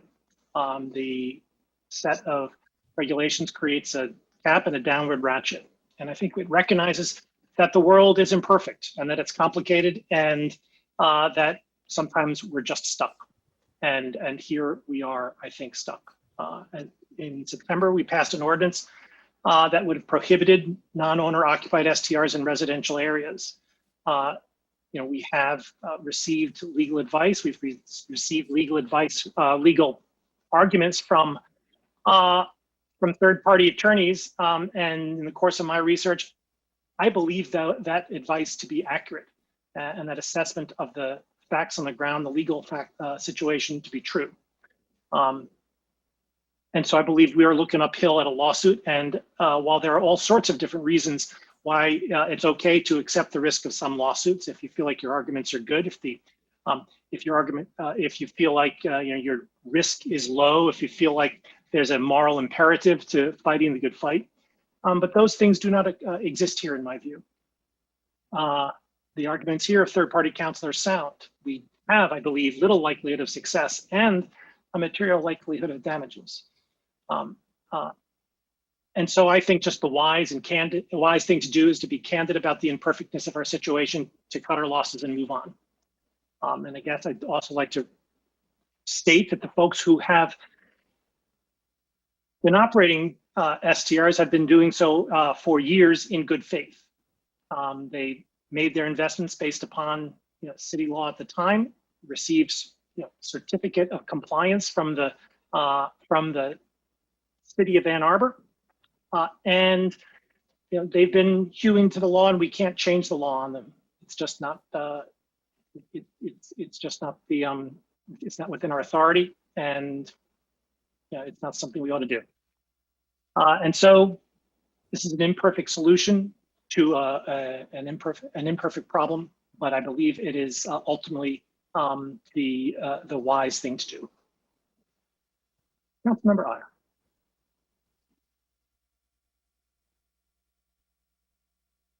Thank you. I wasn't going to speak, but there were a couple of things that were brought up that I do want to address. Personally, I take no relish in this vote, particularly as I was one of the people who did believe that these STRs would filter out of the system via attrition. But be that as it may, the law here seems clear. The previous council did make a mistake and acted, I believe the previous council majority, I should say, acted irresponsibly, ignoring the advice of our attorneys, advice that I and others have seen that was given at the time. And by the way, previous councils going back years failed to, be proactive with regulating STRs. And so that has put us in the position that we're in today. Now, if we don't fix this, we will almost surely be on the losing end of a lawsuit, because you cannot retroactively zone away somebody's existing legally recognized property rights. We're not creating a class here. We're just recognizing that it exists. The other thing I want to say is, if people are really concerned about the proliferation of non-owner occupied STRs in our community and in the resulting loss of long-term housing, why has there been no discussion of capping them across all of our residential districts? The tunnel vision focus on these 150 units in single-family neighborhoods certainly has the appearance, to me, of neighborhood protectionism. I'm concerned that as transit-oriented development begins to occur, we may see apartment buildings go up in my ward, say near the stadium, that are totally non-owner occupied STRs. So, I think we should be discussing in the future that issue as the next phase of STR regulation. So I'll be voting for this tonight because it's the right thing to do. It's the fiscally responsible thing to do. Those who vote against it may have no qualms about wasting city tax dollars on a lawsuit that we will almost certainly lose. I do. I don't appreciate being put in this position by previous councils who failed to regulate STRs before they proliferated. I don't appreciate being put in this position by the previous council majority who acted against the advice of our attorneys, and some of whom are now trying to rewrite history and create a divisive issue out of something that should be really cut and dried, but here we are. So, let's fix this once and for all, and let's move on to important things. Point of order. I mean, there's so many things that were just said that violate current council rules.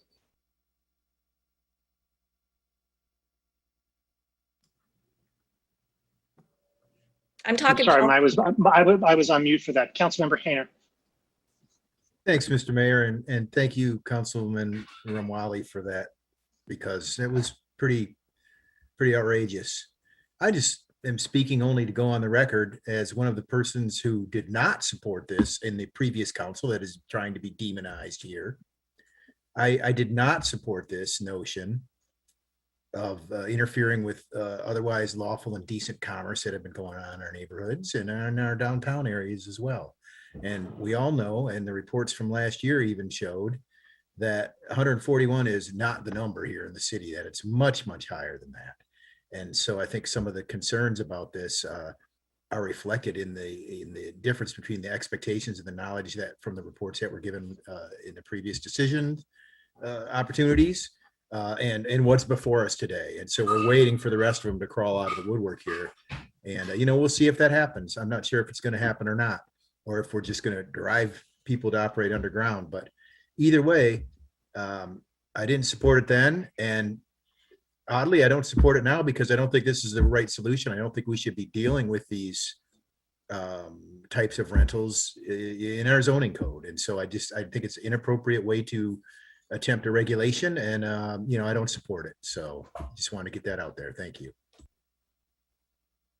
Councilmember Dish. May I ask a question of staff?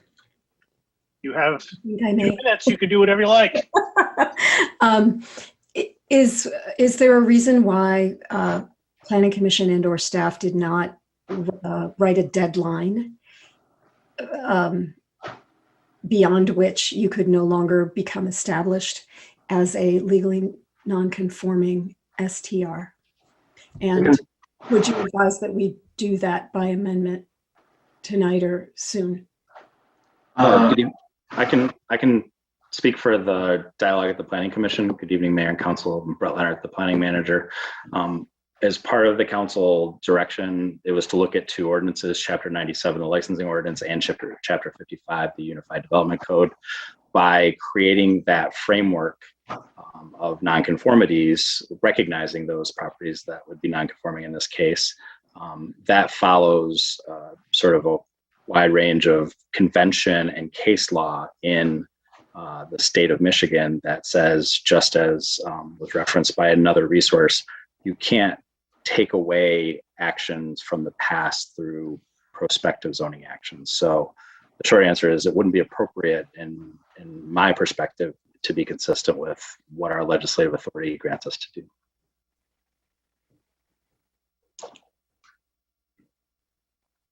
Further discussion? Roll call vote, please, starting with Councilmember Grand. Councilmember Grand? Yes. Councilmember Medina? Yes. Mayor Taylor? Yes. Councilmember Iyer? Yes. Councilmember Nelson? No. Councilmember Briggs? Yes. Councilmember Ramlawi? No. Councilmember Hayner? No. Councilmember Dish? Yes. Councilmember Griswold? No. Councilmember Song? Yes. Motion carries. The 4 ordinance to amend section 7651 and 7654 of Chapter 97, short-term rentals of Title 7 of the Code of the City of Ann Arbor, moved by Councilmember Dish, seconded by Councilmember Iyer. Discussion, please, of B4. Mayor, Derek Delacourt has some additional questions to respond to this item. Thank you very much, Mr. Delacourt. As far as I'm aware, I answered all the questions related to this prior to the previous item. Thank you. Yep. Councilmember Griswold. Just for the record, I want to say that I believe that this will have to be decided in the courts regardless of the vote this evening. And that's based on the fact that this has been a very messy process. It's rapidly changing. And as Councilmember Iyer said, there's a lot that we need to look forward to in terms of future changes and activities. And so I think it needs to be settled in the courts. Thank you. Councilmember Omlawi. Yeah, I just want to go on record and say that, we did follow our legal department's advice when we adopted the ordinance in 2019. We did not go against it. We listened to staff. We listened to our legal department. We understood the challenges with this. To suggest that we were irresponsible or we did things in error, or we went against legal advices, that is rewriting history. That's rewriting history, because if you go back and you listen to those meetings and you look at the documents, you see that what I just said was true. What this does is creates a giant loophole. And I would, if I was one of the other owners of the 21,000 rental units, I'd be rushing out tomorrow to get under this umbrella, because you just minted some commodity value with these properties. And if I was a bit wiser, and I had some properties, I'd be going out and trying to make them all STRs tomorrow. Why not?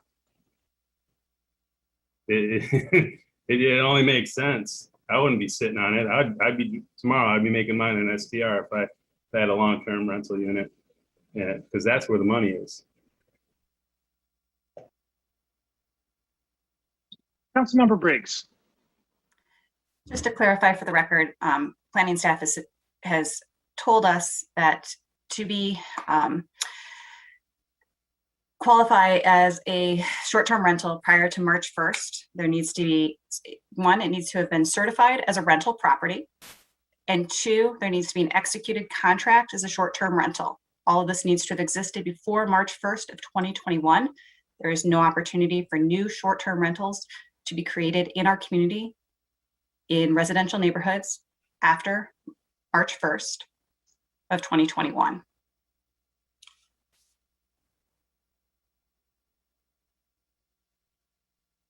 Councilmember Iyer. Councilmember Briggs pretty accurately summed up what I was going to say, which is there is no ability for people to run out and make apply for this if they didn't already have proof that they were doing it previously. That would involve forgery of documents or something like that. So we're getting really outlandish here in our arguments against what we're doing. And then, I would also just say, I read the documents that were provided to council previously, to the previous council. So I stand by my statement. Councilmember Omlawi. Yeah, there's this notion that there's going to be documentation and verification of contracts of operators of STRs. What has staff used? What are to identify the ones that are currently being listed as non-conforming or potentially non-conforming? I find it that we didn't have much documentation to begin with. We just knew that they were rentals. We didn't know what type of rental property it was. What are we using to vet this? How can it just be like on the back of an envelope? Hey, does it need to be notarized? What kind of legal document, what kind of barometer are we going to be using to establish what's going to be acceptable and not under this requirement? It seems pretty loose. What are we using, if I can ask, and what will be excluded? Yeah. Again, I'll do my best answer. We are requiring an executed contract between the property owner and the guest that demonstrates both the address. We will obviously certain pieces of information, the guest's name, some other things to be redacted, but all of these that have operated legally can easily provide an executed contract either through Airbnb or some other providers or even individual contracts. I'm sure we will get some interesting pieces of information when it comes to those things. But today, what we've seen is exactly what you would expect to see: a legal contract between a guest and an owner with the address identified. And So that is at any point, I apologize, Derek, because we only have a few minutes. I apologize. They could use any document, any property within the 22,000 or listed rentals. At one point, at any point, they rented it as a short-term rental, they would qualify. Any property that has a certified certificate of rental with the city and that falls within one of the zoning districts that's being discussed, one of the subject zoning districts, and has a contract, an executed contract between the property owner and the guest, that is what we're setting the bar at as staff. Thank you. You're welcome. Councilmember Dish. I just want to specify one thing in order that there not be any confusion. It will be possible for new owner-occupied short-term rentals to be created in residential districts. That would be owner-occupied short-term rentals where you use it for a homestay, which means you stay in my extra bedroom, or where you have a whole house rental for a weekend. I think I said that right. Yes, whole house rental. But it's not, but there will be no opportunity for new non-owner occupied, which is to say commercial STRs to be created in residential districts. That, just a clarification. Councilmember Hayner. Thanks, Mr. Mayor. So these 140 odd ones that have turned up, I assume that when you're checking against the list of, yes, they were registered rentals. And so, you're just going to check against that on your address list. The assumption hopefully is that also you are checking against their property tax settings. And so that if you have a rental that's a commercial business, it's a non-owner occupied situation, that they are at a higher tax level than somebody who has a homestead exemption. Is that correct, Mr. Crawford? Was that accurate to say that? I think that's a regular course of business that we do to check on that. Yes. Okay. And so is there anything, and this might be a long-term answer, that because if this is going to pass tonight, or, it seemingly on the heels of the other one, because we're doing it through zoning designations here and classifications, are we prohibited in any way from in the future seeking additional revenues from these people, like we might with a hotel fee or a hotel tax or a room charge, or if the state allows us to do additional charges in the future? Is the method we're using to regulate the location and type of STRs in the city going to prohibit us in the future from potentially gaining extra revenue from them? Does anybody have an idea about that? Because I think that's something we should be looking at. These things supplant hotel rooms. They are a substitute for hotels. And so we don't get the benefit, the county doesn't get the benefit, and the city doesn't get the benefit of those hotel room taxes and things. So I just want to throw that out there as we look at regulation. I'm wondering if this type of regulation is prohibiting us from the benefits that might be allowed to us in the future, either through state actions or our own council's actions. I wouldn't think so. Chapter 97, which you're considering modifications now, clearly allows the city to establish fees associated with that. So that gives city discretion to determine what's appropriate. Okay, just want to make sure we got everything in order here. Thank you. Further discussion?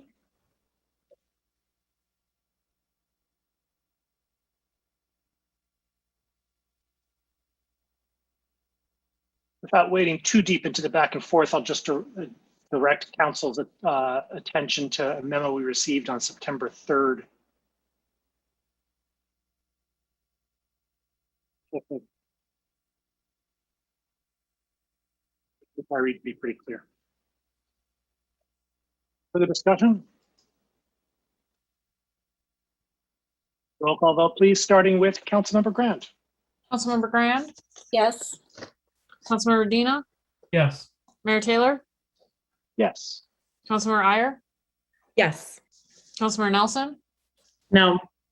Councilmember Briggs, Yes. Councilmember Rumlawi, No. Councilmember Hayner, No. Councilmember Dish, Yes. Councilmember Griswold, No. Councilmember Song, Yes. motion carries.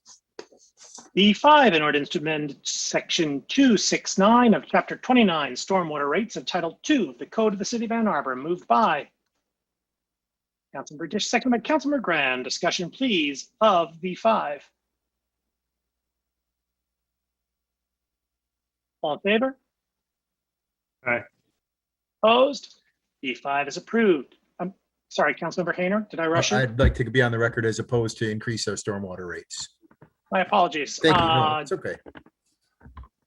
With 10 council members present, pardon me, with 11 council members present, 10 voting in the affirmative, Councilmember Hayner voting in opposition. DB1, resolution to approve 614 South Ashley site plan, moved by Councilmember Dish, seconded by Councilmember Ryer. Discussion, please, of DB1.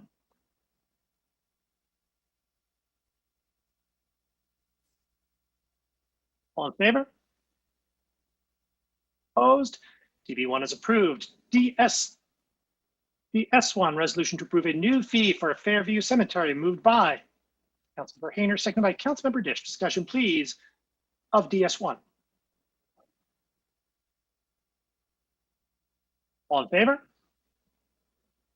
Opposed?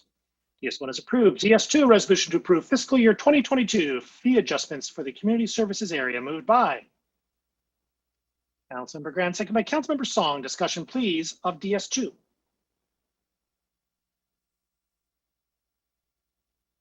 All in favor? Councilmember Hayner? Well, thanks. I just want to say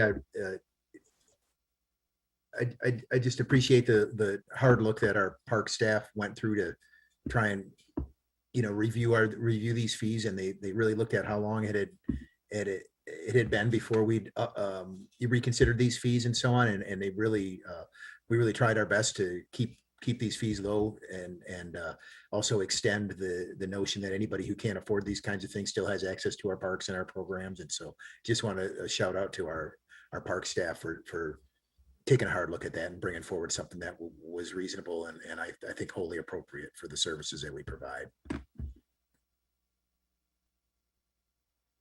For the discussion?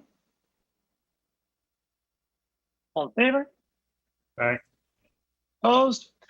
It's approved. DS3, resolution to approve fiscal year 2022 fee adjustments for public services area, engineering systems planning, public works, water treatment, and wastewater treatment units, moved by Councilmember Medina, seconded by Councilmember Hayner. Discussion, please, of DS3.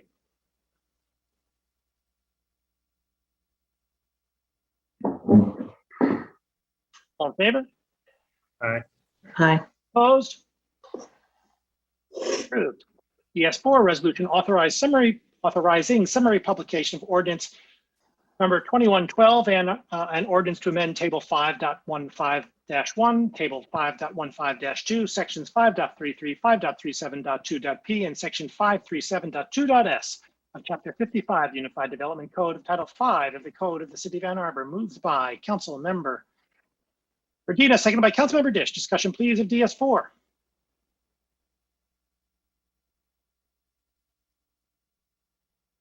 All in favor? All opposed? Approved with 11 Ali, you council voted no. members- Yeah, I believe with 11 council members present, 10 voting in the affirmative, Councilmember Ramlawi voting in opposition.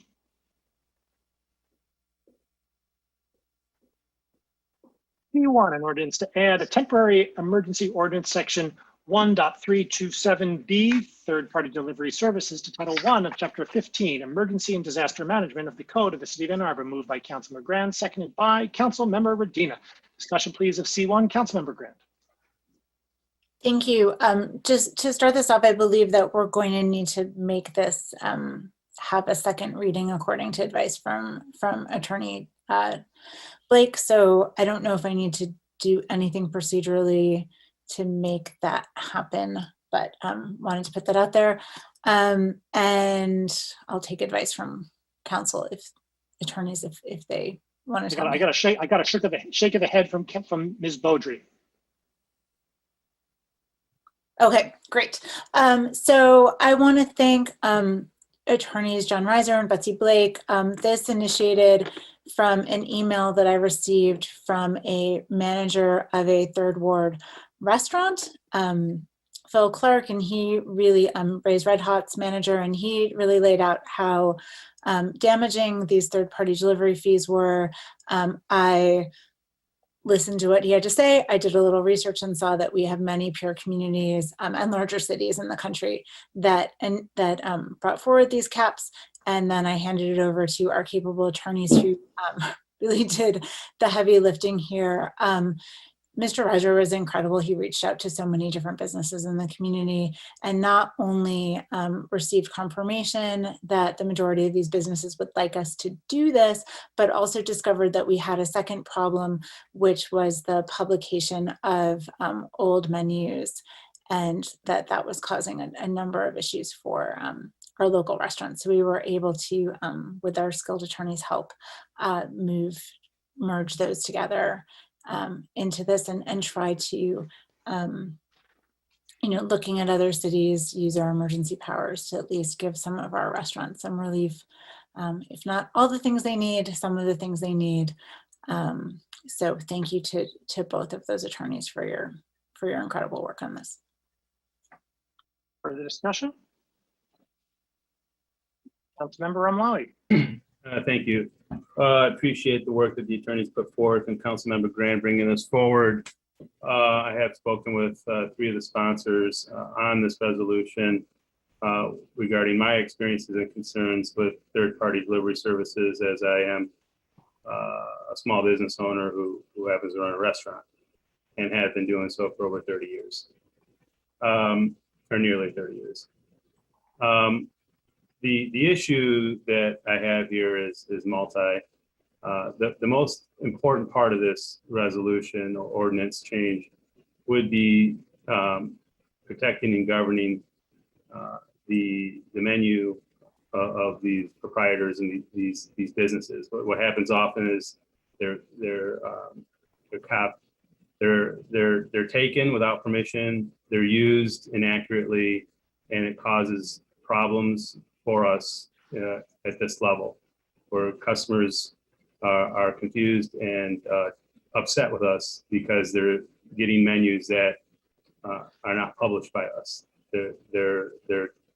Ours are taken without our knowledge and then used on these third-party platforms in ways that create conflict and issue for us. This resolution or ordinance change had a sunset provision, which made it temporal, which I think is an issue because I'd like to see some permanent changes made in our ordinances governing this. And again, I just spoke to the one that I feel is most important. To get into the arena of capping fees on businesses, I feel is a slippery slope for local governments. These arrangements are voluntary, they're not compulsory. We don't need to engage with these third-party services if we feel economically disadvantaged to us. So this will result in a second reading, which gives us more time to think about things. But we are getting closer and closer to the expiration of these emergency orders unless something unexpectedly happens to change that. But by the time this ordinance were to go in place, I think it would be a moot point. So I did talk out and reach out to DoorDash today. I got an email. They've actually rolled out packages that cap their rates at 15% already. So I appreciate the work that's gone into this. I think there's some good things that come out of this, but there are some issues, like I just stated, that that make it moot. Thank you. Councilmember Hayner. Well, thanks, Mr. Mayor. It's a little unusual, but I wondered if I could ask a question of our resident restaurateur here with his with these delivery services, Councilman Ramwali. So, as a restaurant owner, you can choose to allow DoorDash to deliver on your behalf, I understand, and there's a contractual agreement for that. Can DoorDash and other delivery services proffer up your delivered product without your consent? Yes, and they have done that many times. They kind of so tease they- you. So they take a menu, they take your menu, they post it on there. Because I've seen that with our local Chinese place up here, and with Lucky Kitchen, and I go to look at their menu, and it's like, what? There's a DoorDash menu? I gotta so I just brought my own menu home because we always pick up anyway. But I was just wondering, like, how is that possible that someone can kind of front for your business and put an expense on top of it? That seems like something I'd be more interested in regulating than capping a fee. That seems like a takeaway. That's exactly my point and concern as well, Councilmember Hayner. And they do that. They put it out there as a teaser to show you how much business they can bring, and then they pull the plug and they say, if you want us to bring you this business, sign this contract. But they first have a trial period where you just start getting orders and you're like, oh, I didn't staff for this. I don't know what's going on. And many times you got 2 orders coming in for the same customer because the driver puts in an order and then the customer calls and puts in an order, and then you're stuck holding the bag because no one's going to pay for that second order. And so it's very problematic for our industry, and I would rather have it regulated better. And that's the part of this ordinance that really interests me the most. Okay, thank you for answering that. I appreciate it. That's a bit, that seems to me like it would represent a bigger problem, since we saw that email from DoorDash where they wanted to amend this. They suggested amendments, and it basically was saying that they do have a 15% cap like we're suggesting. So, all right, thank you. I got a lot to think about on this one. Councilmember Dish. Again, I'd like to ask our attorneys if we were not acting under emergency powers, do you think it would be possible for us to regulate the appropriation without consent of the menus by these delivery services? Is the question clear? So it would just be to regulate what is on the menus, like whether or not it can be appropriated and. Yeah, whether like when they don't have a contract with a restaurant, they take whatever menu they find off the web, they advertise prices that might be outdated. The ordinance that we're proposing now says Correct. So that would not require emergency powers. The government's ability to regulate false and misleading speech, we have authority to do that, and we can do it outside of our emergency powers.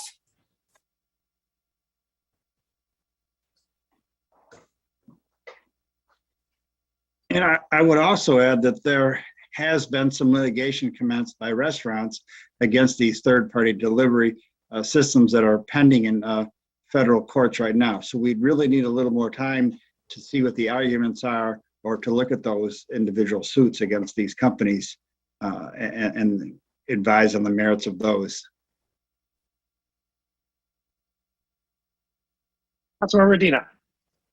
Thanks. I also want to thank Councilmember Grant for bringing this forward. And, I know that we started in conversation about this a few weeks, maybe a couple months ago, actually, with the intention of doing what Councilmember Ramawi was suggesting, which is making some of these pieces permanent. And, I think based on the advice of council, I think some of this is coming under emergency powers tonight, but I think as we just heard, we might be able to use this as kind of the first step in testing this, knowing that it is short term, seeing how it works, seeing how it impacts the market, and then exploring what we can implement long term to potentially continue to protect some of our local businesses from these bigger national apps that are coming in and service fees or services that are coming in. I do want to address, I also received, I think we all probably received the DoorDash email individually, but they do have, I want to recognize they do have a 15% option, but and based on that wanted to be exempted from the ordinance, but that their fees go up from there. And so that they have additional fees where they essentially, similar to what others have mentioned, it's kind of like oh, well, but if you pay more, we'll give you more. Like we'll give you your customers more access to certain things and things like that. I think they have demonstrated that they can clearly do it at the 15%. And I don't think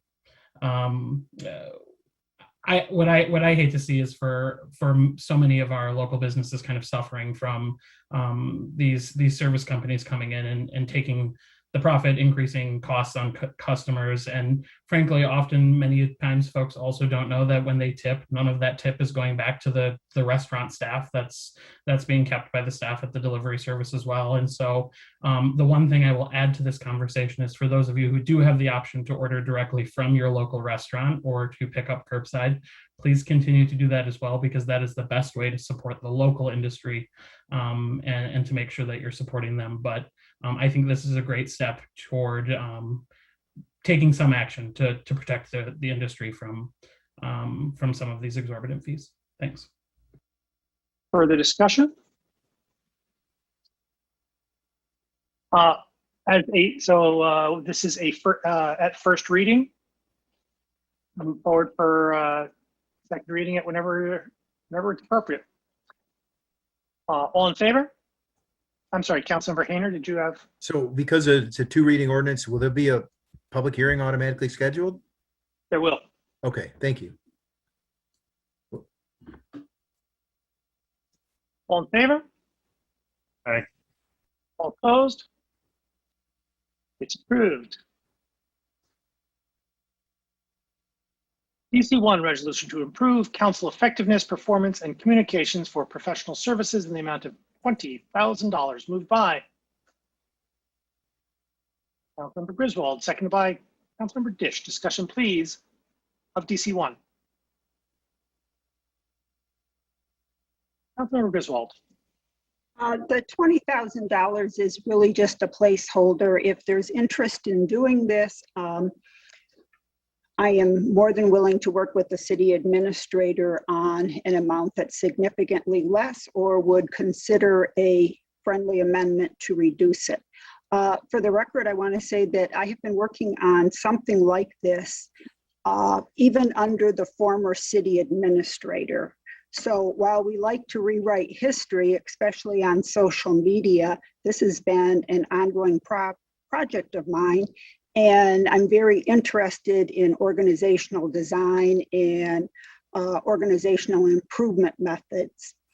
A couple of other comments. We talk about wanting a diverse community, and I question, how can we represent a diverse community if we have no diversity of thought on council? The other thing is, it seems like we have moved, and I hate to be harsh, but this is reality. We've moved from negative campaigning to what I would term negative governance.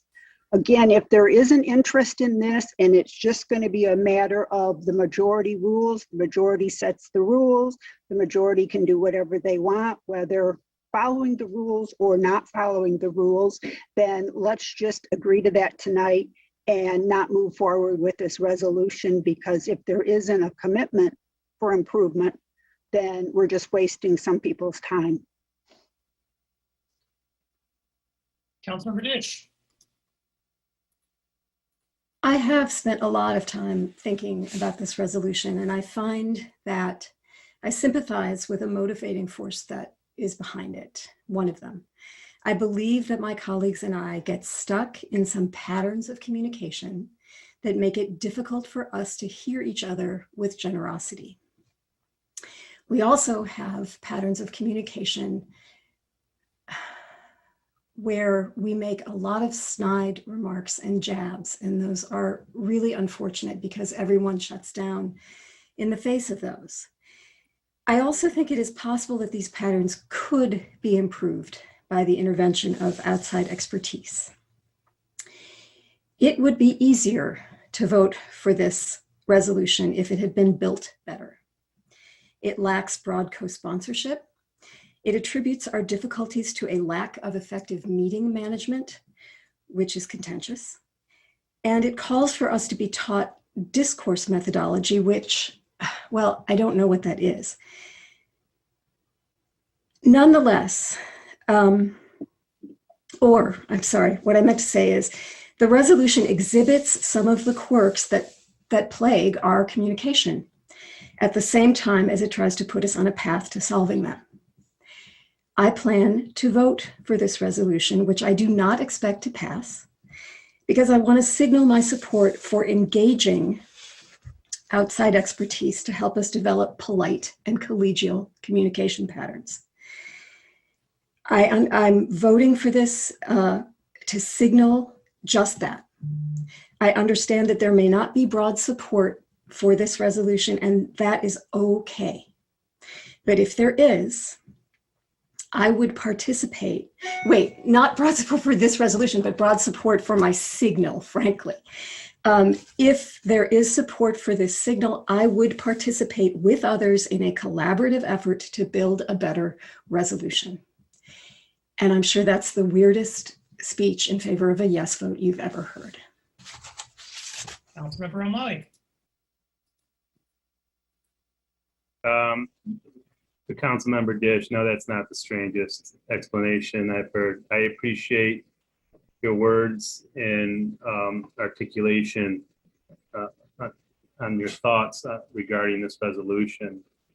I feel I wasn't the author of this resolution, but I am a co-sponsor. I feel that we're a relatively young body. 9 out of the 11 members here are in their first term. We haven't had very much onboarding, executive coaching skills, leadership, conflict resolution. We haven't gotten much. We've just kind of been thrown in and expected to lead with many different personalities, many different backgrounds. So we're not given any type of structured support in training and communicating and working together. 9 out of 11 here are first term. We deal with a nearly $500 million budget, and we're raw at best. You know, so a $20,000 price tag, I don't know why that's raising eyebrows, frankly. It's a rounding error with a budget our size. And it won't come close to spending that much money, most likely. I invite my colleagues to introduce any amendments they'd like to strengthen this resolution. And I also would like to make a motion to strike out the last resolve clause.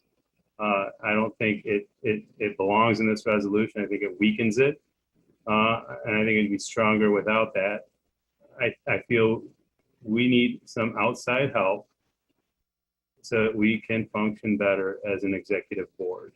And I think it'd be a wise investment to do that. And if it's still available, I'd pledge the $500 that we get a year towards offsetting the cost of this. You know, we get $500 allowance a year for professional development, let's say. I put my $500 towards this. I really would like to work beyond our impasse and learn how to be a better communicator and work for the people, work for the reason that we ran to be in office, and get beyond some of the petty impasses that we find ourselves in. Is there a second on the amendment? Seconded by Councilmember Briggs. Discussion of the amendment? Mayor, was that to strike the last resolve? It was. That second amendment, is that amendment friendly? Any objection to that amendment? Amendment's friendly. Councilmember Grant. Thank you. I spent an early part of my academic training studying behavior change. And there are things that need to happen in order to change behavior. I'll look, one that we did have a retreat where we already came up with some norms that we seem to forget that only a few months ago we did have a pretty skilled facilitator who was trying to talk to us about ways in which we would communicate with one another. And somehow, even though it was just a few months ago, we've forgotten that's happened, because it's never referenced at this table. I think we have material that we can work with to guide our communication. But I'm a believer in that you don't change, behavior change is really hard, and you can't do it without some structural support, but you also have to want to change your behavior, and you also have to be confident in your ability to change your behavior. I don't think the problem is the lack of a consultant to tell us how to speak to one another.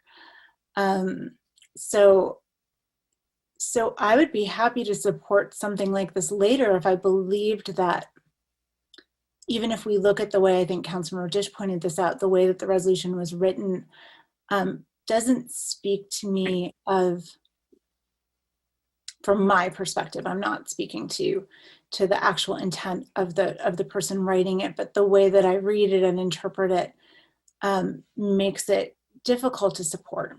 So I'll be voting no, because I think that it's imperative that I see an indication of wanting to change that behavior before we come together and work towards meaningful change. Councilmember Redina. Thank you, Mr. Mayor. I will also be voting no on this tonight, but not because I oppose the concept, for many of the same reasons that Councilmember Dish communicated. You know, I've given a lot of thought to this, and I think there are a couple of things that make this maybe not quite the right resolution and maybe not quite the right time. And for me, I think part of that might be that I think that this could be potentially significantly more effective if it were something that we could hold when we are back in person with one another, and knowing that may still be some time off, that may be too far down the road, but I think that I think the mere fact that many of us don't spend much time in the same room with one another contributes significantly to the problems that we're seeing in some of the communication around this table and outside of meetings. But I also think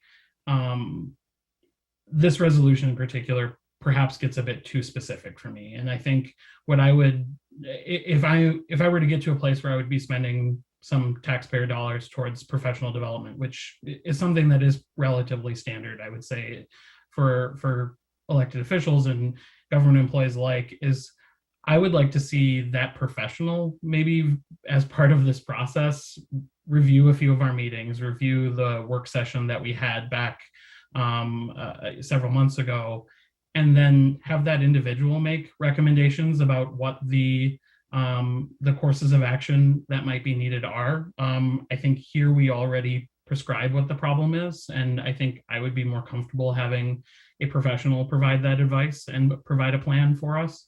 And frankly, I'd also like to see it be a little bit more comprehensive. I think, to Councilmember Grant's point, there's a lot of personal responsibility in making sure that we communicate effectively and communicate respectfully with one another.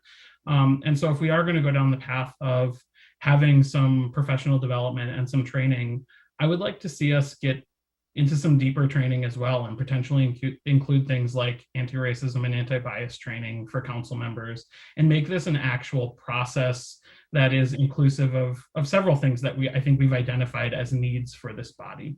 So I'll be voting no on this tonight, but that doesn't mean that I would not be supportive of an idea like this in the future with some tweaks and changes. Councilmember Griswold. I actually want to apologize for the language in this resolution, because some of it I was taken aback by. And the history is, I think I tried to get this done quickly, and I don't even remember exactly who else worked on this. And I had hoped that it would go to the admin committee, but we all know what happened and it didn't. Some of what I had in mind would be for almost like a coach. I think that we don't always see ourselves the same way our colleagues see us, and I would see this as an opportunity for someone to observe our meeting and then meet one-on-one or talk on the phone and tell us how long did we talk. Maybe you used a certain phrase and you could have used something that was more concise and more positive. I think that the dynamics with Zoom, it tends to bring out the worst in me, I know, and I get very angry and frustrated, and some of it's just the technology. But I see this sort of, and I have participated in something like this when I was on the school board. So I agree it needs to be refined. One option would be to have the administration committee take a look at what we might need. But I know I've discussed with the mayor some of the issues that we have, and I've tried to work on them myself with other council members, and it's beyond me. I think we need a coach. We need someone who's going to collect data on how long we talk. Are we deliberating? Are we just speaking for some other reason, as well as how we can improve our communications and our deliberations? So that was my intent. I would be more than welcome to bring that back to either the admin committee or to a subcommittee of people who are interested in some type of improvement plan. Councilmember O'Malley. Thank you, Mayor. Yeah, I'm encouraged by the conversations that we're having on this. I do have some questions. As I asked earlier, I invite my colleagues to provide amendments, guidance to strengthen this resolution, to get what was suggested included.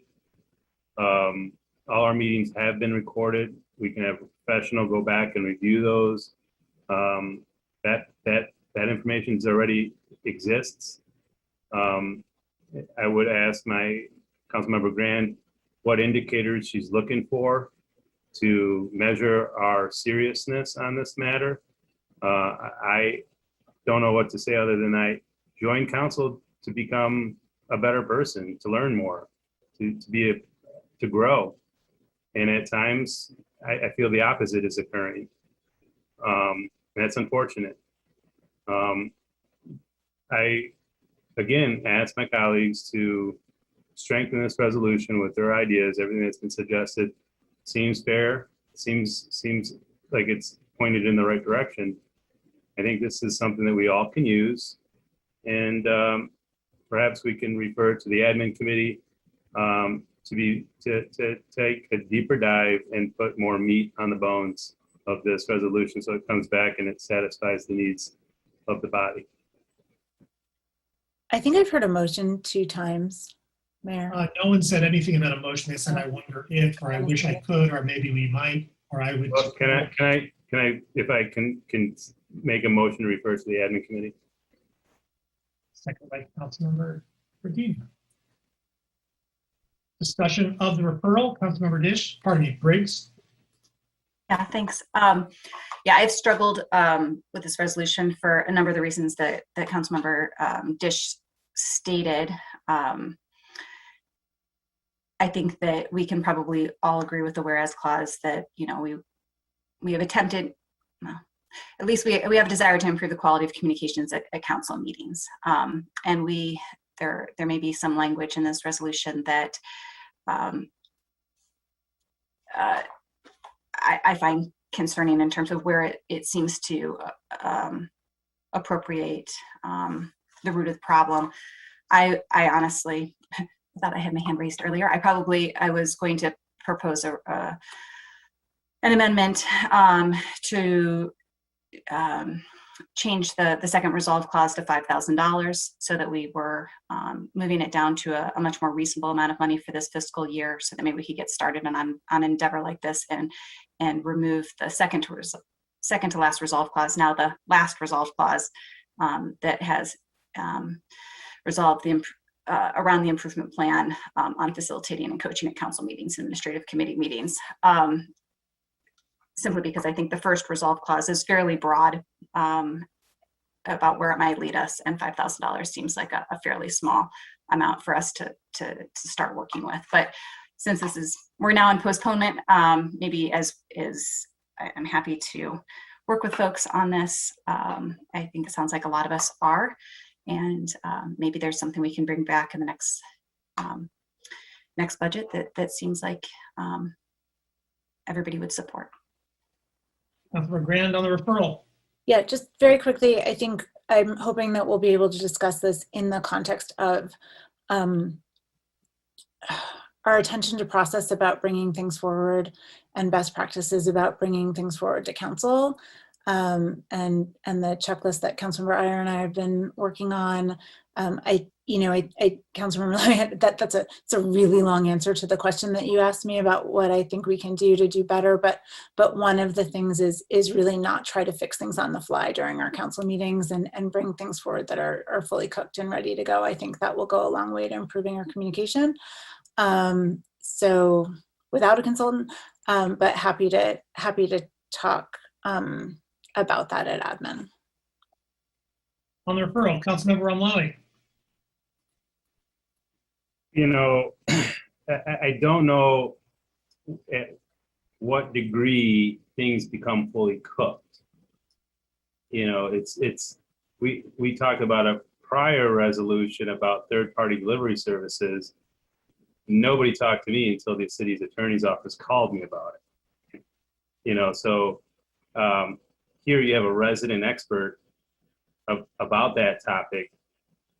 No one bothered bringing it by me until the city attorney called me. So, you know, it slices both ways. Happy to have an offline conversation with you about that.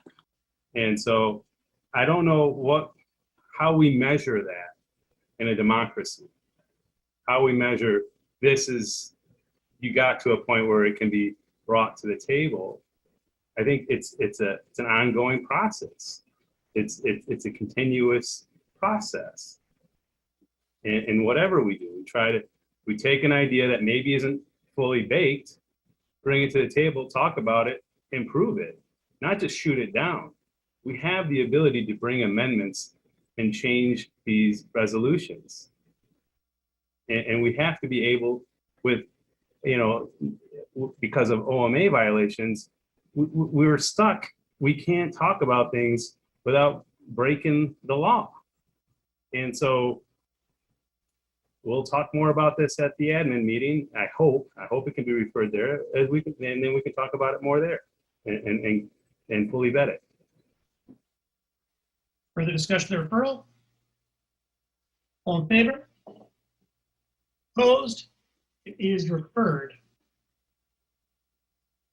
DC2 resolution in support of Michigan Senate Bill 352 of 2021, moved by Councilmember Adina, seconded by Councilmember Song. Discussion, please, of DC2. Councilmember Adina. Thank you, Mr. Mayor. I just wanted to speak very briefly about this. I hope that it will be relatively uncontroversial. This is a resolution that I brought forward to the policy committee and that we are recommending unanimously to the body. Ultimately, currently state law prevents municipalities from governing firearms on city property and publicly owned properties in municipal buildings. This resolution, or this law change that is being brought forward by State Senator Irwin would essentially grant local governments the authority to regulate firearms again, which is something that traditionally throughout our nation's history municipalities had. That is something that the state has taken away from us. And ultimately, I think that this would allow us to make not only our municipal buildings and our public properties safer, but we know, unfortunately, that from an incident just a few years ago in Virginia Beach where municipal employees were killed by someone who entered the building with a firearm, that this is a real problem and a real danger that faces municipal employees. And so I think this is a step towards showing our support for a law that would not only empower us as local legislators who are the closest to the potential problem, but would also help keep our community safe. So thank you very much, and I hope you will all support.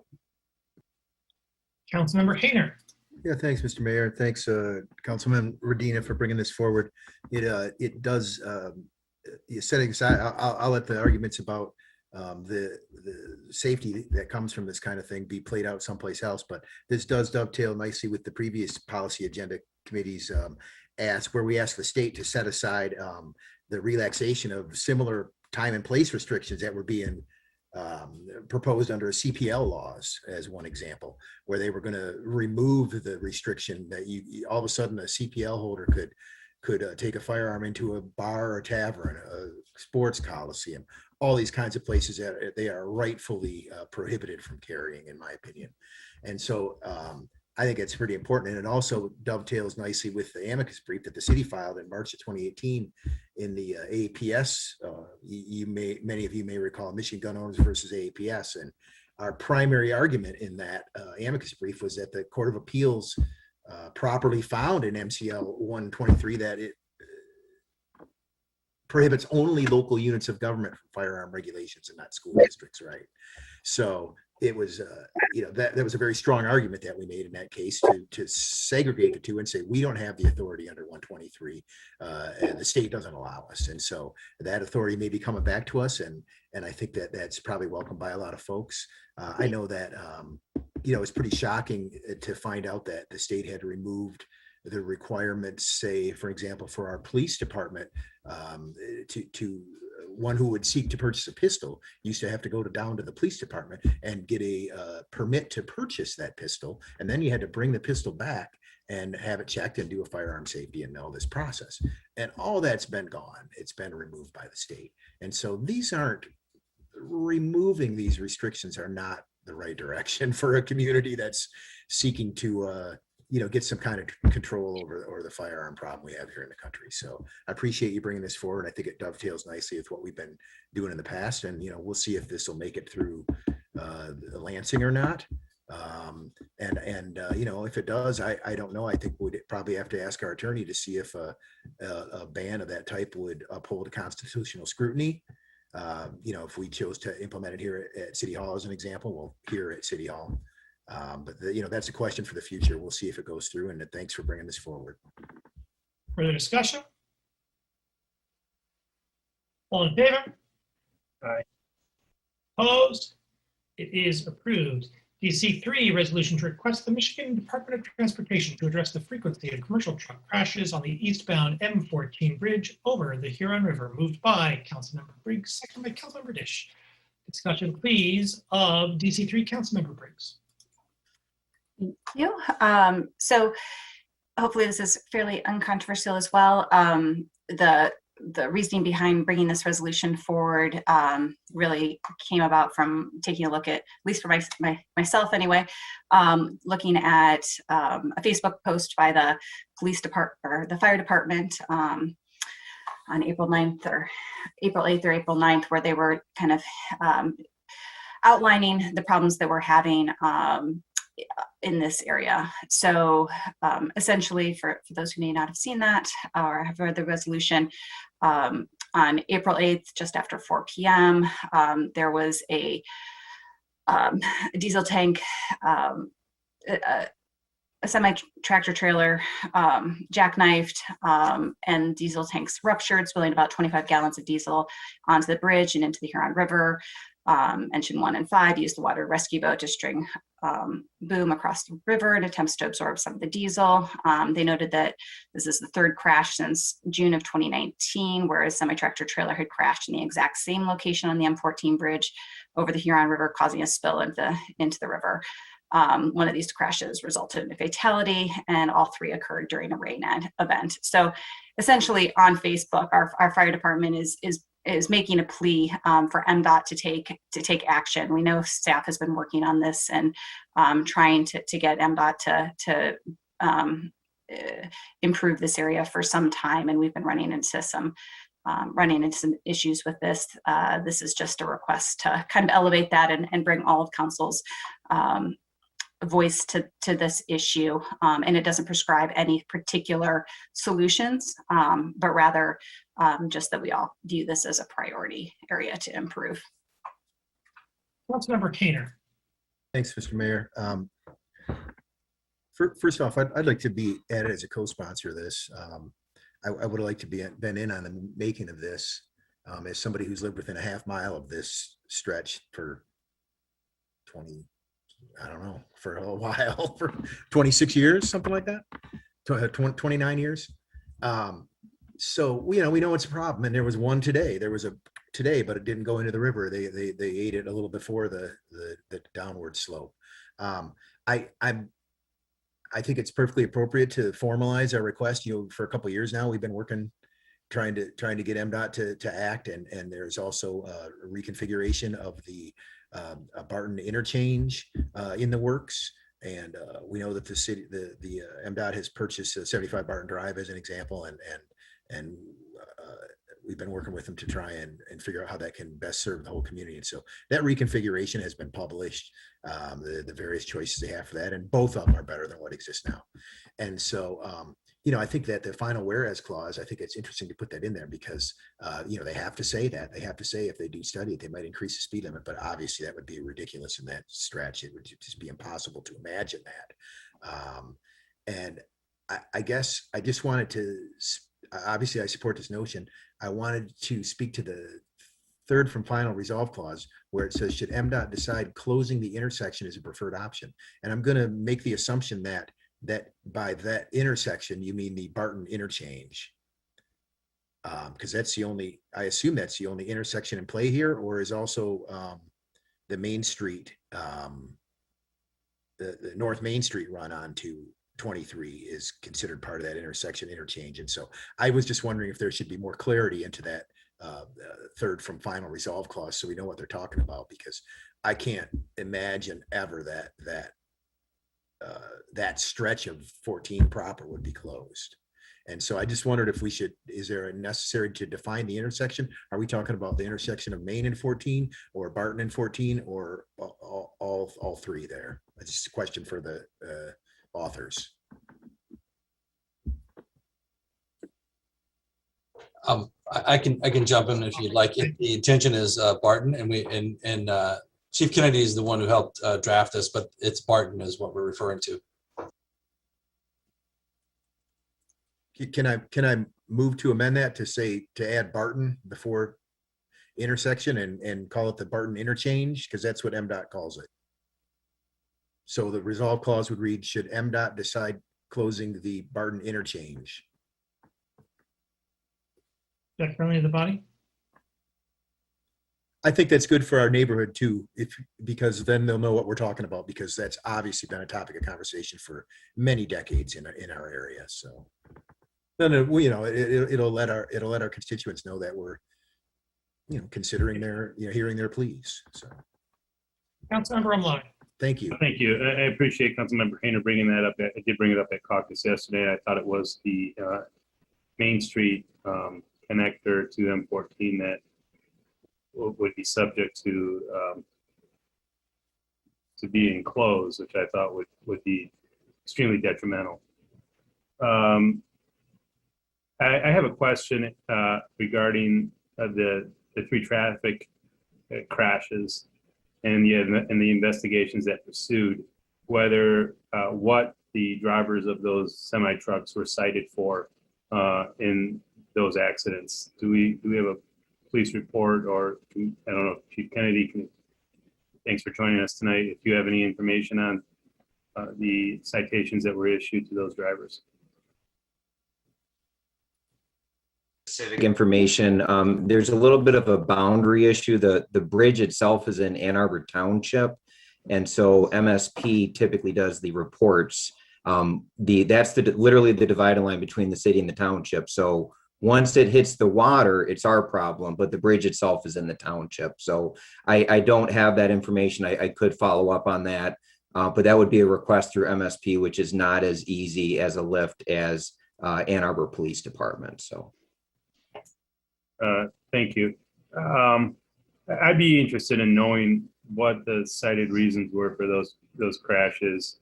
I know we can speculate in assuming driving too fast for conditions, but it would be good to have that information as part of this decision. Not that not having it right now would withhold me from supporting this. But I do have an issue with that resolve clause that was just amended. The word happy, it isn't, I think it's like the word interesting or nice.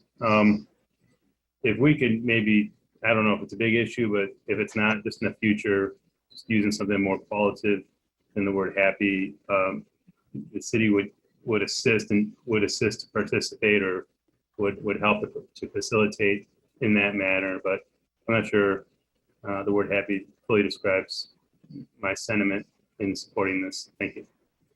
Could I suggest is willing? That'd be great. Thank you. Councilmember Griswold.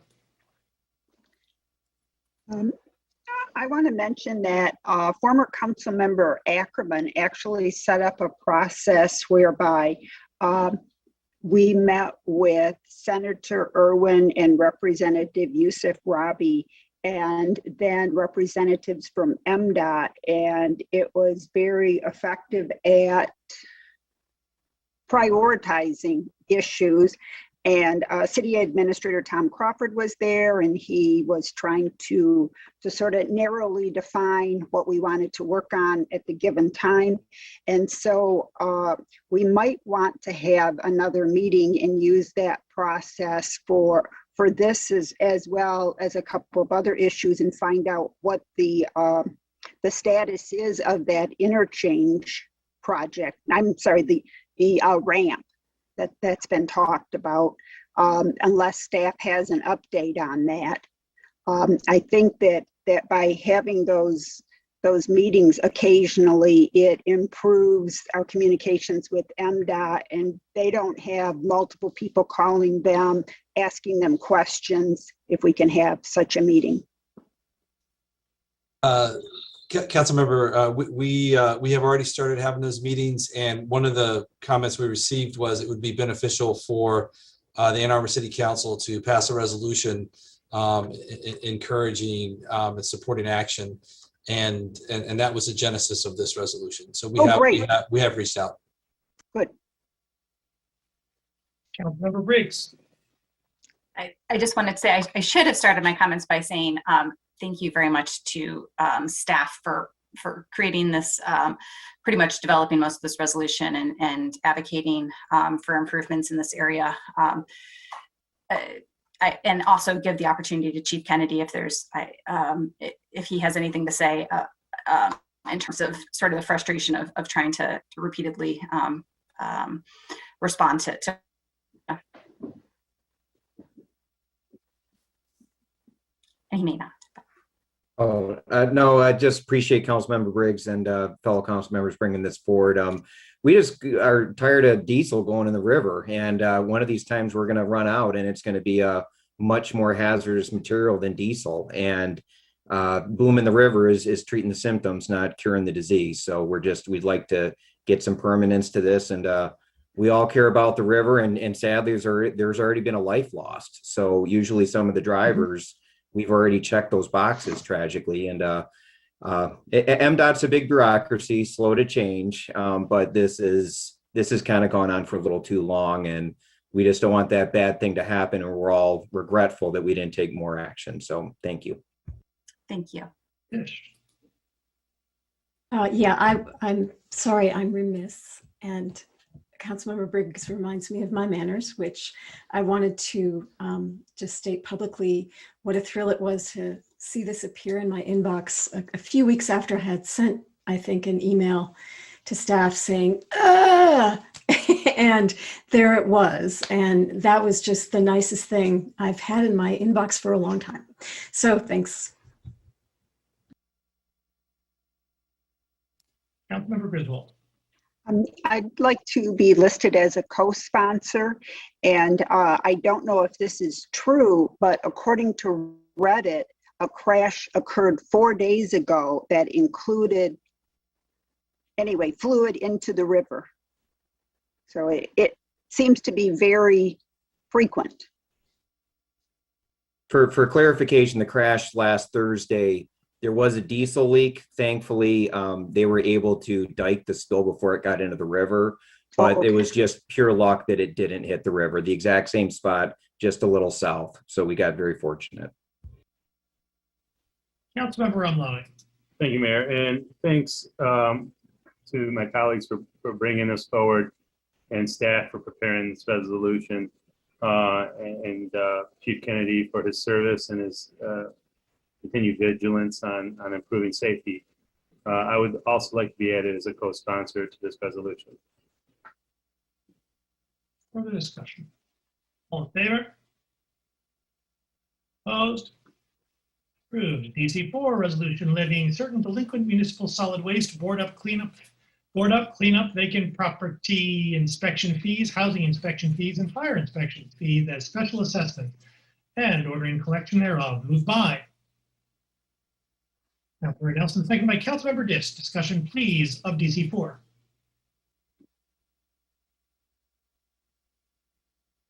All in favor?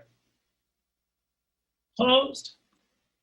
Approved. DC5, resolution to approve amendments to the council rules. Moved by Councilmember Graham, second by Councilmember Iyer. Discussion, please, of DC5. Mayor, there were some questions in advance of this. Thank you. Mr. Postum is here to comment. Yeah, and I'll raise the general issue about getting these type of questions the day of a council meeting. And I'll just raise that for process so that I can give you the best advice. And I'll focus on that because one of the questions has to do with concerns over ACLU letter and First Amendment issues that we spent a tremendous amount of time at council's direction preparing a memo, not only an advice memo, but also a public memo. And those take any sort of constitutional analysis, it takes a lot of time, and they're not really amenable to be doing it. I can't do it justice without writing something that is helpful to the council. So I would encourage, certainly new things come up and we have this rule. It's really not amenable to a constitutional question like this. And I would recommend I can do my best advice for the council if I get it much, much earlier. And so that's just a process issue for me to give you the best advice possible. Now, with that, I can provide some analysis. There's a question about conduct that is unbecoming of a council member and the list of behavioral norms, whether it's an improvement over what prompted concerns from the ACLU. Well, I don't really know what prompted concerns from the ACLU, so that's difficult to answer. I have read their letter in the past, and I addressed many of those things in the memos that I had. I think that there was a question about First Amendment and a question about sort of First Amendment retaliation and issues about what a council could do, whether the council had its own First Amendment right to either discipline or to reprimand or to counsel. All of those things were addressed. And the reason that I spent a long time writing a memo to the council about those First Amendment issues is because you wanted that and you wanted it to be public. Now, the specific ACLU letter addressed one aspect of what I eventually wrote on, and that is, whether there would be an interference somehow with the discipline concerning elected duties. And in that letter, they cited a Supreme Court case and then a case out of the Fifth Circuit that I had identified in the memo. But there was a whole other body of law that I felt compelled to discuss with you. And so what their concern was, I believe, was a chill on speech with some other rules. But again, as I pointed out in the memo, the chill on speech, it didn't, the rule at that time did not affect any, it didn't prohibit speech. It was an after action taken by the council member. So I can't really answer the question better than that. I will say, as to the next question, whether there was overbreadth doctrine, void for vagueness, again, I'm happy to provide a in-depth analysis of this. We obviously looked at that with respect to this conduct that is unbecoming of a council member. And the reason why I recommended that or discussed that is there is always a tension between having specific ethical rules and having what's called a catch-all, and this is actually quite common, catch-all, so that because every type of behavior cannot be covered in a rule, and every court from the Supreme Court down has recognized that. And so again, what the ACLU wrote about as to overbreadth or vagueness, they cited 2 or 3 cases. And the best way for me to approach this is to say that those cases that they talked about were in the criminal context. And again, when you're looking at overbreadth or vagueness, it applies with more or less scrutiny depending on the context. Criminal laws and those affecting speech are subject to a higher level of scrutiny, but certainly other types of conduct are not. And certainly rules, and particularly catch-all rules, have been upheld, against void for vagueness or for overbreadth cases. So there's certainly cases on that. And the reason, whether it's an improvement or not, it's helpful to have some sort of catch-all, I believe, in the current, for example, the reprimand rules. Right now, it's limited. The language is very limited in the extent of ethics rules, administrative rules, violation of state law. And when additional problems come up, you're stymied in some way because you have to then enact a rule, put it in the ethics rule, and then obviously the conduct is already passed. And so that's really the tension that you have, that is describing specific rules that you believe should guide your behavior. And you all should spend some time and talk about those things.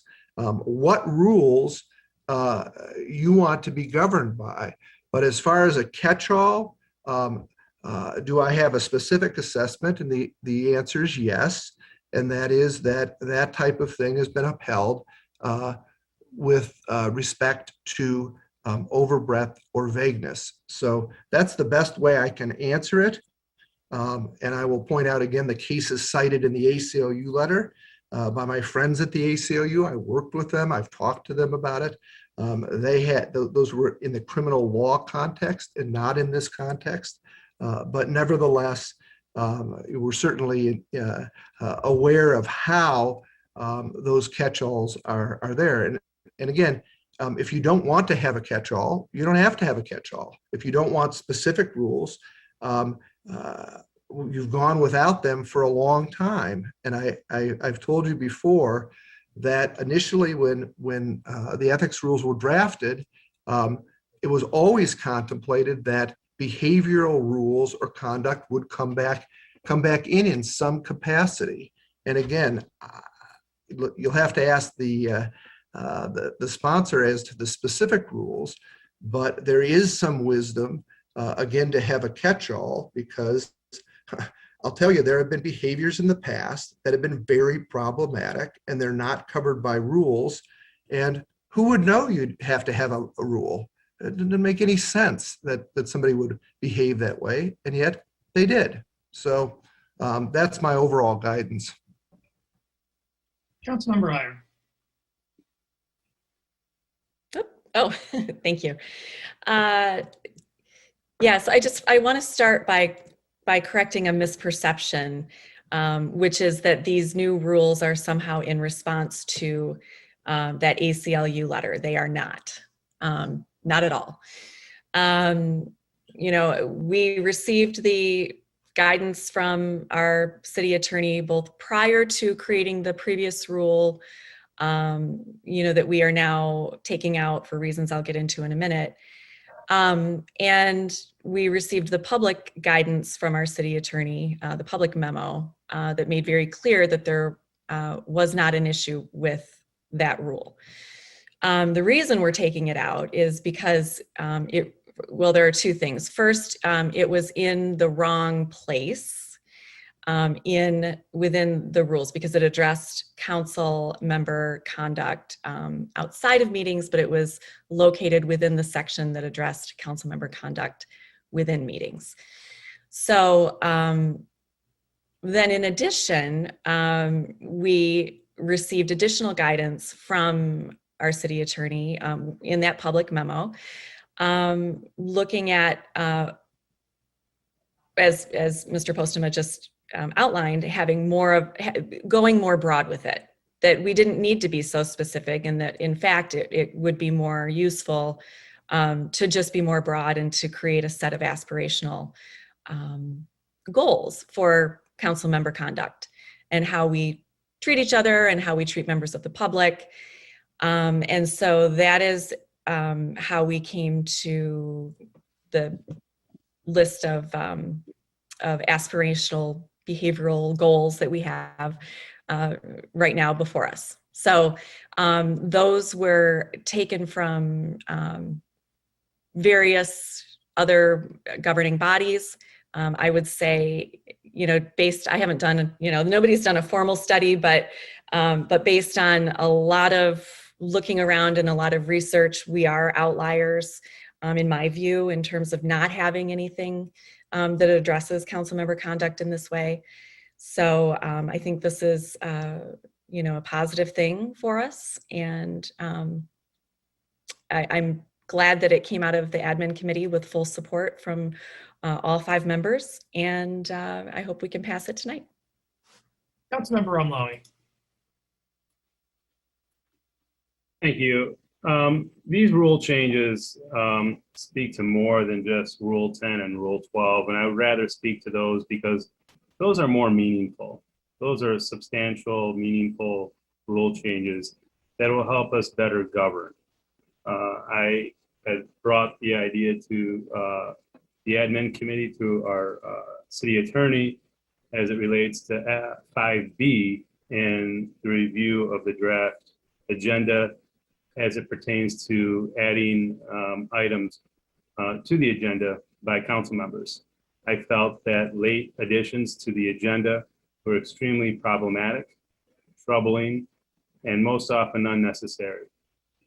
And so the proposed rule changes now would require 3 co-sponsors to be a part of a resolution that is added to the agenda after 5 o'clock on Thursday.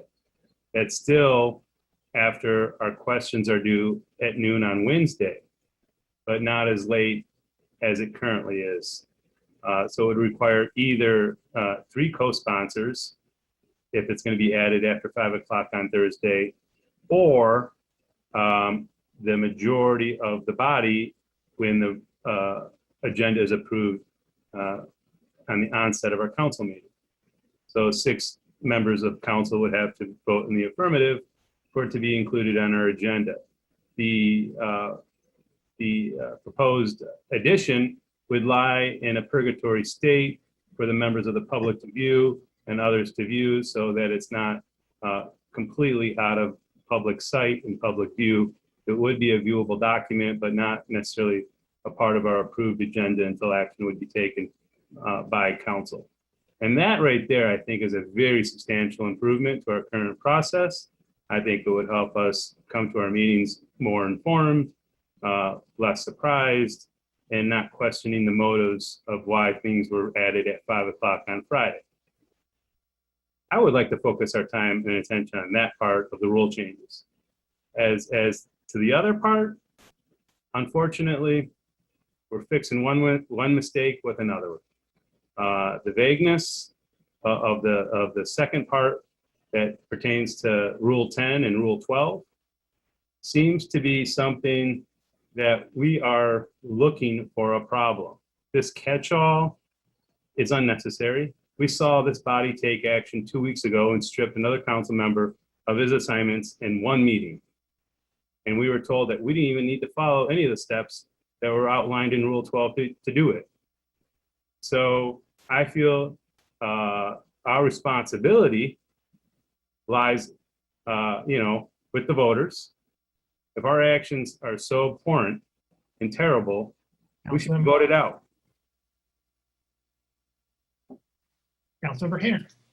Yeah, thanks, Mr. Mayor. I think that, I think those changes that are suggested to 5B are entirely appropriate. And if I'm reading it properly, when we speak to the 3 co-sponsors, 3 council members would need to co-sponsor. So there would be 3 names on an item that was put on after the questions had been closed, essentially. And so, that's appropriate. And that gets to the notion of reaching out to your colleagues and trying to get some things done in a collaborative way. I think that's perfectly appropriate. So thanks for bringing that. And I assume that makes no changes to our ability to ask staff or a staff presentation, because we didn't get our questions in time if the answers couldn't have gotten back to us. And so again, I find that completely appropriate. As far as the second part, the ethics rules 12, the changes to 12, I mean, they read broadly like a consolidation of power to the administrative committee. When you look at 4C1, it essentially is narrowing the authority of the body to that of the administration committee, which is sort of dangerous, I think. And also sort of taking from the notion of the body self-governing to set it down the way it reads, it's setting it down to the admin committee instead. We used to say fall under the scope of council as defined by statute and charter through this ordinance. Now it says fall under the scope of council administration committee. Well, that's a pretty major change. You're taking that authority away from the body as a whole and giving it to an admin committee. I don't think that's appropriate at all. And the counseling and reprimand, as you pointed out, Councilman Ramwali, that there seems to be no need for due process to be followed. We saw that 2 weeks ago. And to add this other conduct that's unbecoming a council member in these cases, I mean, it's almost borderline ex post facto law, which is, kind of the hallmark of tyranny. And so it's an unusual situation. And from my perspective, it almost looks like a recognition that this body acted without authority 2 weeks ago and stripped me of boards and commissions. And now you're going back and trying to make it seem okay. Well, we would have done it if that rule would have been in here. That's what it reads like to me. And I'm sure it reads that way to a lot of other people in our community. So I support the changes higher up, but definitely not the changes to Ethics Rule 12 for the reasons I've elucidated. And, I'm not going to support this generally, as I didn't support the previous rule changes. Councilmember Nelson. Thank you. I just want to, I want to give credit to Councilmember Ramlawi and whoever else was supportive of Rule 5, because this is the kind of meaningful rule that is very much focused on the work that we do as policymakers and making sure that we are arriving at decisions in a thoughtful way and that we can come to the table and really be focused on the serious business of council. And it really brings me back to when we had a rules committee before it was disbanded. The most meaningful change that we made in, I think, 2019 was just shifting a timeline so that council members would actually have access to responses to the questions to the agenda further in advance of the meeting, because it used to be that you would get those responses like 3 hours before the meeting, which was very, very hard to absorb the information that quickly. And so Rule 5 to me feels like what the Rules Committee used to be when it existed, focused on how we can be more thoughtful and intentional about the policies we make for the benefit of the community. The others, I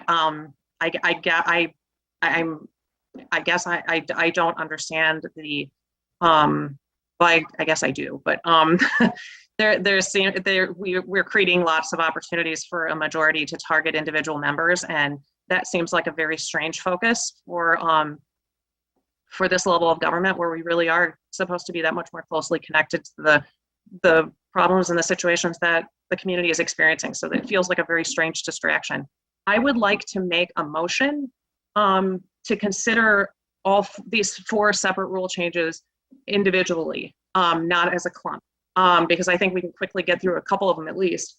So as I'm looking at it, there are changes to Rule 5, Rule 10, Rule 12 and Rule 13, and I would just like to break them up as 4 separate votes, if that is possible. That makes perfect sense to me. Anybody have any objection to that? All right. We've got Brand, Regina on the queue, and then perhaps we'll start that cycle. Councilmember Grant. Sure. I mean, it doesn't, I'm going to support all of these, so it doesn't matter to me if we break them up. Fine. I was asked a question this evening about how I would want us to change. I think the last 3 speaking turns just spoke really clearly to why I supported DC1 going back to the admin committee. I was really glad that Councilmember Malawi brought forward the changes about late additions. I didn't cast any aspersions as to his intent or, you know, are much like the other changes this evening, our lawyers thought that this was sound, and I thought it was a great idea, and I've always supported good ideas no matter where they come from. I think we heard from our city attorney that these rules are pretty straightforward and standard. And so I mean, if you want to ask me what a problem is, every time there seems to be a disagreement about policy, there's a need to, and I don't want to go down this rabbit hole, sometimes it might just be okay to just listen and not respond, because we don't need to hear everyone talk every single time. That it doesn't mean that it's trying to be a power grab. Maybe it's just good policy. Maybe it's just the way other communities do things and we learn from them, or maybe we're just following the advice of our attorneys. It's not a conspiracy theory every time or a reason to grab power. Sometimes we just disagree. And we're all trying to do I'm trying to believe that everyone here is doing what they think is best for our community, but I'm going to be honest, it's hard sometimes. And if we want to start communicating better, maybe we can start by having policy disagreements without talking about the intent of the sponsors, because that's a new rule that I really like, and I'm working really hard to try to follow it, because it's so easy to go the other way. Councilmember Regina. Thank you, Mr. Mayor. And I'm not totally sure which rule we're on right now, so I'm going to speak to all of them if that's all right. So I do want to thank Councilmember Ramlawi and the Administration Committee for the changes to Rule 5. I do think that will make our meetings a little easier and hopefully smoother as folks have more time to respond to things and get questions answered. I have no interest in relitigating the conversation that we had from 2 weeks ago. Although to speak to Council Ethics Rule 12, I think while obviously this was being worked on before the vote of 2 weeks ago, I think actually many of the arguments that I heard from council members around this table about wanting additional due process and wanting a process for this to play out differently than the only action that we had to send a message to our LGBTQ residents is addressed by the changes in Council Rule 12. We would now have another avenue for the admin committee to afford some additional steps for council members to respond and to go through a process when that is necessary. That doesn't mean that the actions as clearly laid out by our attorney of 2 weeks ago were not allowed or somehow in violation of our rules or our ability. It was simply the only power that we had 2 weeks ago. And this would allow some more flexibility for council in instances like that. And to council or to Ethics Rule 13, I think that this is, for me, a really easy set of behavioral norms that speak, quite frankly, to the ongoing conversations that we've had about how we need to better work with one another and respect one another and listen to one another and engage with one another. I think this is a great step toward codifying some of that and making sure that we're actually pointing to a list of things that we demonstrate will actually have the effect that we have all now, I think, in the previous debate, said that we support the intent behind. This is something meaningful that we can do to put these in our rules and say, yes, we actually do want to change behavior. This is a step towards us demonstrating that we want to be part of the solution, because it does require us to want to change that behavior for us to start getting better about it. So thanks to the admin committee for all their work on this. I will be supporting all of the rule changes as well. Thanks. Councilmember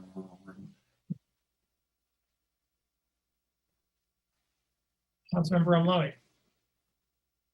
I'll just save my comments to the portion of the vote that I will speak to, but nothing right now, thanks. All right, I've got Song as proposed by Councilmember Hayner, and then let's stop the queue and start dealing with these various rules separately. Councilmember Song. Just have a question of clarification. So all these rule changes have already been approved by the admin committee, right, before coming to the table. So this has been worked out and voted and supported on beforehand, right? Yes, these were passed out of the admin committee with approval from all 5 members. Okay, thank you. Yeah, I just wanted to clarify one thing. The specific rules, when it said, coming from the attorney, I did suggest that historically rules were going to come in that would be additional behavioral things. But as to these specific rules, these are not necessarily ones that that I've drafted, and I only say that because these in the end are your rules. And I do think that you're talking about a catch-all that is that some people have said is too broad, and then you have more specific rules. But those are things that you all should talk about. The one way you've been talking about behavioral issues, and the best way to address those, I think, is actually by going through the individual rules and seeing whether those are norms that you want to have for your body. And so those specific ones, I'm not telling you should have any specific rules, but certainly it's appropriate to have them. And that's my only point, because I didn't draft those rules. I'm not walking away from those rules. I'm saying you should look at those as a whole, and they're quite different. I mean, they're different rules for different types of behavior. So, thank you. All right, let's roll with. Can I clear something up? I'm sorry, Mayor. I'd like to speak in response to a question by our colleague, Councilmember Song. Sure.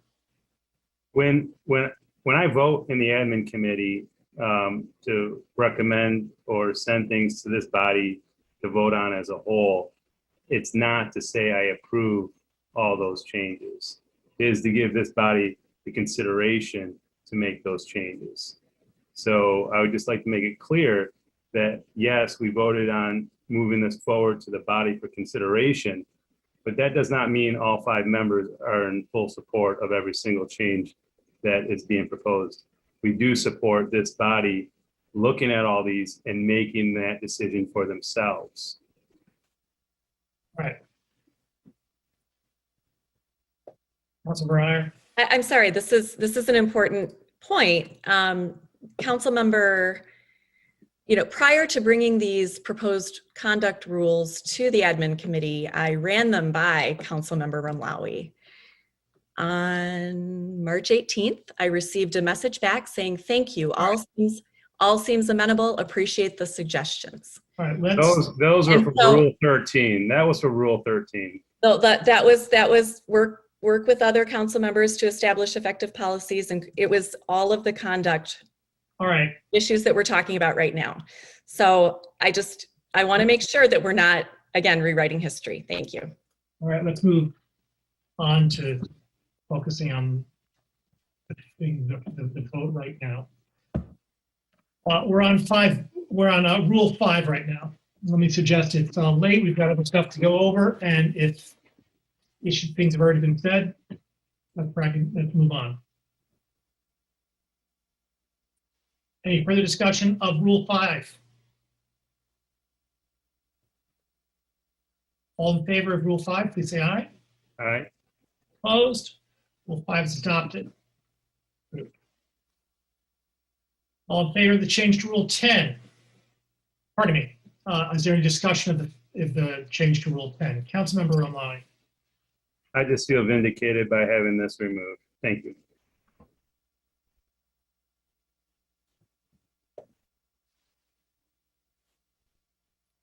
Councilmember Hayner.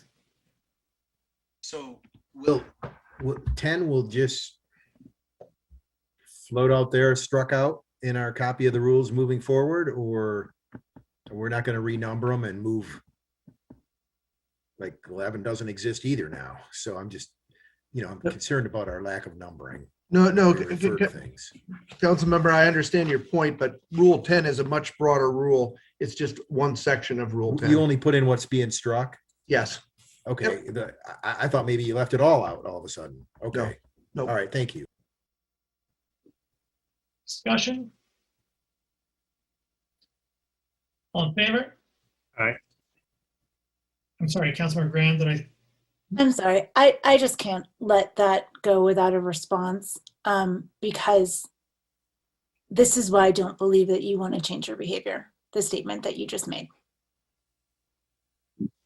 Is that addressed to me? I feel like that you're assigning intent again. You're trying to measure my intent, which is I guess I would say that from that statement, that was really an I statement. It included critique, but it was an I statement. Who is it? To whom was that addressed? It was addressed to whom it was addressed. It was addressed to Councilmember O'Malley. Further discussion of Rule 10? All in favor? Aye. Opposed? Rule 10 is approved. Change to Council Administrative Rule 1. Any discussion? Councilmember Hayner. We had Mr. Crawford and others are aware of this. I don't know how the meetings have been going, but we had a meeting today where we talked about a formal notification through city staff. And is there under this administrative rule, if we have a concern about department or staff misconduct, is there a consideration that it be sent to you in writing, Mr. Crawford? Or is a phone call sufficient? I'm happy to take it however you'd like to give it. If I need it in writing, I will certainly let you know. Okay. Thank you.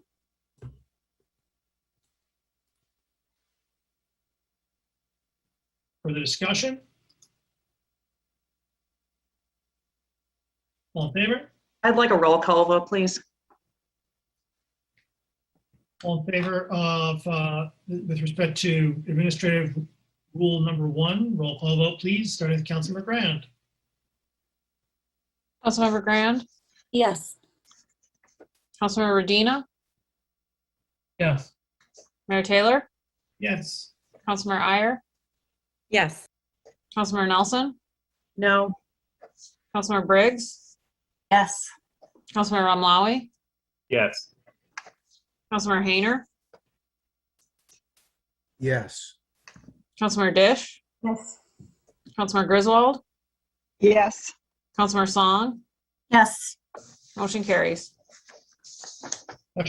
Discussion of Rule 12. Councilmember Hayner. Councilwoman Nelson's request for a roll call vote and then. I thought we were on Rule 12. No. What were we on? We had voted on Rule 10 before. Administrative Rule 1 was the Administrative Rule roll call 1. vote you asked for. Administrative Rule 1. Oh. We voted on. Oh, I'm sorry. I need to change my vote. I apologize. Councilmember Song, you recall my many times that I told you not to be embarrassed. I'm not in the slightest bit embarrassed. Any objection I to- lost track there.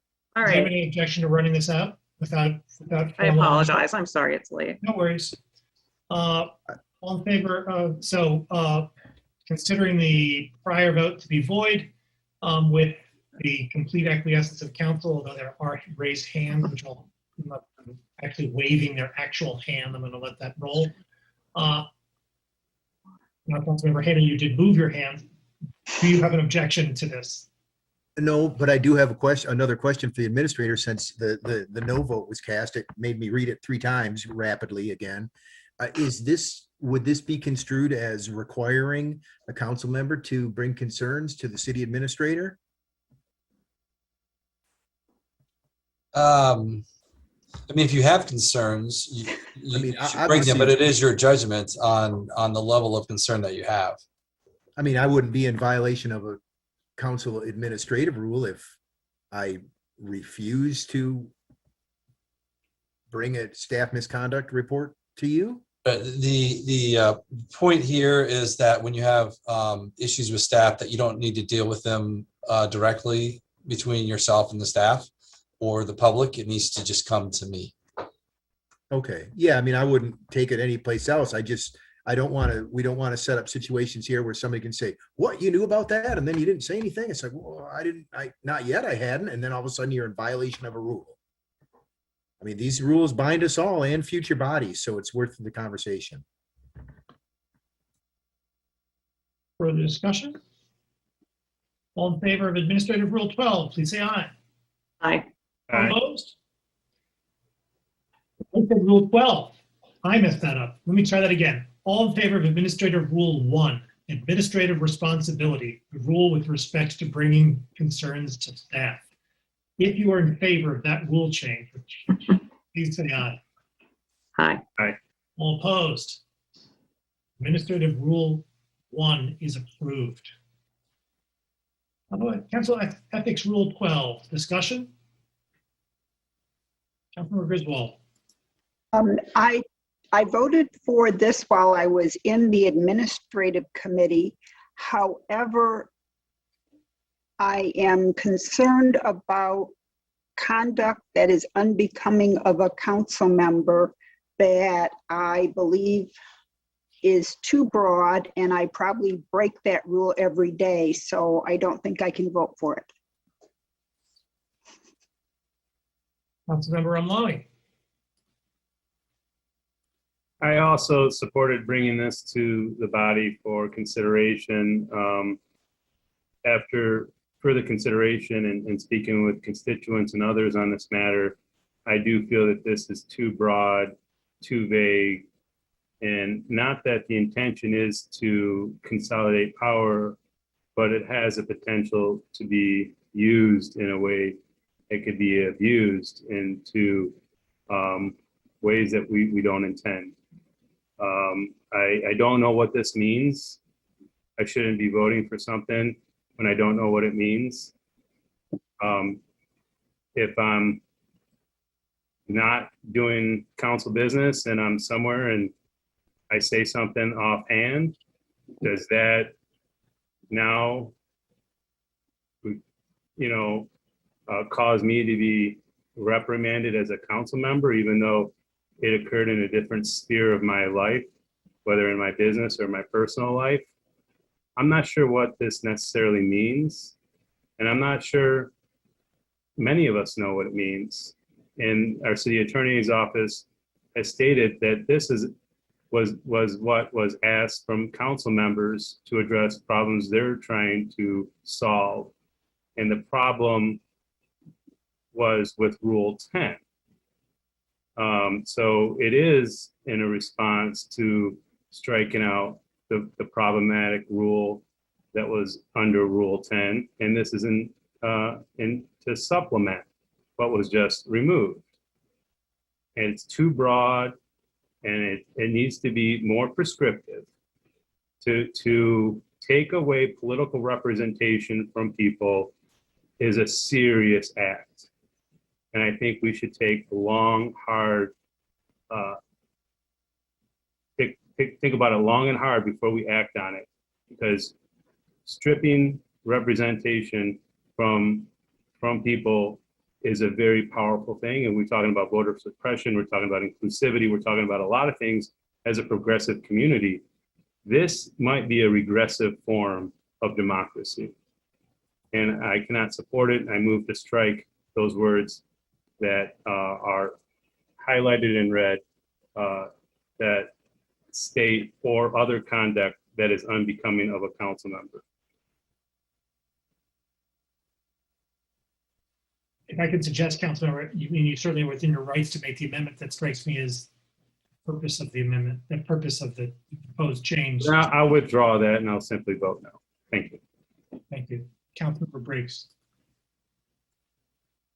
So I'm struggling with this a little bit because this came as a recommendation from the administration committee. And I'd hoped that what we were dealing with was a solution that was, maybe providing a little bit of more of a catch-all, addressing some of the concerns around Rule 10. We need to hold ourselves to a higher level of conduct than a high level of conduct at this council table. And future councils do as well. There's an expectation from the community that we hold ourselves to a high level of conduct. I am fine with this going back to admin committee and coming back with better language that everybody can agree on, that provides some clarity. But I think that just striking that language doesn't seem very useful. We're trying to achieve something here, and we can work harder to get there so that there's common ground. But I mean, we need to identify what we can all agree upon, and to Mr. Postma's points earlier. I mean, we're not going to necessarily be able to outline a list of 50 pages long of exactly what is unbecoming of a council member. At some point, this is going to have to be somewhat broad. So I'm happy to consider different language, but I think we need to address this issue. Councilmember Briggs, I can suggest that again, I'm willing to provide additional written guidance on all of these that certainly about the vagueness and overbreadth. I've touched on that, but also you're right. If there's additional things that ultimately these are your rules, and if there are things that you want in, I can certainly. I have no pride of authorship. These make sense. They're out there. They've been litigated. But if there's something that you want them to specifically address, I'm happy to look at that, and perhaps with more guidance. That might be a useful discussion. Actually, what is conduct unbecoming a council member? Why do you want to be able to counsel somebody or reprimand somebody? Again, this is not stripping anybody of anything in this rule, and so that's really what you need to look at. So I'm happy to provide some more guidance. I usually like more time, and I'm happy to answer the questions. Don't get me wrong on that, but in a constitutional setting, I like to provide you the full analysis. So I'm quite willing to spend more time on it. Councilmember Iyer. I am not sure that there has ever been a better example of the dysfunction on this body than this discussion we are having right now. I, as the author of this proposed language, specifically sought out the input first from Councilmember Griswold, then from Councilmember Rumlawi, and received the green light, go, looks great, amenable, love it. Then we took it to the admin committee, and nobody raised an issue with any of this language. And then we bring it to the council table, and suddenly, because there's this desire, I guess, to have a partisan divide, or I don't know what it is. I shouldn't even try to speculate. But now suddenly there are issues. And Councilmember Briggs, I love you for wanting to think that we can come to consensus, but how can we possibly take it back to the admin committee after what I've just described and try to start all over again? I move the previous question. Let's vote on this and be done with it. I move the question. I'm familiar with that procedure. Mr. Postma, can you advise? I'm calling the question. We've had 30 minutes, much more than 30 minutes. Of Not on this specific matter. Well, I think everybody needs to call the question, and I don't have it in front of me, but everybody needs to have spoken at least once, and I would need to check that. The opportunity to speak once. Yeah.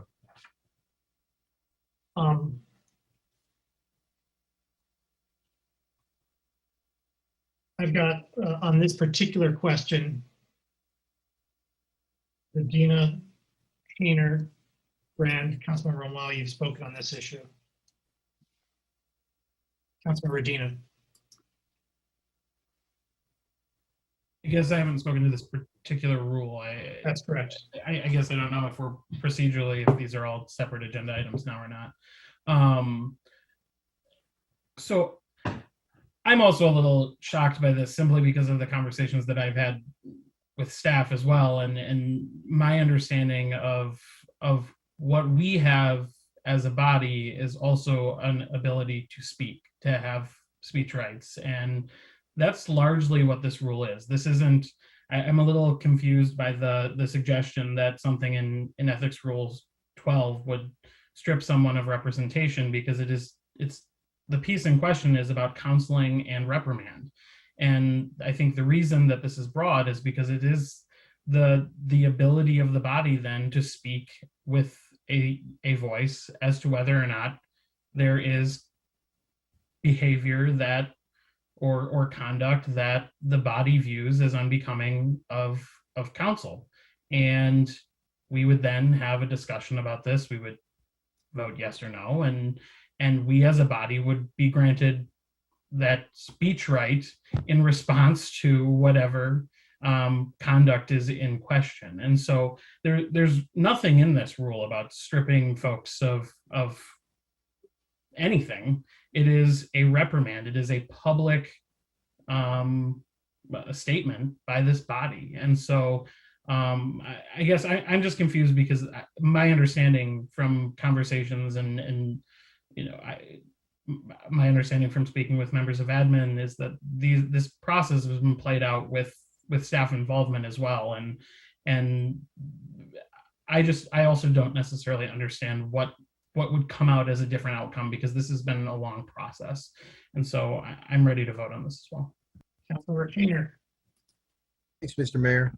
I think Councilman Raleigh's concerns, and I'm just going to speculate that when he spoke to removing people's representation, of course he was talking to the case of 2 weeks ago when this body didn't follow any procedure, didn't follow any due process, and acted as a body to deny First Ward residents their representation on boards and commissions. And it was acted completely outside of these rules. And there was no ethics violation, there was no law broken. And yet this body saw fit to act.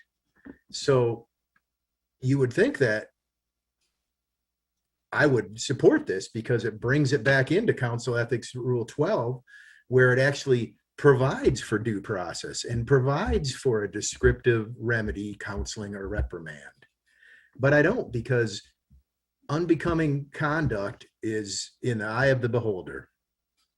Because in making my rounds these last 2 weeks, I've had many, many people say to me how shocked they were that not the language I used outside of this body, but that people on this very body repeated it whole cloth and mailed it out to tens of thousands of people in our community. So when the old lady opened up, or the gentleman opened up their council newsletter, they were confronted with this horrible language. And so it's entirely possible that someone would say, what's the difference between him saying it in this area and you saying it in that area? And so I find that unbecoming conduct is in the eye of the beholder. And so that's why I'm not going to support this. I'm not afraid to talk about what happened 2 weeks ago.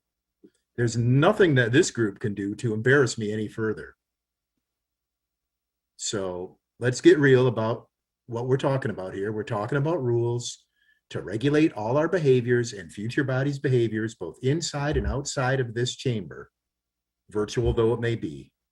And if you're willing to do that and take that authority, then, you know, that shows how highly you think of your judgment.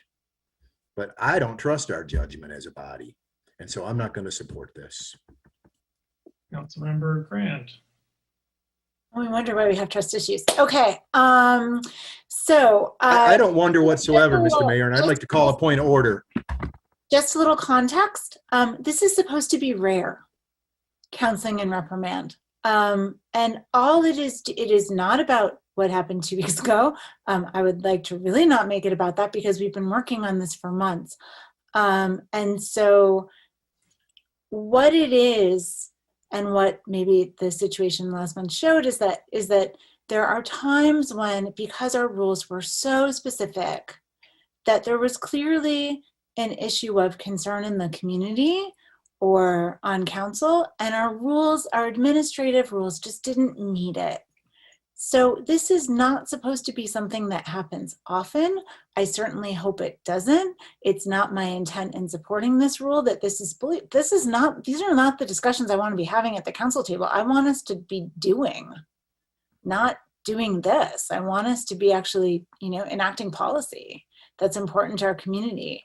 But there have been times, and Mr. Postma, was very diplomatic in his allusion to some of those situations, but there have been times, as someone who's been doing this for quite some time, that there were actions that were highly questionable by council members, and it didn't fit our rules. So this, in that rare, hopefully, occasion, gives us the space to have a discussion about whether or not those actions are appropriate. That's all. It's not, this is not some radical, deviation from what a lot of other bodies do, but it just gives us the space that for some accountability. That's it. Super simple. The question on this matter has been called, and rather than putting, so I got Councilmember Romlawi and Griswold wishing to speak. I have them both as having already spoken to this rule. Am I correct in that, council members? I'm going to take that as a yes. Councilmember Song. Councilmember Griswold, did you speak to this rule already? I have spoken, but I wanted to address a comment that was attributed to me, if I may. And that is, the language is the same as it was 2 weeks ago. But my feelings as an elected official will never be the same due to how I feel, not what happened, but how I feel. And so I'm not going to say anything else because that's all I'm going to say. I feel terrible. Councilmember Tom. So procedurally, you're going around making sure everyone has. Everybody wishes, the question's been called on this issue. Everybody who, which means that if you've already spoken, that that you don't speak again on this matter. People who have not spoken have the opportunity to speak. I will take the opportunity to say that we take a lot of time talking about how we disabuse each other, and then try to say that we won't, and it just goes back and forth. So I'd rather that we just go to vote and then try to get through the rest of the agenda. Thanks. Is there anyone that hasn't yet spoken on Rule 12 who wishes to?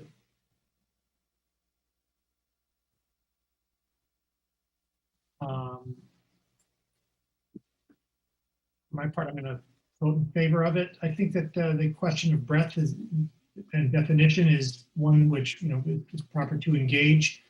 Much like in any legal environment that deals with, say, the reasonable person standard, the definition is, the law does not require definition of all terms. At some point, it really is, and it's up to the body, this body and future bodies to come up with that definition.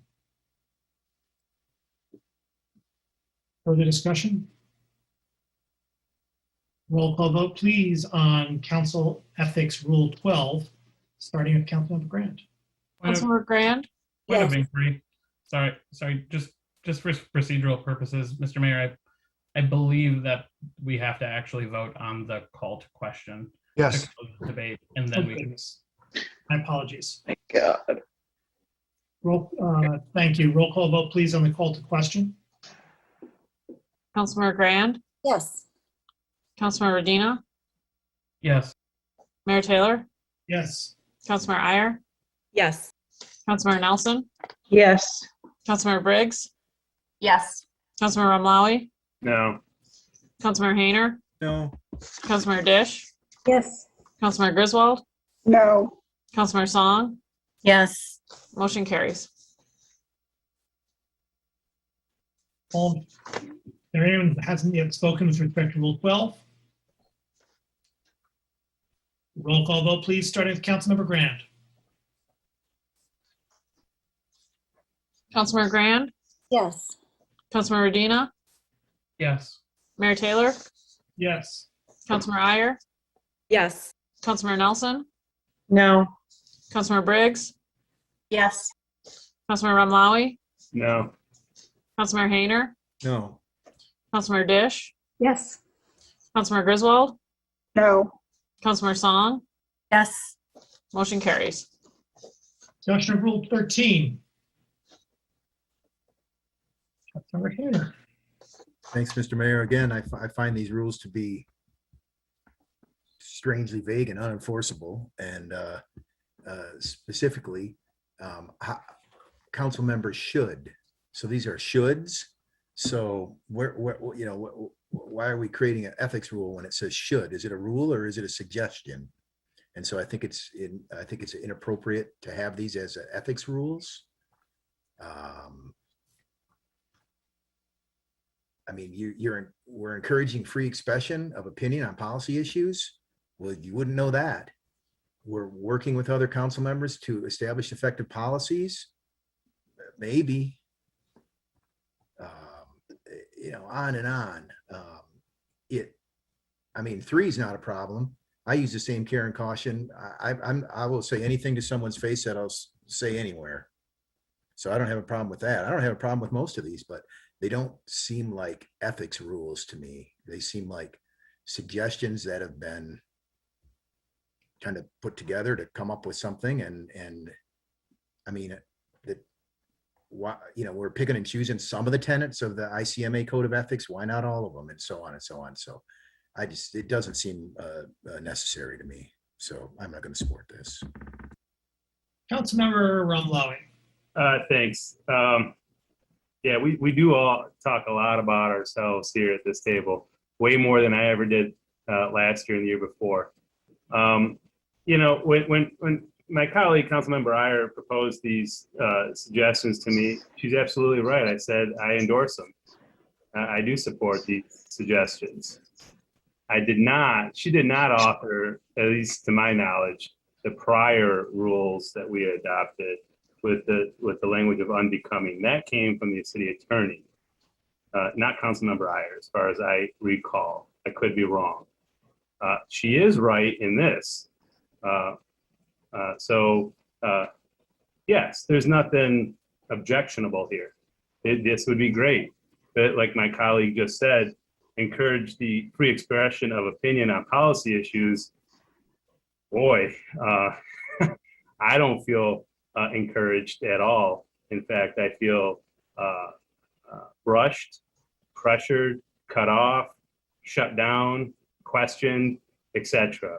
I don't feel this is a very inclusive body at all. It is very opposite of that. Even on my prior term, my prior council, a lot of differences, but Roll call vote, please, starting with Councilmember Grand.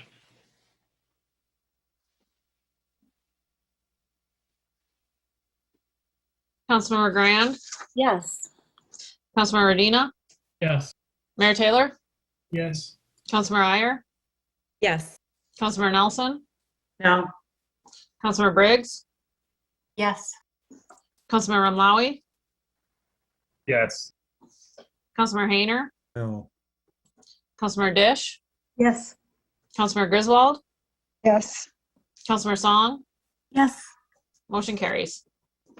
DC 6, resolution for the city of Ann Arbor to hold a community conversation about the Palestinian people and Palestinian Americans. Moved by Councilmember Griswold, seconded by Councilmember Hayner. Discussion, please, of DC 6. Councilmember Griswold. First, I want to apologize for any insensitive behavior or language that I may have used. My intent in writing this was sort of to connect a chronology of what happened. I believe that as a council member, if I am to be involved in or sponsor such a community conversation, it's important for me to bring it to council first. I expect council to vote it down. I will then independently work on a forum. I want to thank everyone who's reached out to me so far.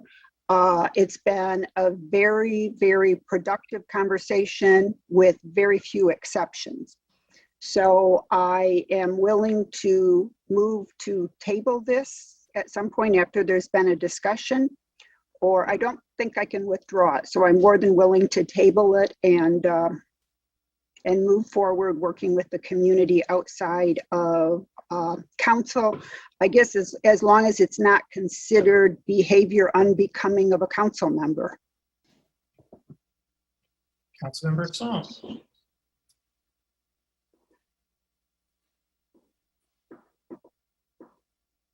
I appreciate those sentiments. I read this resolution and really took issue with its connection with last month's anti-Asian hate resolution. I mean, it's unfortunate because it perpetuates the forever foreigner myth associated with the Asian American and Pacific Islander communities by connecting it with foreign affairs. Last month's anti-Asian hate resolution reflects ongoing violence and harassment being committed against my community here in Ann Arbor and nationally, and that means here in the US. So I called Palestinian American residents, including the founder of the Arab American National Museum, as well as Congresswoman Rashida Tlaib, about this resolution to check if they also support this rationale of connecting anti-Asian hate with a conversation around Palestinian-Israeli relations. And they said, no, there is no connection and no request for the city to convene one. I also checked with local Arab and Muslim American residents and leaders, including Abdul al-Sayed, whether they also anticipated a need for a discussion on Palestinian-Israeli relations hosted by the city. And why Arab and Muslim American communities, you'll note that the anti-Asian hate resolution is tied to a community that encompasses a diversity of ethnicities and backgrounds, but connected by a political identity. So it wasn't a Vietnamese American resolution, say, demanding democracy in Vietnam. And again, the Arab and Muslim American community here, or the members that I spoke with, also stated no, there is no connection and no request for the city to convene a conversation. The most poignant response I received was a reminder that we are entering the last 10 days of Ramadan, the most holy days when observers reflect deeply on relationships and bridge building. One resident said, "This resolution will hurt my Jewish American friends who I love as family."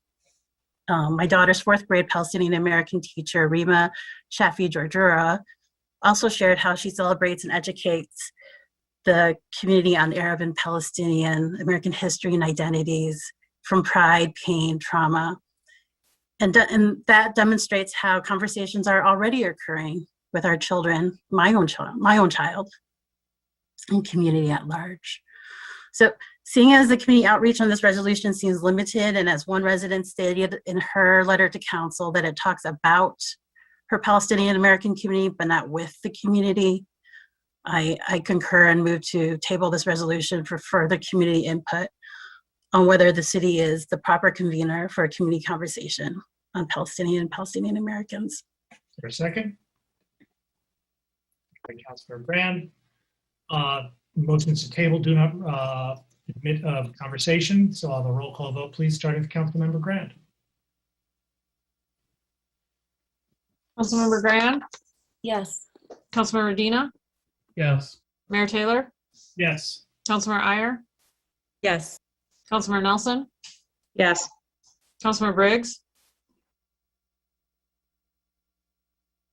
Yes. Councilmember Ramlawi, Yes. Councilmember Hayner, No. Councilmember Dish, Yes. Councilmember Griswold, yes, Councilmember Song, Yes. motion carries. Mr. Postma, do we have a closed session today? No, we do not, Mayor.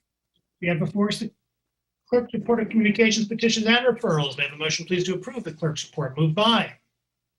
Dish, seconded by Council Member Redina. Discussion, please, of the clerk's report. All in favor? Opposed? Clerk's report is approved. We have communications from our city attorney. No, Mayor.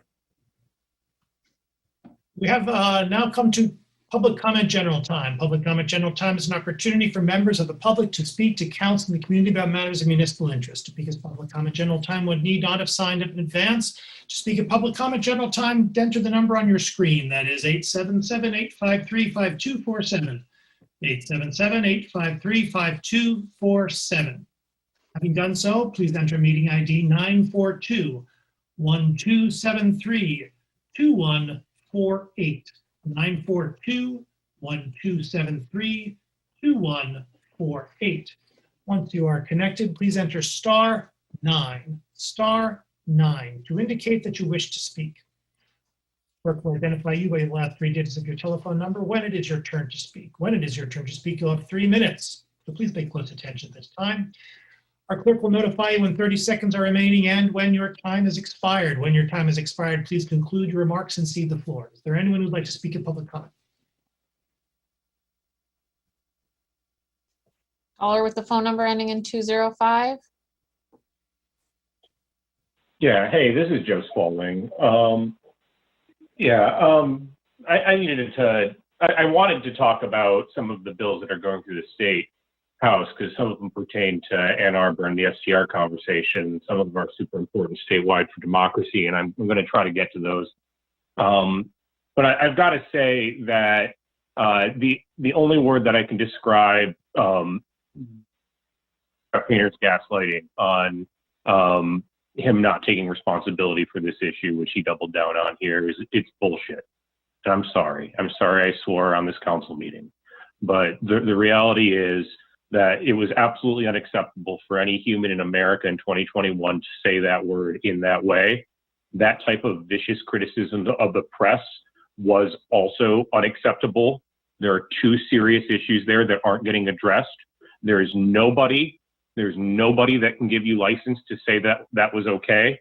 Holding you accountable by showing a clip of the image of the stuff you posted is your fault, Jeff. That is your fault. So I just wanted to clear that up for everybody else here, because it's super important that we defend our gay and lesbian, bisexual, and trans people across Michigan, because they suffer higher rates of suicide. They've been bullied their entire lives because we've tolerated a system of bullies like Jeff Hayner in position of power. And we're just done doing that. So that's what this accountability is absolutely about. I am so proud of the council members of Ann Arbor who voted to hold Jeff Hayner accountable. And the Ward 1 residents, they're not getting deprived of their voice. Their voice is getting amplified because being associated with something so toxic like that comment and the rest of your behavior, Jeff, is depriving them of agency. You're supposed to be their voice, and you're denigrating your responsibility, and you're denigrating your ward. So that being said, real fast, rapid fire at the state, you should look into one of the bills in the House that's in committee They're trying to ban local ordinances for regulating STRs completely. I don't really care that much about that conversation, but I'm sure some folks in Ann Arbor do. The other things are, I need folks to go to Michiganders Against Voter Suppression on Facebook, if you can, because we're fighting back against the voter suppression bills. The ones they're considering this week are going to limit ballot boxes, keep them closed unless there's a camera on them that's expensive 24/7, and make them so they can't be used between or after 5 p.m. the day before the election, which is exactly when the highest rate of utilization is in the city of Detroit. So just keep an eye on the State House stuff. There's voter suppression going on, and they're trying to limit your ability to regulate STRs. Thank you. Thank you.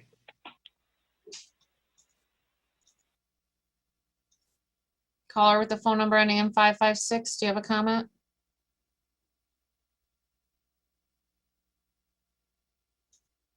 Hello, this is Ralph McKee. Can you hear okay?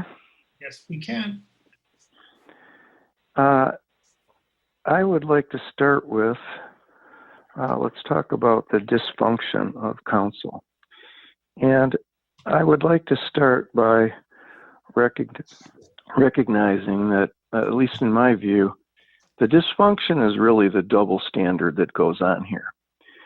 And I've heard Councilmember Briggs, and I heard the caller, Mr. Spalding, who was just on, talk about it's unacceptable to attack the press, and I tend to agree with that. But it's Mayor Taylor called MLive beneath contempt. I've said this multiple times. Nobody's ever even acknowledged that that happened. That's a clear violation of the former rules and the conduct unbecoming a council member, I would think. But that's okay because he's in control of the votes. Similarly, Ms. Grand, or Dr. Grand, I should say, said, are we going to change our behavior? Well, okay. How about talking to your colleague, Ms. Iyer, who has violated the council rule on denigrating or impugning motives pretty much most meetings. She did it tonight. She got called on a point of order and it got ignored. So the dysfunction is the double standard. That's clear. Now let's talk about the actual content or substance of what Ms. Iyer said. She said that it was the former council's fault for ignoring or not dealing with the fact that there was a cap. Before you open your mouth, you should do some homework. And in what happened there was that split between mixed use and residential came from staff. The staff that you lionize regularly, and I think they were acting in good faith. They thought incorrectly that the legal criteria was it a commercial use or not? That wasn't correct, but that's where they started. And that's where that came from, Council Member Iyer, from staff, not from the former council members.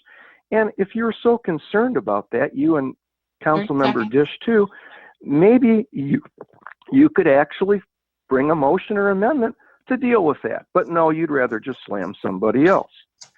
There are a number of other things that were wrong with the analysis of the short-term rental issues, which I won't go into. But please, please, please, if you're going to do legal analysis, just say you're relying on the advice of counsel from the city attorney's office. Don't try to play lawyer, please. Thank you. Thank you.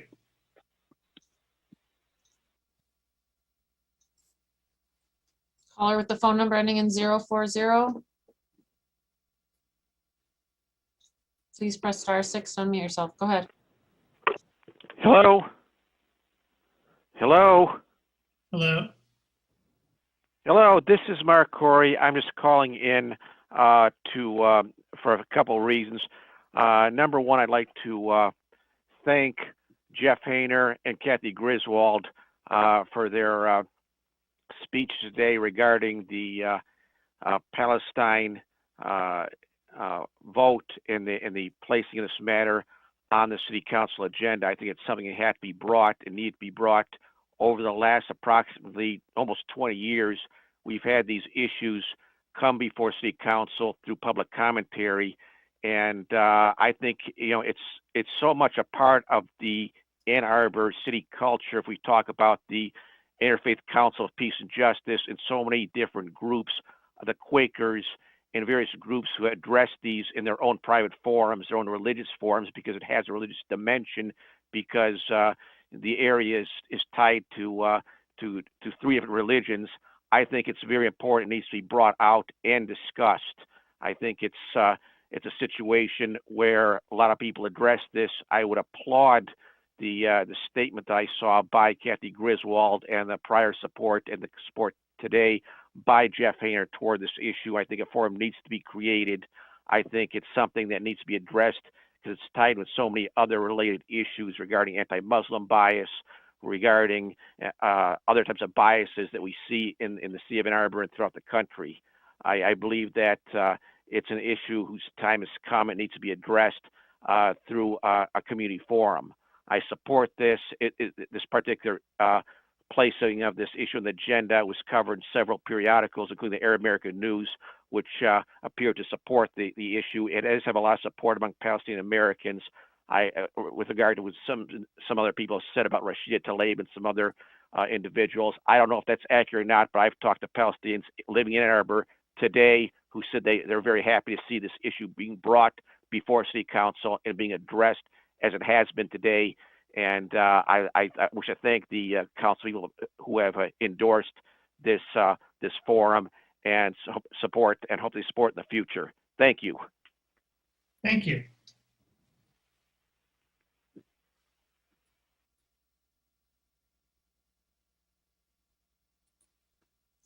Caller with the phone number ending in 534. Hello, this is Tom Stahlberg, again calling from Lower Town. We're talking about rules and things that are right and wrong, and I think we forget that there's many shades of right and wrong. As many as there are shades of blue: sky blue, ocean blue, royal blue, navy blue. How many different shades of wrong are there? Illegal, immoral, unethical, inappropriate, a mistake. You're wrong if you make a small mistake. What are the shades of right and wrong that we're able to put into a system of rules? Was Mitch McConnell right or wrong when he denied Merrick Garland, President Obama's nominee for Supreme Court, when he denied even a hearing for that nominee for a year, saying that he didn't want to hold a hearing the last year of a presidency? And then at the end of Trump's administration, he rushed through a nominee. To me, that doesn't seem right, but technically, was he right? Could he do that? Did he have the power? Was it a simple matter that he had the vote so he could do something that, to me, in my heart, I felt was wrong? Perhaps. We're talking about certain rights and wrongs without looking at the perspective that there's a whole spectrum of that. Let's talk about some serious wrongs. As many times as Mayor Taylor or Councilmember Grand or anybody else or any other social media minions want to say it, to paraphrase Councilmember Grand, Lower Town, no matter how many times you claim it, was wrong. The city lost millions of dollars of affordable housing funds. The exact site plan that was approved could have been approved as a PUD. The site was master plan for PUD, zone for PUD, and that exact site plan undeniably, irrefutably could have been approved as a PUD. You did not do that. That was nearly $9 million of affordable housing fund. That is the difference between doing it that way and doing it in the highly convoluted way that it was done. You had to bend over backwards to break the rules and bend the rules and do something. Now, I know there's been lots of comments on social media about how and why, whatever, but nobody has ever and nobody can ever deny the simple fact that had you approved the exact same site plan as a PUD, we would have $9 million, nearly that, in our affordable housing right now, in our fund, or 93 units built on site. You did not. You missed that opportunity. However you want to phrase it in the spectrum of wrong, it was wrong.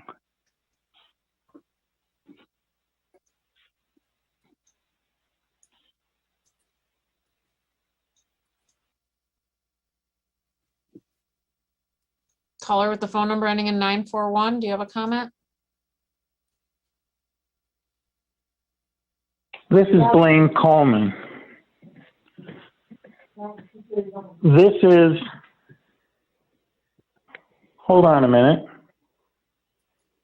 This is Blaine Coleman. This is really an extraordinary evening. Extraordinary in quite a bad way. You have Lynn Song somehow pretending that the Palestinian community is against the Palestinian rights resolution? Come on. And you have the site of Ali Ramlawi, the most powerful Palestinian politician to have ever lived in Ann Arbor, coming under unbearable pressures to the point that he actually has to speak against a Palestinian rights resolution. And you have Kathy Griswold, Councilmember Griswold, first trying to withdraw and then deciding to table her own Palestinian rights resolution. I can tell you that she promised Dr. Savabi Esfahani to put a resolution before the City Council a couple of weeks from now against military aid to Israel.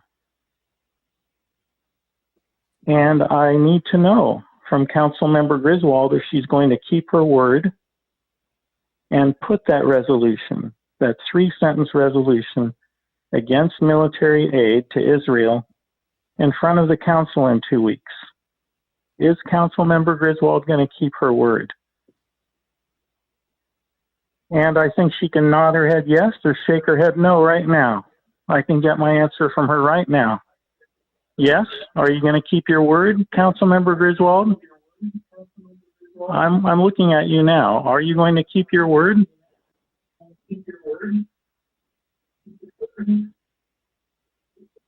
Are you a council member who keeps her word?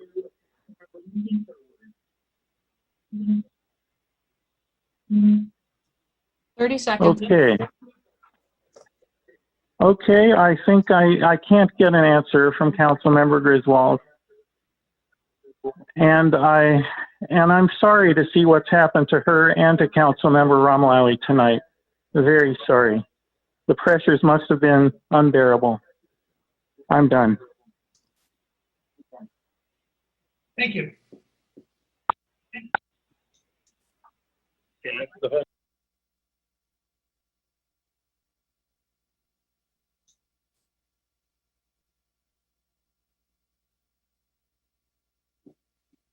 Caller with the phone number 941, did you have a comment?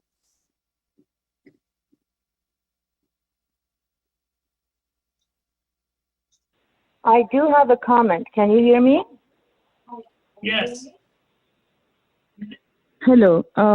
Today, 28 families in a neighborhood of East Jerusalem was forcibly removed from their homes, beaten, and their homes seized by apartheid state of Israel.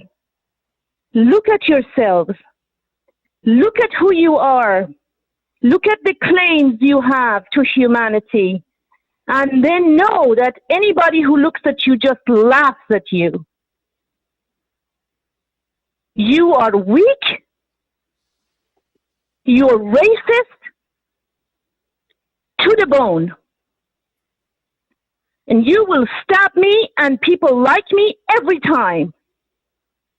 I am furious and angry And I am trying to control my rage because while you tiptoe around the most simple resolution to cut off guns to an apartheid state, people are dying. Children are being shot in the face. Children are languishing in Israeli jails. Look at yourselves and recognize that you are a shameful bunch.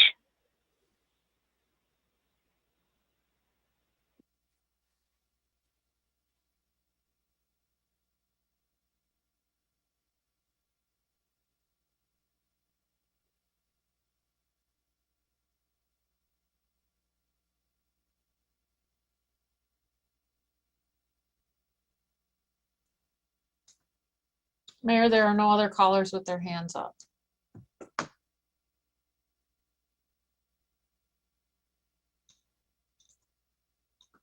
Caller with the phone number 684, do you have a comment? Yes, hi, this is Eric Sturgis from Ann Arbor, Michigan calling. Few things. Just wanted to respond to a caller earlier from California, Holland, I'm not sure where. I'm glad he is letting us know how the First Ward residents feel.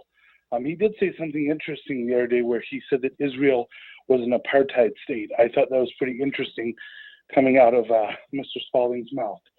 But what I really wanted to talk about was the unbecoming of a council member.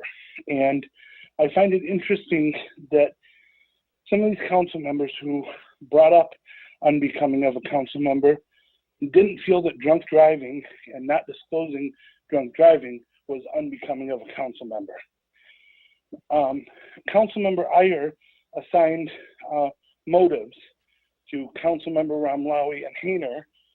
I wish she was so upset about the sexual harassment that occurred at the company that she was vice president, owner. Depending on her literature, depending on the website, who knows? I mean, ideally, you know, if she said she was a small business owner, then she wasn't, you know, I don't really know what she was. So I wish we would see her outrage for the women who were sexually harassed by her lovely boss, Mr. Buchholz. You know, I also find it interesting that we can sit and allow council members to continue to attack, and then when point of order is called, nothing said. There's silence.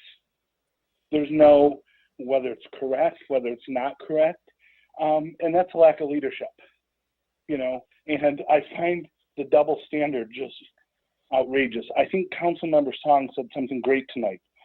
It comes from both sides. Well, she should look at her side and tell her side to stop the double standard. Call your side out. Call out Councilmember Grand, who, you know, tonight said, oh, I'm not going to go there. Then, you know, she was great most of the meeting. I figured, you know, she must have taken her medication or something. And then at the end of the meeting, she just blew up. And it was like, you know, she attacked Councilmember Hayner, then she went after Councilmember Ramlawi. And it's so disappointing that there can't be a civil discussion over policy differences, and that a council member, a minority council member, feels threatened to speak and feels that hostile work environment that our city administrator felt because he followed the law, and a council member criticized him for following the law. So let's look at the double standard. Thank you. Thank you. Caller with the phone number ending in 936, do you have a comment?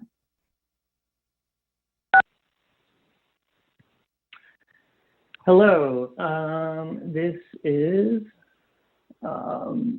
Zachary Story, and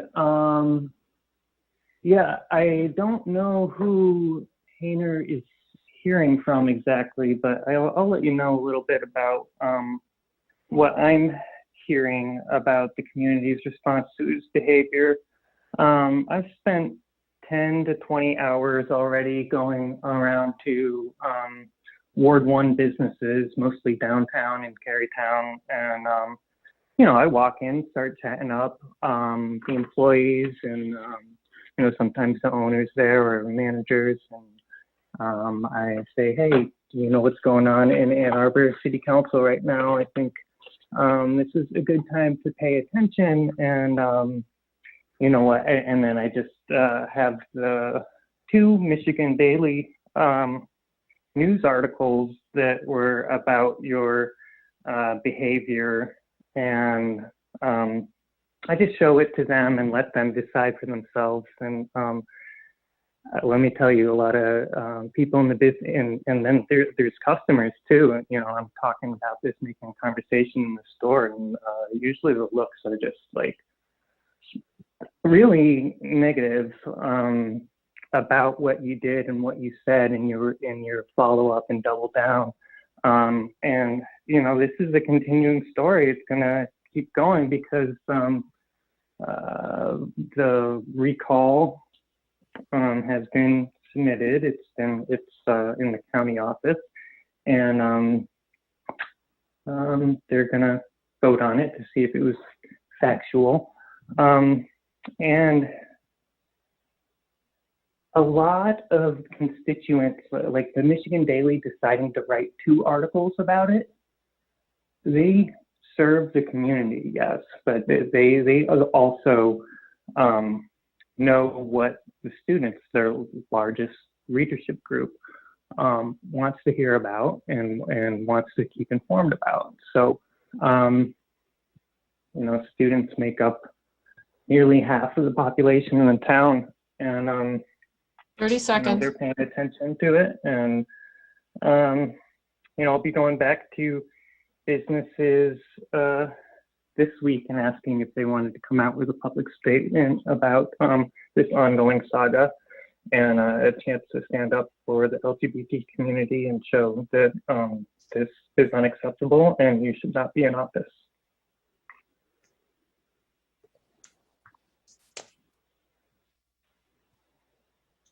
Thank you.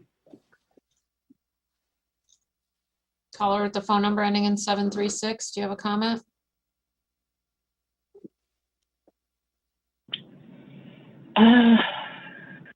Good morning, everyone.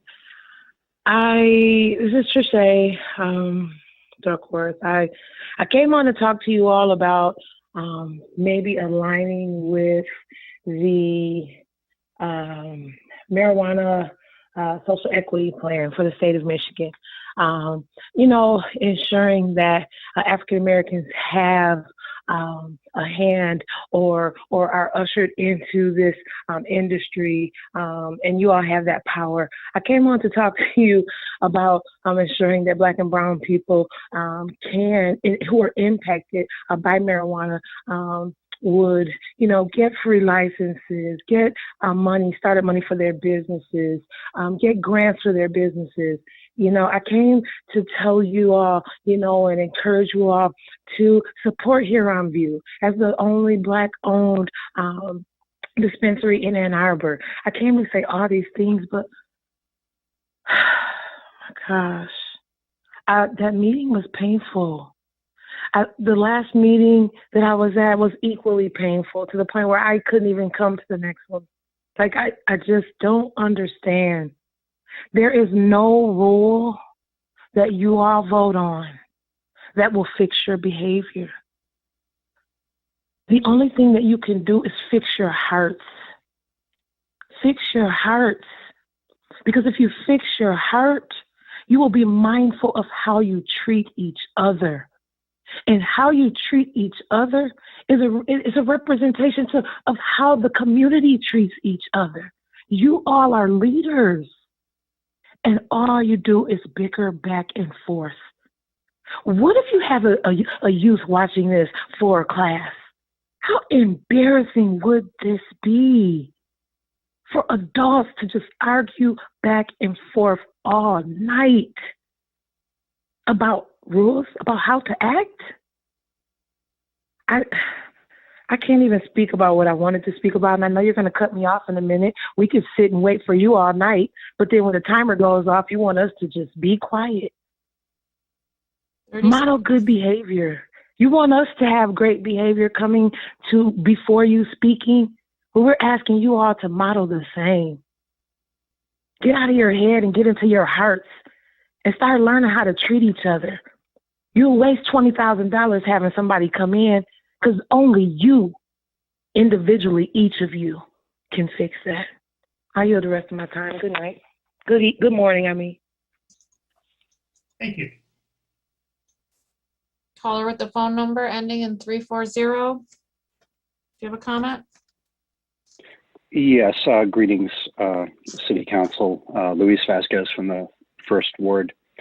I'm going to speak to you as the parent of a son who is married to a transgendered male. And I have a granddaughter through them who refers to them both as Papa. And, you know, all of this recent happenings around Mr. Hayner's use of the slur, which he chose to put into print in a post, has really led us as a family to feel really unsafe in Ann Arbor and feel in many ways threatened. And I wish this behavior would change with Mr. Hayner.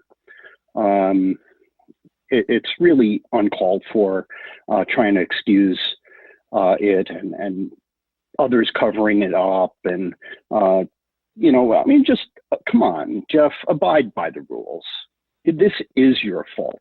Take ownership of it. You started this firestorm. And it's up to you all in City Council to put a stop to it. So, you know, I support the actions that you took tonight in regards to the rules and trying to, you know, bring back some decorum to this council. And I can't wait for August of 2022 when we can make further changes to council. That's all I have to say. Thank you all. Have a good night. Thank you. Caller with the phone number ending in 828. Do you have a comment?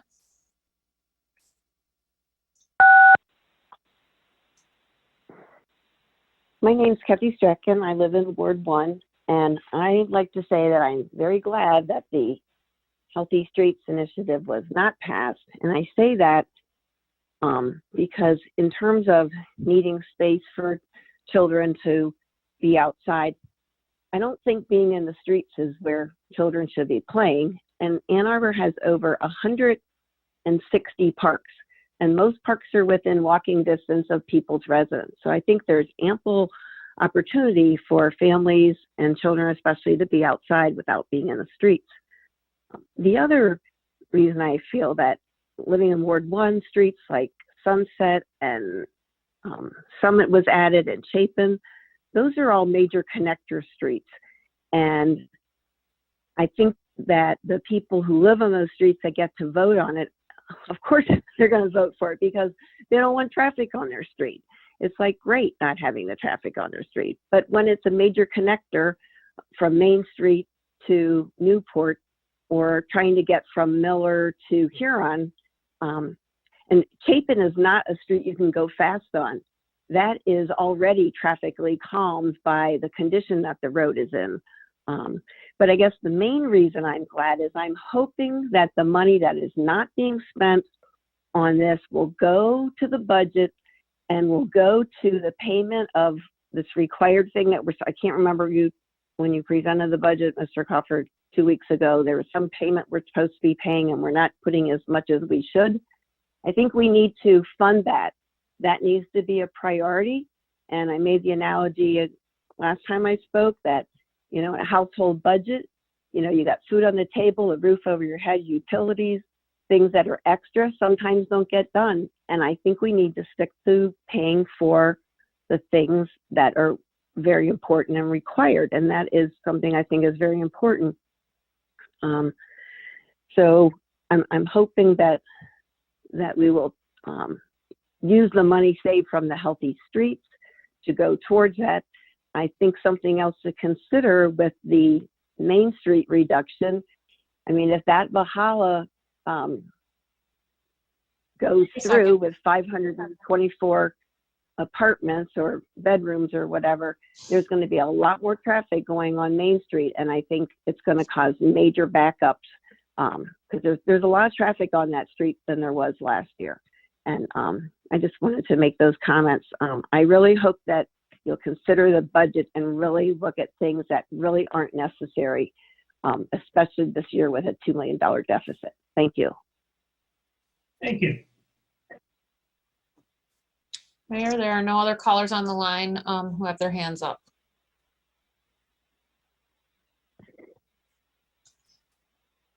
Caller, the phone number ending in 677, do you have a comment?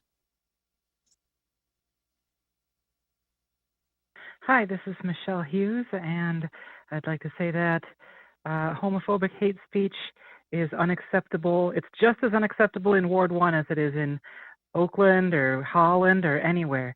LGBT people have been everywhere for all of history and beyond, and it's unacceptable to be using language that targets us and makes us feel unsafe and makes us feel unwelcome to approach our government. And I think that if Jeff Hainer has been has only talked to people who approve of his hate speech, that probably says more about the people he's been talking to than it does about anything else. If I'm sure there's lots of LGBT people who do not feel comfortable approaching him to say that that they're not comfortable with his homophobic hate speech. And in fact, many people have called in here to talk about that, and he's just ignoring that in his analysis that, oh, no one I talk to disapproves of my hate speech. So yeah, it's just unacceptable, and it needs to stop. In terms of policy, the big tragedy tonight was not approving the Healthy Streets, and I hope that one of you who voted on the prevailing side will have a change of heart at the next meeting and bring Healthy Streets back for reconsideration. It's not just a good program that will be helpful to a bunch of people, but it's also a very popular program. So I'm sure you'll be hearing a lot from us bicycle and pedestrian advocates in the coming days, and I hope one of you will have a change of heart there. And I hope that we will have a change of council for very many reasons as soon as possible. Thank you. Thank you.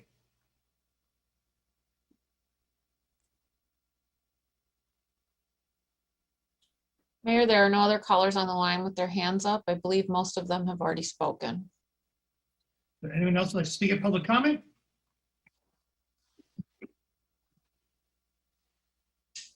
Seeing no one, public comment is closed. For communications from council, Councilmember Romlawi. Yeah, thank you. I know I only have 2 minutes, so I'll try to get everything in. You know, this is probably our third or fourth meeting since we adopted the new council rules, and it's 1 a.m. So to suggest that it was previous council's long-winded grandstanding that caused meetings to last until 1 a.m, I think that is proven to be false. It does take time to listen and do the business of the people, and it does extend until the wee hours of the morning. So I would just like to make a note that it was not because of the lack of the rules that we currently have. Secondly, when we talk about reaching across and working with each other, I spent 2 hours on C1 on Sunday and Monday, reaching out to my colleagues. Tonight, not one of them thanked me. Not one of them thanked me for calling them and giving them my input and my experience on C1. No recognition, zero. That leads me to this double standard that's been being brought up tonight by many members of the community. It is obvious there is a double standard. I filed a complaint against the mayor with his comments that he made about MLive, about them being beneath contempt. Guess where that went? Nowhere. Just like where I asked for a point of order, guess where that goes? Nowhere. Don't worry. I was born a Palestinian. I'm used to being a second-class citizen. I'm used to being a second-class council member now. Ann Arbor is not inclusive. It's very exclusive and very elitist. And the actions that this council has taken is just reaffirming the beliefs of many. Because I'm not treated as an equal. I don't feel like an equal. In fact, when I tried to get the Arab resolution, the proclamation that was given last meeting, I had to repeatedly ask the mayor to put that on the agenda. And only after repeated attempts was it then granted. We are second-class citizens. Don't fool anybody. Guess what, Ann Arbor? Many of us have not arrived. I'm disgusted. I'm disappointed, and I'm disgusted, and I won't be silenced. I'm sorry. I get treated as a second-class citizen. You're at your time. Councilmember Dish. So I could not help thinking about the architects of our Constitution during this public comment period. And they made this wonderful distinction between a delegate and a representative. And there was a suggestion during this public comment period that I have to admit really made me bristle. And that was the suggestion that if we do not introduce made to order resolutions, we are failing in our duties. And I have to say that that gets it exactly backwards. We are not delegates. We are not bound to do what our constituents demand. We are representatives, and we are obligated to consider requests in light of the good of the community, talk about them with our colleagues, confer with staff over their feasibility and cost. So for anyone to suggest that anyone on this council who doesn't do exactly what they ask for when they ask for it is not fulfilling their duty, just don't understand what we're about.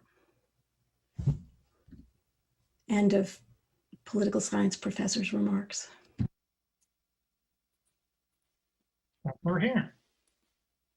Yeah, thanks, Mr. Mayor. And I'd like to start out by telling Councilman Ramwali that I have the utmost respect for the work that he puts in on this body, and I absolutely want you to know that you are not only my equal, you are above equal. I look up to you, your success as a business, as a person. There's no questioning your integrity as far as I'm concerned. And so I'm sorry that you feel that way. And I'm sorry if I've done anything to add to that. I've had people going around bad mouthing me and lying about me to Ward 1 residents and businesses since before I was elected. Some people got it in for me. Some people don't like me. Not everybody has to like me. It doesn't matter to me. I do the best I can do when I'm in here every day and in between these meetings too. And I pay attention to what's going on, and I shepherd the things I know the most about, and I try and learn and make good decisions on the things I know the least about. It's really something to hear people call in and pretend to know me and suggest that I've only talked to people who, you think I've only talked to people who are happy with what I've said? That's not what I said. Don't go off on Twitter lying about me. I've talked to all kinds of people about the words I used, but the suggestion that I'm constantly reusing these words and creating a space of hate and fear in this community is preposterous. I'm not a homophobe and I'm not a bigot. And one of our callers had an interesting analogy, and I wish I had gone around the block, but I was working 2 shifts this week to see the event that they had on State Street because it sounds like a good time. And he said we should all take a walk in high-heeled shoes to know how other people live. Well, I don't know how old that caller was, but I probably took a walk in high-heeled shoes before he was born, because I've been up to here in the drag scene since I was I'm older than you guys might think, since I was 18 in 1980 something. Councilmember. And so, you know, I reject the notion that I'm a homophobe. Just get it out of your political system. I absolutely am not. Absolutely not. Councilmember Grant. Thank you. Just a couple of things that we heard in public comment. One was a comment from Mr. Sturgis, who suggested that I was on my meds. That's insulting to people who have significant health issues. And while his statement was inaccurate about me because I am fortunate not to have to take them, I think that the fact that he used that as an insult is disconcerting to me. And I'm sorry if that was hurtful to anyone. I didn't want to be in the middle of it. There are things that I think people have just kind of, honestly coddled some council members for way too long. I sat in 2018 and listened to some colleagues, specifically Councilmember Malawi, come in and talk about the new council majority and how we better get in line. And, whether we liked it or not. And it's on video. So, and you want to know why I didn't reach out. It's because I think the behavior towards me has been gendered and bullying. And also I was concerned about a conflict of interest because I thought that this resolution could potentially, offer financial gain or not. So I didn't reach out for those reasons. Also, our meetings are long because certain council members talk more than others. It's not because of the rules. You're right about that. The rules were trying to help it. But if we were to time who talks more, I'm sure I'm in the middle somewhere. I'll take responsibility for that. But I'm nowhere near who's dragging out these meetings. And so don't go blaming this group of people who talks a lot less than you do for trying to come up with some rules to contain it. But if we had a consultant who look at speaking time, I know that's going to turn out.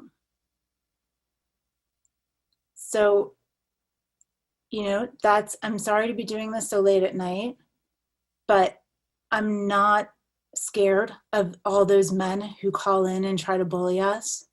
I'm sorry, Councilmember. And I'm not scared of anyone here. Councilmember Griswold. Yes, I want to thank our legal staff, both internal lawyers and external, for all of the work they did preparing for the hearing this morning. I see Attorney Postma's light came on, so good. I'm just saying thank you. Thank you. I'm still on a high regarding the hearing today. I also want to thank Lily Gooding, who was a student and wrote her first article about the Gelman plume, and Judge Connors actually questioned her.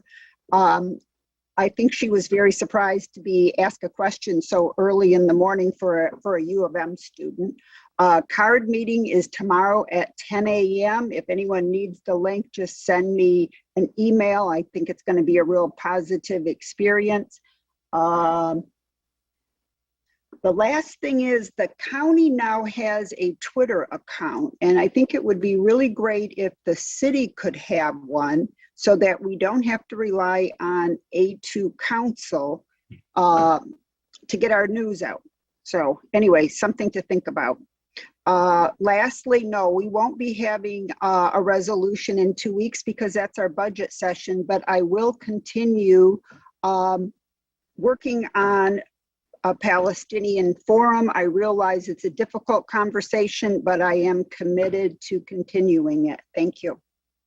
Councilmember Briggs. And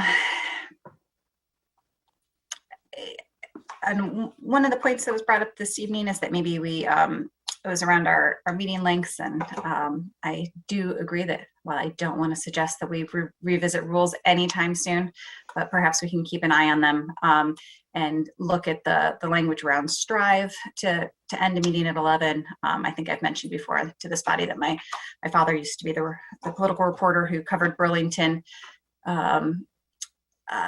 news and political news. And so the council meetings there ended at 11 o'clock, or council had to vote as a majority to continue them. And I think we could probably see tonight that we probably could have delayed some of the items that are on our agenda to move them to a future agenda. And we probably would not have sacrificed anything in terms of the policy work that we're trying to accomplish at this body. So maybe in a few months or 6 months, we could just revisit this and see how it's working. Because I thank staff for staying awake until this time and listening to the squabbling. I hope that we can strive to treat each other a little more gently in the future. Councilmember Regina. Thanks. I'll be really brief, and because I think Councilmember Briggs just mentioned a couple of the things that I was going to mention anyway. Tonight we did have some long public hearings and a lot of public comment, and obviously those are things we don't have control over, and are things we shouldn't necessarily seek to be shutting down. But I do think that we can. There are other things. City of Ypsilanti, I believe, has a similar process where past a certain point, council has to grant itself more time to continue with the meeting. But I also wanted to call attention to the fact that I think we had a really respectful discussion tonight, interestingly, on the resolution to discuss whether or not we needed some professional development and services to hold ourselves to a higher standard. And then unfortunately, very quickly after that, we got into some more contentious things, and the night was going on and it got more heated and more personal. And I guess I would challenge myself and my colleagues to reflect back on that conversation we had and the intentions that we had in that, and in conducting ourselves through all of our conversations. Councilmember Ramlawi, for my part, I'm sorry if you feel that I didn't appreciate our conversation. We speak frequently. I don't necessarily always thank folks publicly when I talk to them at this body, because I do talk to a lot of you about different issues that we're working on.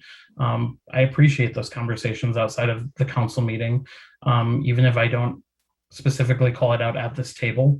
But I hope that we can all continue to try to think about the way that we conducted ourselves during that debate that I actually thought might get contentious tonight, and carry that through to our other conversations as well, because I agree, it got really nasty tonight, and I think unnecessarily a few times. So thank you. Further communication? I'll just say briefly, it's been suggested that I was reluctant to put the celebration of African American Heritage Month on the agenda, and of course, nothing could be farther from the truth. A representative from the Arab American Foundation reached out to me, the local representative, on Sunday night, the March 28th at 7:26 p.m., requesting the proclamation. I wrote back to her at 7:43 that night, indicating how delighted I was to do that. Councilmember Ramlawi wrote to me, and I should say too, proclamations tend to come from community members. That's generally how they're driven. Councilmember Ramlawi wrote to me on the 31st, indicating that he wished to have such a thing up and running. I responded to him that very day, following up on your email. Please see my communication regarding 2021 proclamation. I was anticipating including the proclamation as an introduction on March 19, prior to the March 25th Zoom for the Arab American Foundation. But if you would like it accelerated, I can ask Christine to work with the resident to have it ready for the 5th, assuming the resident is available. That all said, if this is somehow off key, please let me know, and we'll find something that worked for everyone.